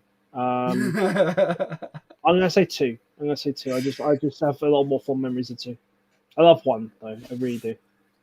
It's just a shame that, honestly, I know that you can't halt progress. If a film does really, really well, you're going to get sequels. That's just the way the film industry works.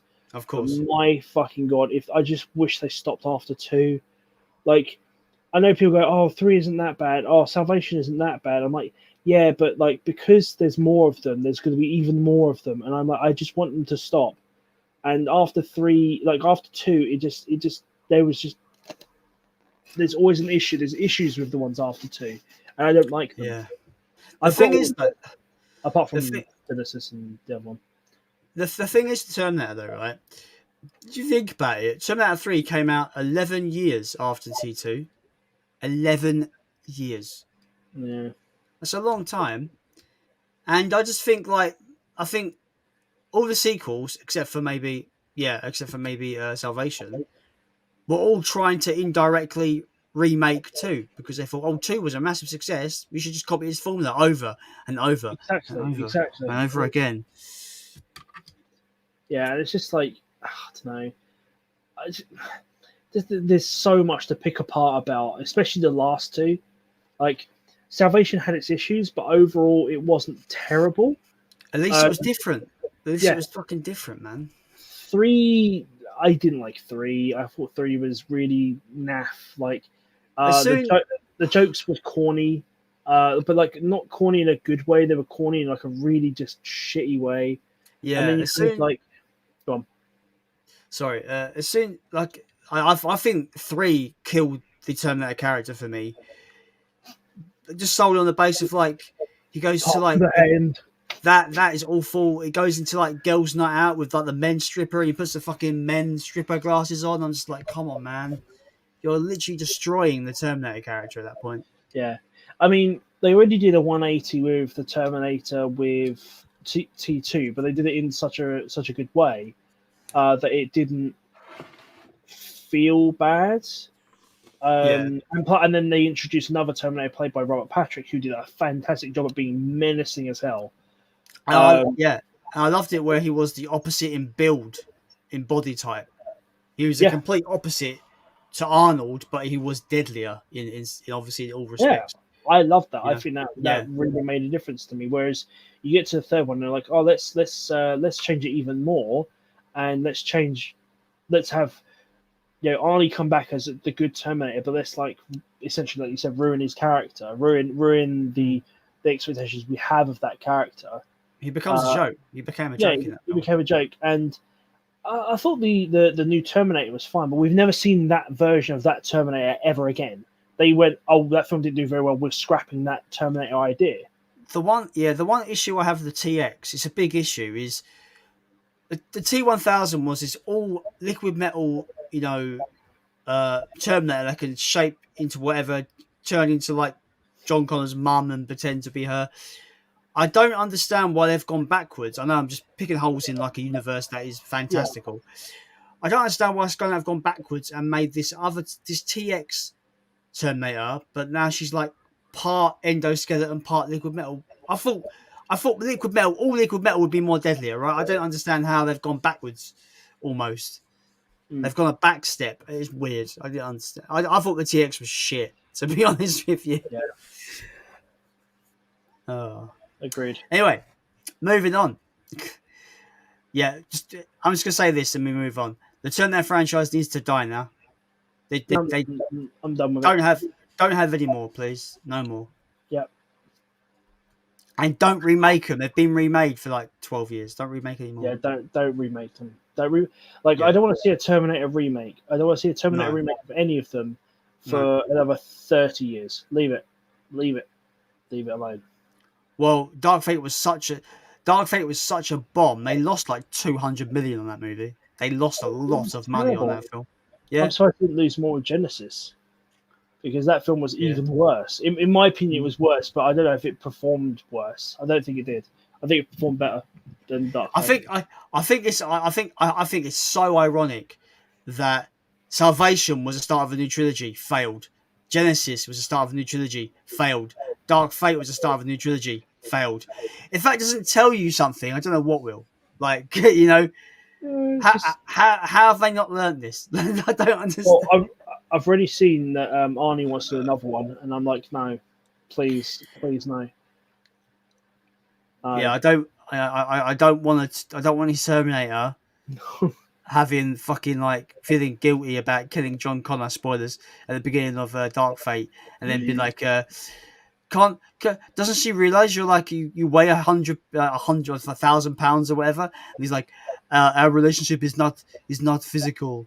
I'm like, come on, man, I can't buy it. I can't buy it personally. It's just dumb. It's really, really dumb. Like I said, ruining the character. So. Yeah, moving on. Anyway, Haley says, favorite Arrow release. How many Arrow releases do you have, Fred? I have 2. I have about 30. Yeah, I've got the Hellraiser trilogy box set, and I have the Candyman reissue they did, which you have both of those, don't you? Yeah. Yeah. I would say I like both of those. I couldn't really pick a favorite, but yes. Well, my favorite Arrow release is the Gamera Collector's Edition. It's ridiculous. It's absolutely ridiculous, though. It's unreal. Yeah, it's obscene. Oh, it's so good. I love it. Hello, I'm Gamera. I'm a giant flying tortoise that shoots jets out of my eyeballs. I love the Gamera films. They're so silly. The Heisei trilogy is like some of the best monster films ever made. Like straight up, some of the best monster films ever. We're back onto the Terminator talk. Undead says the problem with the Terminator films is that over the years it completely burns the continuity of the created universe timeline. But Terminator 2 for sure. It's one of those sets of films that tried to base itself around time travel and ruin itself with time travel. Yeah. Like you've got to be so like. So people go, oh yeah, some films have done time travel well. I'm like, cool. No film that had several films in its franchise has done well with time travel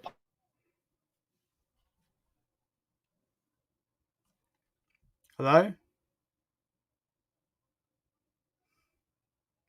Hello, Fraser. Oh, okay, we're back again. That went weird. Hello? You can hear me, yeah? Oh yeah, you're back. Cool. Hello. Yeah, cool. No, we both went for a second then. For me anyway. No, all I was saying was, in terms of film series that use time travel, there's only one series that's done it well, and that's because they plotted it from the beginning and said this was only going to be a trilogy. Back to the Future. Yeah, because they pre-planned it so that it would all make sense. And there's so much that makes sense with those movies. But with Terminator, it's very much like we made one film. Cool, let's make a sequel. Okay, we've done well with the sequel. Our sequel's actually performing well. Let's make more. Okay, let's do it again. Okay, that's not working. Let's do it again. Okay, that's not working. Let's do it. It's like you're not learning. You're not learning. It doesn't work. Like you either have to go right. We want to do 5 films in this franchise, and this is how the story's going to go. Right? It's going to go. What they're trying to do is they're trying to fit so much into one film at a time that it just feels shit, tacked on. It feels worthless to watch. It doesn't hold well together. If they had gone, planned out, say, 4 or 5 films within a franchise, all with an overarching story that involved time travel, I can see that working. But because it changes hands, and sometimes there's not a film for, like you said, 11 years, and sometimes there's a film every other year, and it's like it doesn't make sense. Like you need to either start over and make an overarching story, or just fucking kill it. And I would opt for the second. I would opt for the second at this point, because I don't want any more. I don't want. Yeah. You know what? If someone said, "Oh, there's not going to be any more Terminator films," I'm like, "Cool, good." I'm fine with that. Like, I'm done with it. And Dark Fate proved something to me. Just because a film goes back to its original owner and creator doesn't mean the film that they make is going to be good. I know that James Cameron didn't direct Dark Fate, but he was heavily involved in the story and the producing seat and the overviewing of it. So, just because it goes back to the person who created the franchise doesn't mean the sequel they're going to make is going to be good. That's why people are quite excited that Clive Barker's got the Hellraiser franchise back. Doesn't mean what he makes is going to be good. It doesn't mean that at all. No, it doesn't. It could be utter shit. I think the difference with Clive Barker and James Cameron is Clive Barker's also the author. He wrote the first book. All right, Well, he wrote the only book, to be fair. Mm-hmm. And I feel like he wants to do justice to the franchise. So I have better feelings about that than I do about James Cameron being involved in Dark Fate, than I do about Ridley Scott being involved in the Alien universe again. Because, we saw what happened there. Like, it has already gone. I want what's his name? The guy who was going to do Alien 5. Neil Blomkamp. I wanted that. The premise for that was so good, and it was like, don't get me wrong. Objectively speaking, I don't dislike Prometheus. I like the film. Like, I think it's a well-made film. It's got great sequences. It visually looks amazing. Great, cool. But then fucking whacking in loads of fucking like alien lore, and then adding Covenant on top of that. Covenant is a travesty. Covenant needs to be set on fire and then shit on, and then launched into the sun, and the sun needs to be launched into another sun, and then that needs to be launched into a black hole, and no one is ever allowed to watch that film ever again, because we watched that, didn't we? We went to cinema to see that, didn't we? What film? Sorry. Alien Covenant. Oh yeah, unfortunately, we did, yeah. And I think it's the first time ever I walked out of a film and I was like, and then progressively as I started to process it more, and we were talking about it as we were walking away from the cinema, I started to hate it more because I was like, it's sort of like you're digesting what you've just witnessed, and what you've just witnessed is an absolute fucking mess. With dumb scenes. A couple of good sequences, the horror in it was good. You got the bit where the backburster was nasty. Yeah, that was fucking gross. That was cool, but everything else about it just felt so. Joe, do you know the bit that I completely was like, I'm out. But there's a bit in that film where I literally zoned out. I was like, I'm out. What the fuck? Is when you got both androids and they go, I'll do the blowing, you do the fingering. I was like, what is this? Yeah. What the fuck am I watching? I know one particular bit that I remember you going like, I think I heard you go, "What the fuck?" It's the bit where David, I think is the android, the bad android, and he's like making the xenomorph sort of like dance. It's just weird doing this weird puppet dance. Yeah, and I'm fairly sure I audibly heard you sitting next to me go, "What the fuck?" Yeah, I'm fairly sure, and I went, "Yeah, this is not good." This film. Because the thing that winds me up about that scene is that the chest burster, but it's not a chest burster. It's like a full weird kind of lanky alien thing that comes out of him. It's like la la la la la la. It's like a little noodle man, and I was like, "What is this? What is that?" So bad. Like, I hate it. So big example of, just because it goes back to the original creator, director, whatever. It doesn't mean anything. But like I have a good feeling about Hellraiser with Clive Barker, because do you think he'll just do a straight up remake at this point? I hope not. But at the same time, I wouldn't say no to a Hellraiser remake. Honestly, I really wouldn't. But at the same time, we'll see. We'll see. I'm very big on the Candyman one. There was a remake in the works back in like 2015 or something that was eventually cancelled, and they had the director of Martyrs attached.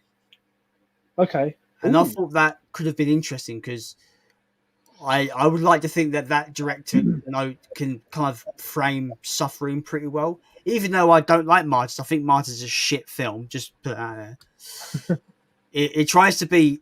I've said this before. Martyrs tries to be more potent and more kind of like it tries to mean more than it actually does. And it's quite pretentious about it. I just think it's shit. Anyway, moving on.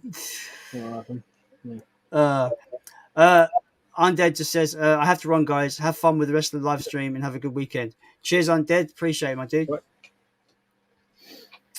Haley asks, have you both seen Get Out and Us? Yes, I love them both. If so, which do you prefer? I prefer Get Out. I love the tension in Us, but felt they over-explained the premise at the end, and so it dragged it out a bit. I think I agree. I think I do prefer Get Out as well. You just cut out for a second there for me. Hello? You've frozen for me. Yeah. I don't know what's going on. Anyway. Let me just switch over to my internet, just see if that'll help. Maybe it could be my end, maybe. Okay, cool.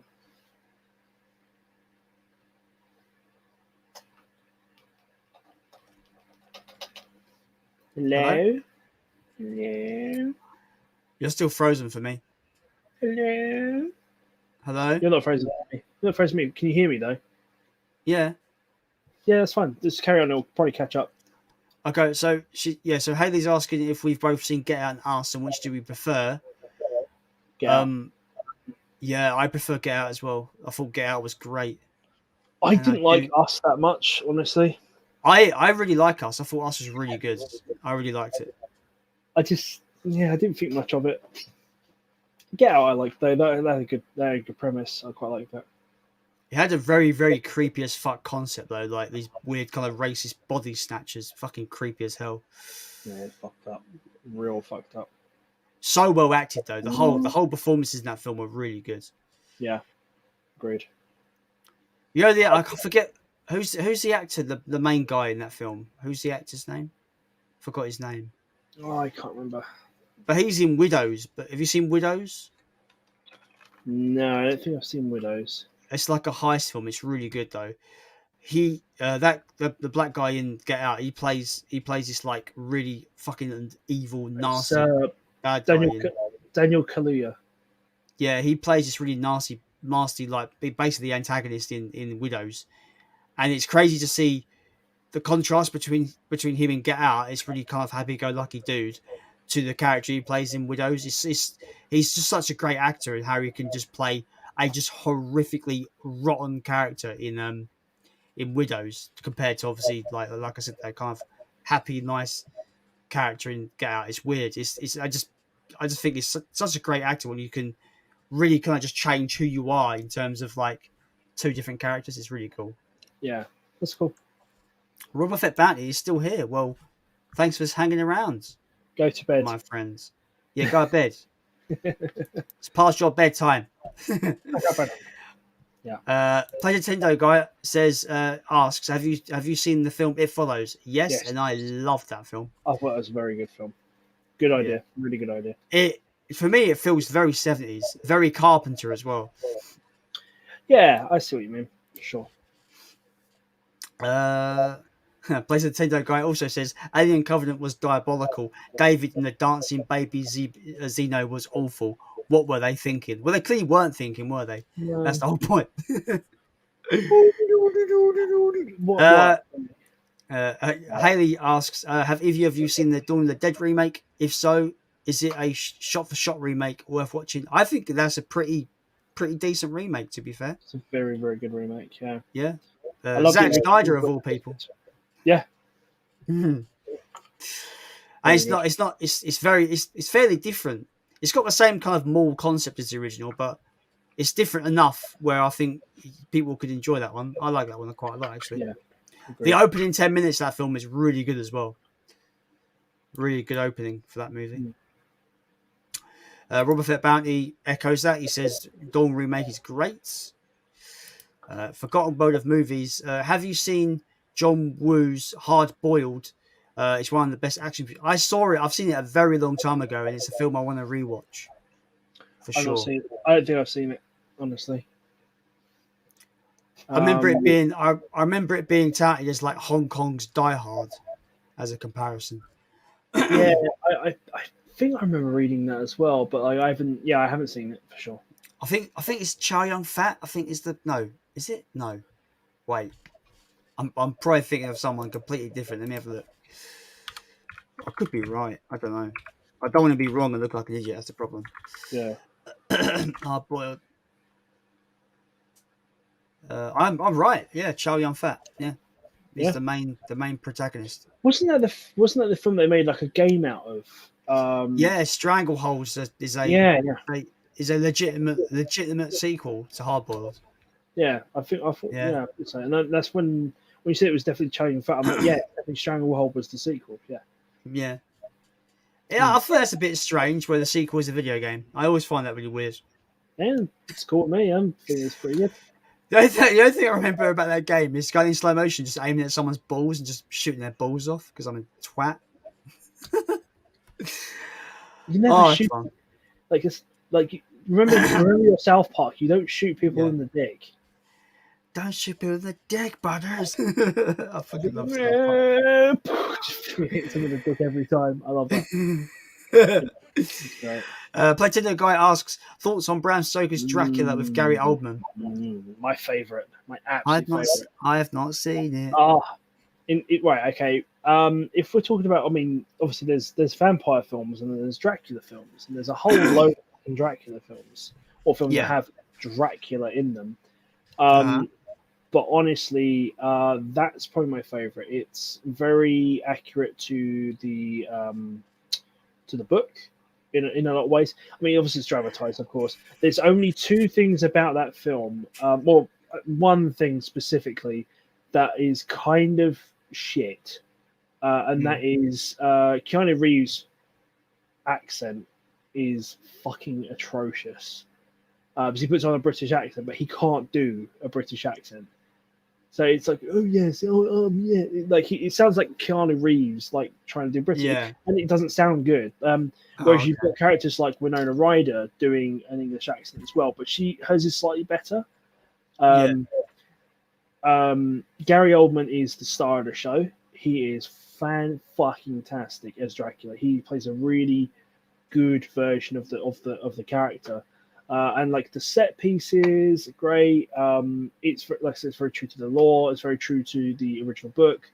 The only ones that are ever similar are the older ones. Who go, oh, what about Dracula Untold? I'm like, well, that's a bit more like about Vlad Tepes than it is about Dracula. You know, it's very different, but it's good. It's really, really good. I if you like vampire films at all, I would highly recommend it. It's very like dramatic.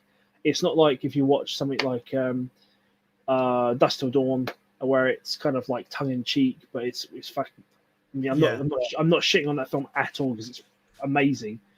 But is it similar in its kind of gothic tone to say Interview with the Vampire? Because that goes back in time to really kind of more of like a period piece of a movie where it's all like lavish and it's also. I mean, Dracula is set in like the 1800s anyway, like 1800s. Yeah. So was it early 19? No, it's late 18. I'm sure it's late 18. So yes, it kind of feels the same in some places where I think Interview with the Vampire is obviously a bit more of like. I'm trying to think of what I call it. It's a bit more of like a pop drama, even though I really I love that film as well. Like yeah. But yeah, Dracula is like Bram Stoker's Dracula. I highly recommend. I mean, I know you don't have Netflix, but it is on there at the moment. So anyone else who hasn't seen it, guaranteed watching it. I mean, is it? Are you pro say it is worth it? But like, I can go to my charity shop's got like 3 copies. It's like 3 for £1, so I just get one DVD. Yes, to watch it. Fuck yes, it's great. Even though I don't like having DVDs, but yeah. Who cares? Watch it. It'd be great. Playtender guy asks, ever played Sleeping Dogs? Very underrated game. I love that game. That game was awesome. Never played it. It was literally GTA with but you're as cop, you go undercover into the Chinese mafia, and you're literally it's literally GTA with kung fu. It's awesome. Cool. Like all the fights were like kung fu fights. It's so good. Sounds good to me. Loved it. Haley says, I'll give the Dawn remake a watch then, as you've both recommended it, and Robert Fett has too. Don't like shot-for-shot remakes, and I find myself distracted by comparing, so I'm glad to hear it's different. Yeah, it's definitely different. Yeah, like I said, like with remakes earlier on in the stream, the Psycho remake I think is insulting because it's shot-for-shot. Because if it's trying to do exactly the same as a Hitchcock film, I just would rather go and watch the Hitchcock movie, like, you know, because it's just going to do it worse. The remake will just do it not as good. And it doesn't do it as good. It's awful. And Vince Vaughn is not a fucking. He's not the guy. He's not the guy for the role at all. Agreed. Totally agreed. Oddly enough, that's one of the first horror movies I ever saw was that remake. Interesting. Yeah, because it was on TV one night when my dad and my brother fell asleep, and I woke up and I was like, "Oh, there's a film on. I'll watch this." And it was that. I don't remember much about it. All I remember, I remember specifically the bit where they there's a couple and they break into Norman Bates' cellar, and as they're trying to get back out again, they knock something over and he comes running and starts fucking shanking one of them. That's honestly all I remember. But I know I watched the whole thing, but that's all I remember about it. So. Well, you don't need to rectify that because it's not worth it. Don't worry, I won't. Frags Gaming says Sleeping Dogs was great. There was supposed to be a sequel that was scrapped. Yeah, that's a shame. The fun thing about Sleeping Dogs, it did begin. It started development as a third true crime game, which is going to be called True Crime Hong Kong. Yeah. And then when THQ dissolved, it went into development hell. Then Square Enix bought the license for the true crime games, and then just changed it into Sleeping Dogs. That's interesting. And it's pretty awesome. I like it. It's really good. I don't think I've seen this, but thoughts on the BBC Dracula show from 2020? First episode, great. Second episode, okay. And then third episode, what the fuck? I liked some of the characters. I liked the guy who played Dracula. I thought that was quite cool. So the first episode kind of takes place like the book and the 1992 film. And then the second episode takes place on the boat coming over from Romania to where's he land again? I know it's Castle Fairfax. not Fairfax Abbey, sorry, but like back over to England, and then spoiler alert, I'm probably going to watch it, and it's not very good anyway. It's like, oh, the ship goes down because they know he's a vampire, so they have to destroy the ship. So the ship goes down in the water, and then when he resurfaces back in England, it's the modern day, and I went, what? And then the third episode was just shit. I don't like it. Not fun. Fair enough. Haley says, I've got the Universal Monsters coffin set on Blu-ray, but I haven't watched it yet. Which is best? Frankenstein, Dracula, Bride of Frankenstein, Invisible Man, Wolfman, Mummy, Black Lagoon, Phantom of the Opera. I've not seen them all. Frankenstein is awesome. Yeah. I love Invisible Man. I think it's just, I don't know, but I find it somewhat comedic. Like, I find it quite funny. I absolutely love the original Wolfman. I think it's fantastic. Frankenstein's great. Dracula, I'm guessing that's the Bela Lugosi one that's in that set. I think so. I think that's relatively similar to a set that I've got. It's got all of that bar, Invisible Man, and Phantom of the Opera. I think I've got the same set apart from those two. And Bride Frankenstein's good. I've seen Invisible Man, but I can't remember what happened in it. Wolfman's good. Mummy, that Mummy is quite good. It's the Boris Karloff one. That's quite good. Creature of the Black Lagoon's decent as well. And Phantom of the Opera, I know I've seen it, but I can't remember anything about it. But I would probably say out of that lot, Wolfman or Frankenstein. Yeah. Cool. I'd probably say, because I've only seen like two of them so far, so I just love Invisible Man so much. But the thing is, I find it funny, so maybe it wasn't what it was intended, but I still love it. It's like half and half, because like you realise that it is kind of funny, but then you realise like the horror of it is just like some of the horrible things that he's. Yeah. A whole train falls off a bridge and kills like 280 people or something. It's fucking stupid like that. Stupid, yeah. Channel Donstar asks, have you guys seen these? Thoughts? Baskin, no. Terrified, not the stupid clown one, no.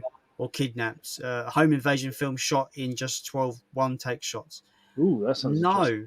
No, I've not seen any of those. But do you recommend them, Channel Donstar? Let us know, because I'll put them on my long-lasting list. The list, the ever-growing list. The ever-growing list, that will never, ever end. Yes. Frags Gaming says, I was looking forward to the new Universal Dark Cinematic Universe. Could have been really good if the Mummy didn't derail it. Agreed.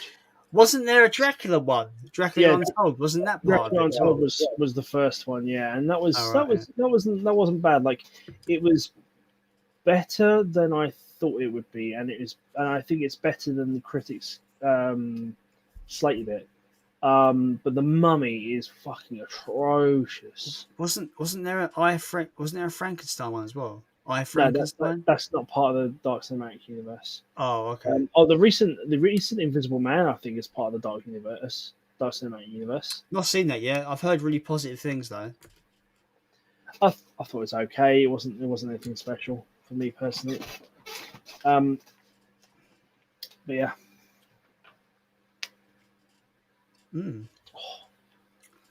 Channel Donstar says, hell yeah, I recommend them. All pretty damn scary. Sweet. Interesting. So Baskin, Terrified, and Kidnapped. Okay. Sure. I think Terrified is on Amazon Prime, because I swear I've scrolled through it on the horror genre thing. I'm sure of it.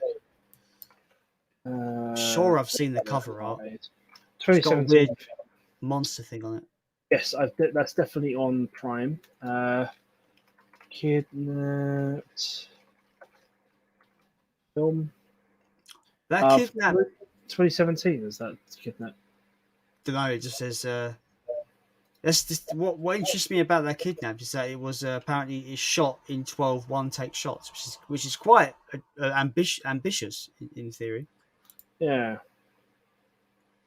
Just makes me wonder how long each shot is, because that would be one short film if it's only like 12 3-second shots. Yeah. What was the last one? Baskin. That was it. Yeah, Baskin, 2015. I think I've heard Baskin. It rings a bell, the name, anyway. Oh yeah, I've definitely seen that. That's in Prime as well. Yeah. Okay, cool. Turkish surrealist horror film. All right, sounds good. Interesting. Thanks for the recommendation, man. Appreciate it. Yeah, that'll go. Now I know I can watch them on Prime. That'll be something I'll check out. Yes. But I just will throw this out there. I take forever to watch films and recommended, just so you know. I take ages. Fraser will attest to that as well. Absolutely well. He does take Because I still haven't watched Audition yet, even though I own it on Blu-ray. I still haven't watched it. Audition is it's great, but it's just like, It's filth as well, right? it is, but like it's more the fact that it takes so long to get to that one bit, and you're just like you know there's something wrong. You know this is not what it needs to be, and you know that it's just going to be like when it gets to the bit, or when it gets to a particular bit, it's just going to be fucking rank. And it does that very well. I think it's a very well executed film. But I love Takeshi Mike. I think his films are very, very provoking. Or you're Itchy the Killer, which is like an awful movie. I quite like that film actually. I mean, I don't hate it. Like there's a Blu-ray that's come out that's like Region 3 that I kind of want to get just to have it in the collection because it's a really weird kind of surrealist kind of movie, that film. Takeshi Mike for you. I mean, he's always doing weird shit. Yeah. Forgotten World of Movies says a bit of a random one, but have you seen a film called Targets with Boris Karloff? Super underrated. No, I have not. Not seen it, but again, we'll add to the list. Goes on to the list. Oh god. I've got a letterbox account that I linked above in the chat. It's probably like about 4 hours behind now. But like, can you imagine that? So letterbox is like a social media for movie fans, right? So you can like put in diaries of what you've watched and review stuff. Like, I'm terrified if they put a feature where people can recommend you films because I'll just have a non-stop like like list. Could you imagine? Yeah, exactly. Watch this. Oh fuck me. Paul Evans says, "Hey guys, what's your most anticipated can't talk Jason for fuck's sake, most anticipated film for the rest of the year?" Mine is Antlers. Oh fuck me, man! I can't wait for that film. The trailer looks awesome for that Antlers movie. Not seen that. It looks really good, man. It's I swear it was meant to come out last year and was delayed and. Oh man, I can't wait for that. I don't really have any films that I'm like like really anticipating at the moment. Yeah, me neither, really. But Antlers is one of those films. I think I will definitely have a look at what's coming out to assess what I'm looking forward to. But I just like when I see films announced, I'm like, oh, okay, cool, I'll watch that. Like until I got release dates for films, and I'm like, yeah, I'm not really thinking about them very much.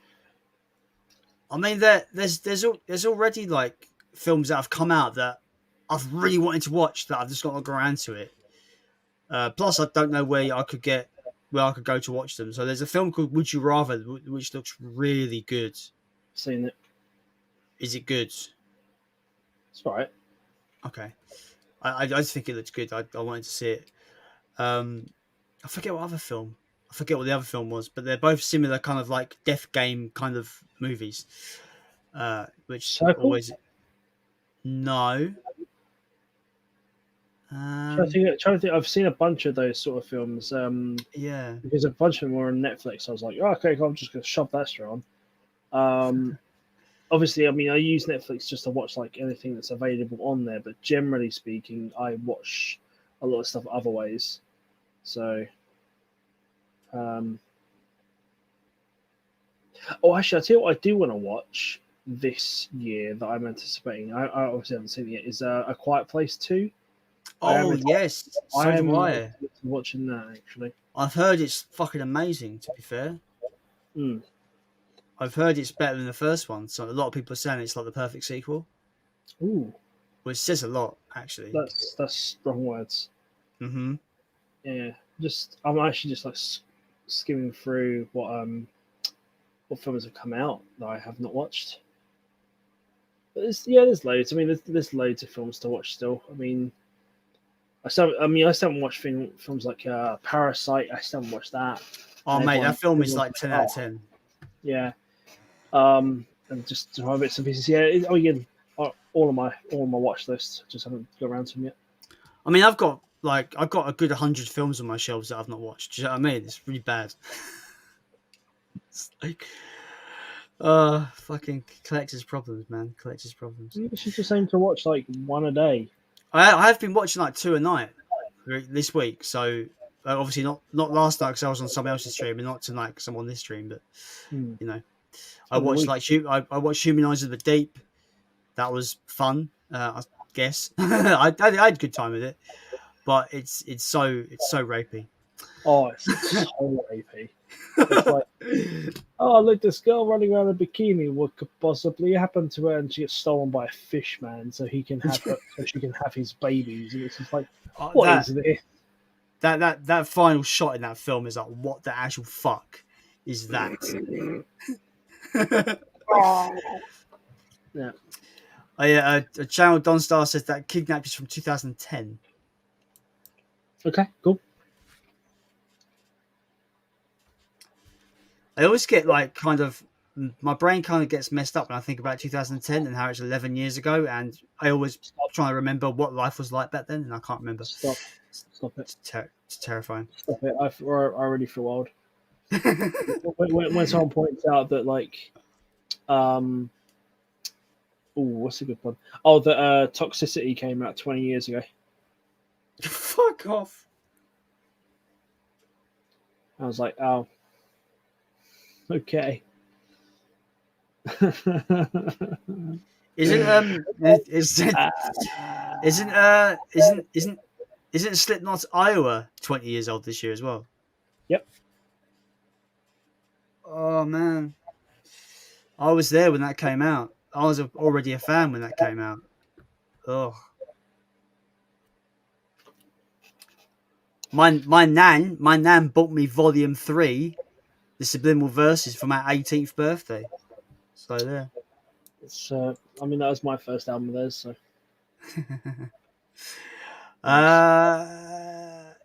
Channel Donstar says there's also a fantastic India film called Tumbad. Yeah. That's beautifully atmospheric and horrific. Sounds good. Interesting. I like those. Atmospheric and horrific sounds good to me. That's like my music taste.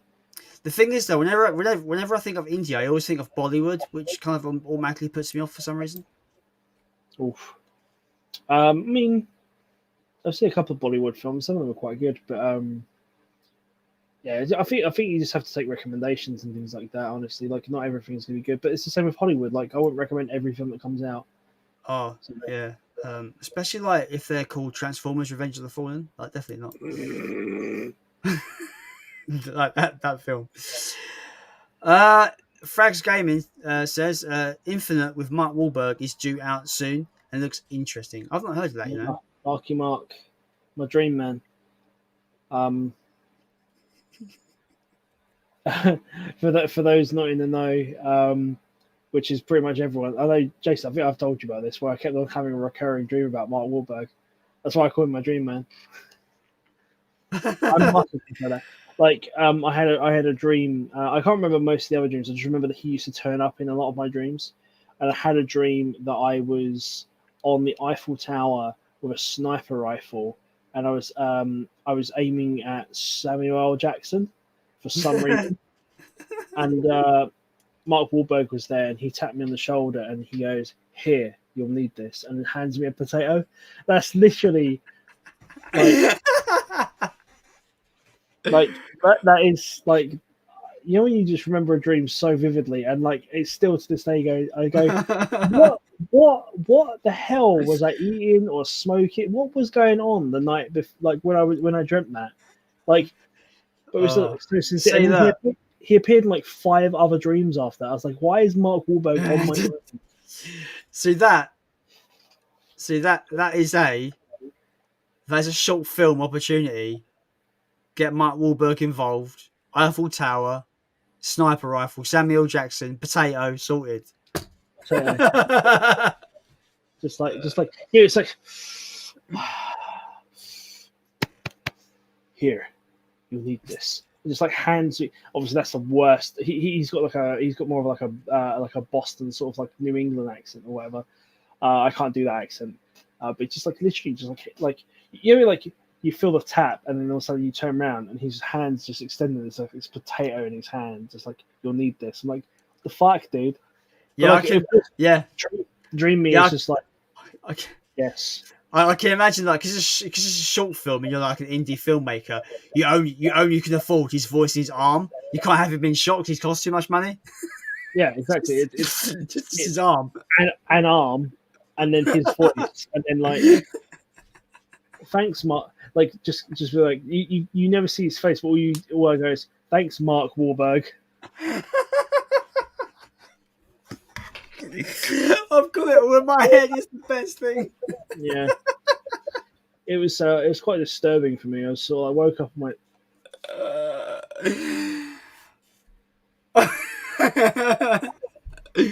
oh, it's brilliant. it's just the most bizarre thing ever. And I know he appeared in he cameoed in my dreams for like five or six times after that. And I don't remember what he did in any of those ones. Like, I just remember him turning up. No. Oh god. Well, I'm dying slowly. It's getting late as well, mate. I'm getting old. What's the matter, mates? You getting sleepy, dickheads? Sleeps for the week. We can wrap it up in Yeah. soon or whenever. Anyway, Haley is off. She says thanks for answering my questions and for the great content. Speak soon. Thanks for jumping on, Haley. Appreciate it. Playtendo guy says great stream, Jason, with so many brilliant guests. Good luck for next week, Jason. Have a great weekend. See you later, dude. Thanks for jumping in. Channel Donstar says Tom Bad is the farthest from Bollywood you can get. No singing or dancing. Ha. Well, that's good. No singing or dancing, only death. Only death. Yes. Yeah. There is no guard. What's the quote from Ghostbusters? There is no gatekeeper, only Zool. I forget what the quote is. There is no Dana, only Zool. Yeah, that's it. Yeah. I fucking love that film. Last chance says, it's Ramhammer. Hope you had a great stream the other day. Sorry, I didn't stay long. Was working on other things. That's cool, man. I'll be streaming tomorrow and Sunday. So cool. We'll be doing some more tunes. Be sure to join Ramhammer on his streams tomorrow. About depends on what time I get done with what I do during the day, but probably 6 or 7 o'clock. Just awesome. Have your notifications on. I think that's a good time to wrap it up. Everybody who has hanged out, it's been a fucking awesome stream tonight. With all the special guests, it's been pretty awesome. Hey, Macarena. Sorry. I can't concentrate. Can you stop? It's been a really fun stream, man, with all the special guests tonight, and had so much engagement, like so many great questions throughout the whole evening. Really appreciate everyone joining in. Fraser, thanks for jumping aboard, man. It's been fun. You're very welcome. Thank you very much for having me at this late hour on this last minute, and yes, for just accepting me for after insulting you in chat. Like, it is funny. Special thanks to Paul, Geordie Paul, and Robert Fitzbounty for jumping on earlier as well. Obviously, thanks to everyone that's jumped in for this stream tonight. It's been awesome. As always, be sure to check out my podcast that drops tomorrow, Monsters on the Loose, episode 2. Me and John from Mondo Terrific Movies talks extensively about Gremlins. So enjoy that. That's at 6 o'clock tomorrow, or today now, because it is gone 1 o'clock. But as always, I have been Jason. Go and subscribe to my good friend Ramhammer. I am on flicking YouTube space. as Ramhammer, and I am on Twitch as Ramhammer Gaming. So it's twitch.tv/Ramhammer Gaming. And I'm also on social media. So Facebook, got a page and a group. Come join, come put your votes in for games and for other content, and I will do my best to accommodate you in amongst looking after my snake, because he's a needy boy. He's a noodle. He tried to climb my arm. So yeah, go and subscribe to Ramhammer and follow him on all the socials and all that nonsense. Subscribe to me if you like. It's free, and why wouldn't you? As always, again, like I just said, I am Jason. We'll see you next week for another edition of Friday Night Streamaroonoos. Thank you, everybody, and we will see you later.